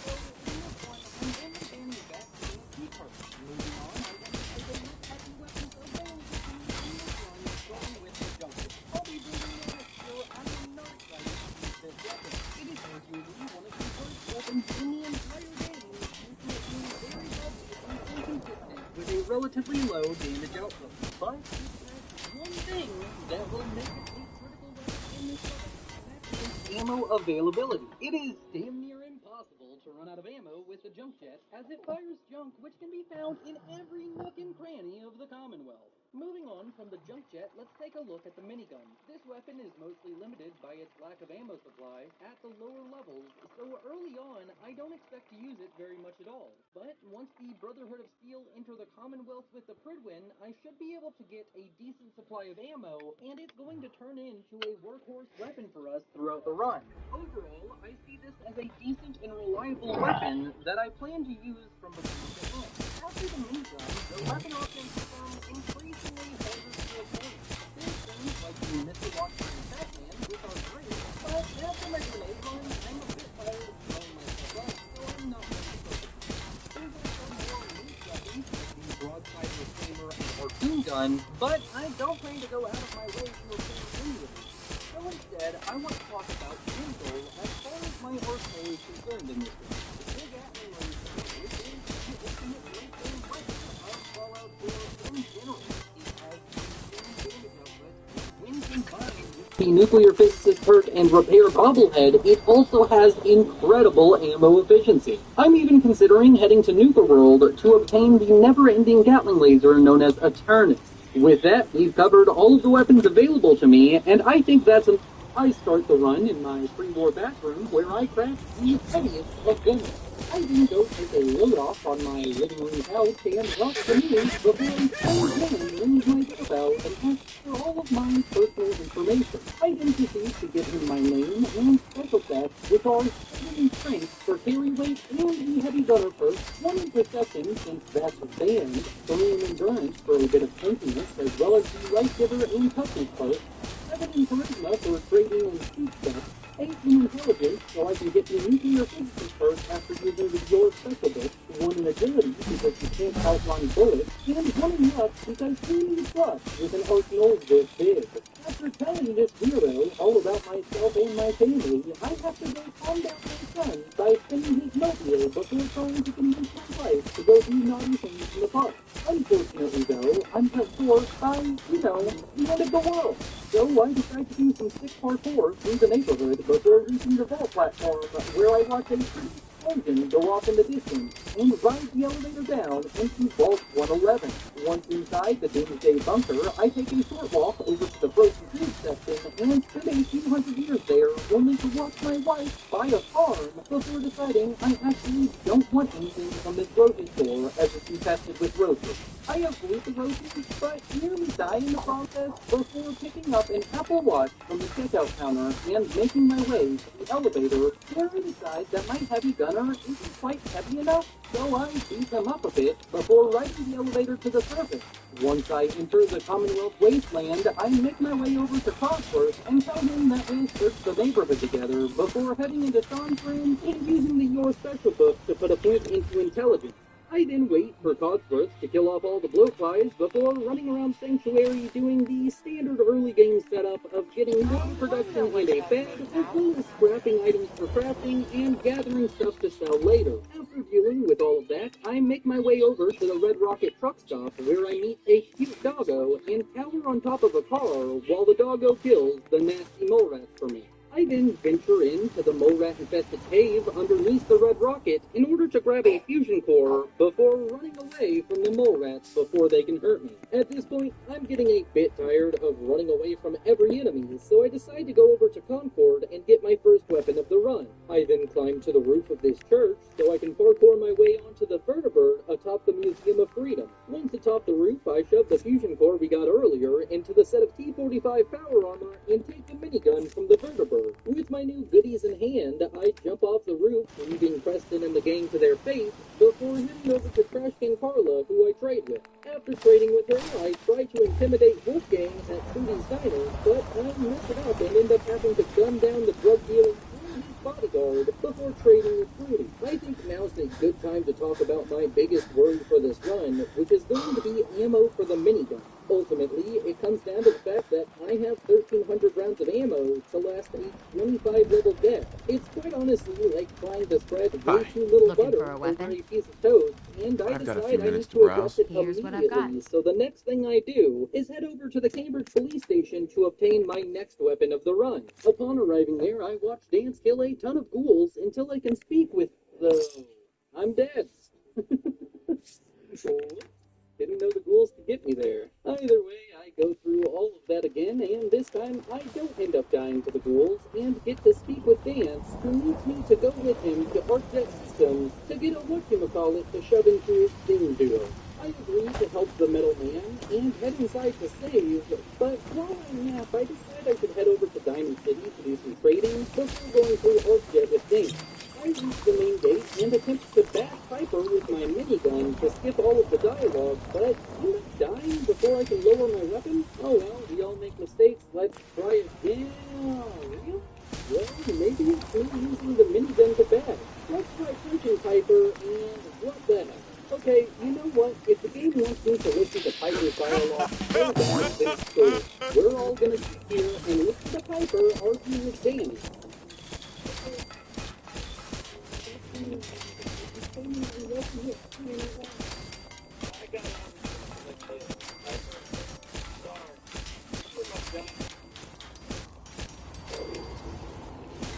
Michelin innovates by creating Max Touch, a technology that further increases the tire's lifespan.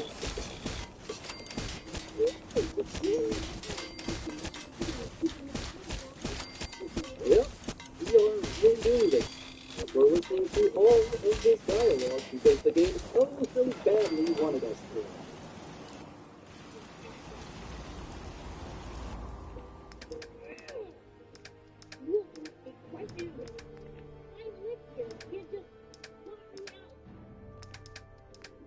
So, how's your day going?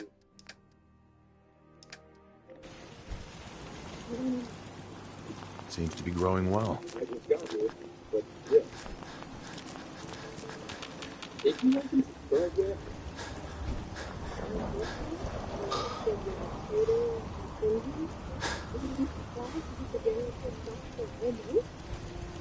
Well, why the hell not, you beautiful button-clicking machine? Go do it!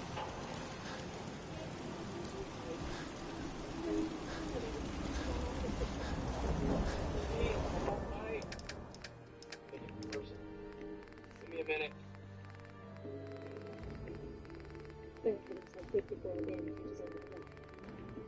And done. Finally, I can head inside Diamond City and trade off nearly everything I own before returning to the police station to join Dan in his crusade against the Commonwealth. Dan and I then head off towards Arcjet Systems, and along the way, he kills some raiders that I get to loot, as well as a pack of dogs, which is really useful as I get a lot of meat for cooking. After that, I enter Arcjet Systems and watch Dan blow through a ton of vents and turrets.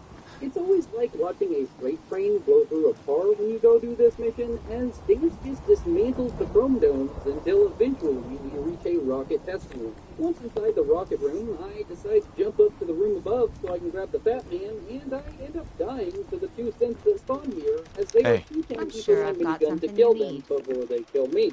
So I end up going through all of Arcjet again, only to realize that these synths don't spawn unless you walk fully into this room, so instead I just grab the Batman and make my way back down. Once I make my way to the utility room of Arcjet Systems, I grab the junk jet. This weapon is garbage, pun intended, as it has very low damage output and is difficult to aim, but it has one feature that is going to make it a mainstay in this run, and that is ammo availability. There's more free ammo for this gun than any other in the entire game. It's nearly impossible to run out of things to fire out of the barrel of this thing, and that's going to make it very useful to me, as ammo is my biggest concern in this run. With the junk jet obtained, I turn on the rocket engine, which kills all of the synths fighting Dance, and gives them a nice suntan before we ride up the elevator to the control room. Once there, we fight our way through some more synths, and I try out the junk jet only to get hit by some lasers and run away to cower behind Dan. After waiting for him to kill all the synths, If you need fixing we up, make our let's way get a look at outside, it. and Dan Patch makes me up, an Doc. Tell me official your member of the Brotherhood of Took a few Steel. bad hits With a recently. new weapon in my arsenal, I feel like I should upgrade my 2 Better guns, stitch you up so I before head back infection towards sets the in. Red Rocket, and along the way I encounter some raiders, which I gun down in a satisfying way with the minigun before reaching the weapons workbench, where I was there upgrade the anything else minigun and junk jet with sights, which will Too much hopefully radiation. make things a little bit easier. We'll clean I you then up. make my way Don't over worry. to the robotics disposal ground and find the Mark IV Sentry Bot prototype and its control holotape. I use the holotape to activate the Sentry Any and other wait for it to kill off all the mole rats in the area was it? before All right. activating Don't ruin my the hard work by self-destruct dying. program so I can loot 2 fusion Excuse cores me. off it, I can patch bringing you up me if to you need 4 fusion For a cores small total. fee. I've also leveled up a Yeah. few times, and Take a look in at me, one Doc. of those Go over level your ups, I symptoms. took the nuclear physicist first, No. so that, Off you go, then. combined with this small stockpile of fusion cores, makes me comfortable enough to go grab that set of T-45 If you need fixing from up, Fruity let's get a Science look at it. and bring it back to Yeah. Sanctuary, See what's where wrong I with me, upgrade Doctor. a few What's of the feeling power off? armor pieces No, and we're paint done. it with a Off you go, sick then. hot rod paint job. With my Hey there. freshly Not pimped many out doctors power around armor, these I days. make my way over me to take a the look at it. Corvega assembly I need some plant, supplies, because there's a Doctor. bobblehead All right. on the roof But that go- increases fusion core efficiency, which I really want. I start fighting my way through the raiders there, and the combat isn't very difficult, mostly thanks to the power armor just being insanely good against these early game raiders. It gives me enough durability to be able to ignore the fact that the junk jet misses constantly, even with well-aimed shots. I fight my way to the roof, only to run into a bug with the junk jet, where it locks me aiming down sights and prevents me from fire. And right before I'm about to die, I find out that firing a shot in gas fixes the bug, and because I'm going to be using the junk jet a ton, I'm going to allow myself to use that to fix this bug, instead of just rolling the dice and hoping that this never happens again. Instead of describing my next attempt, here's a montage of my first successful combat encounter with the junk jet.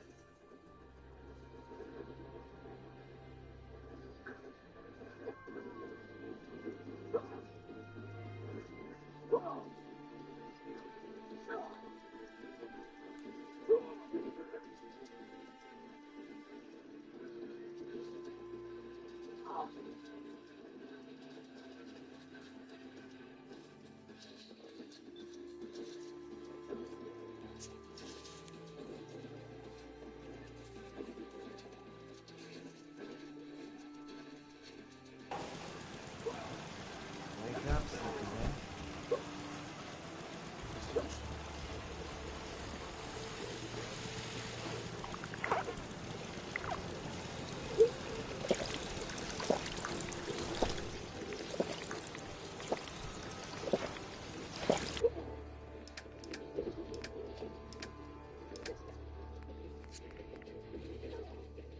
With the bobblehead obtained, I make my way over to Diamond City and do more trading, which leaves me with 10 fusion cores, and I think I'll be able to comfortably do the rest of the run in power armor, which is super great, and it's the first time I've been able to do that this early on in a run. Next up, I head over to the Boston Public Library and grab the intelligence bobblehead before watching the robots for all of the super mutants. I then head over to Park Street Station and start my assault on the vault. The combat here was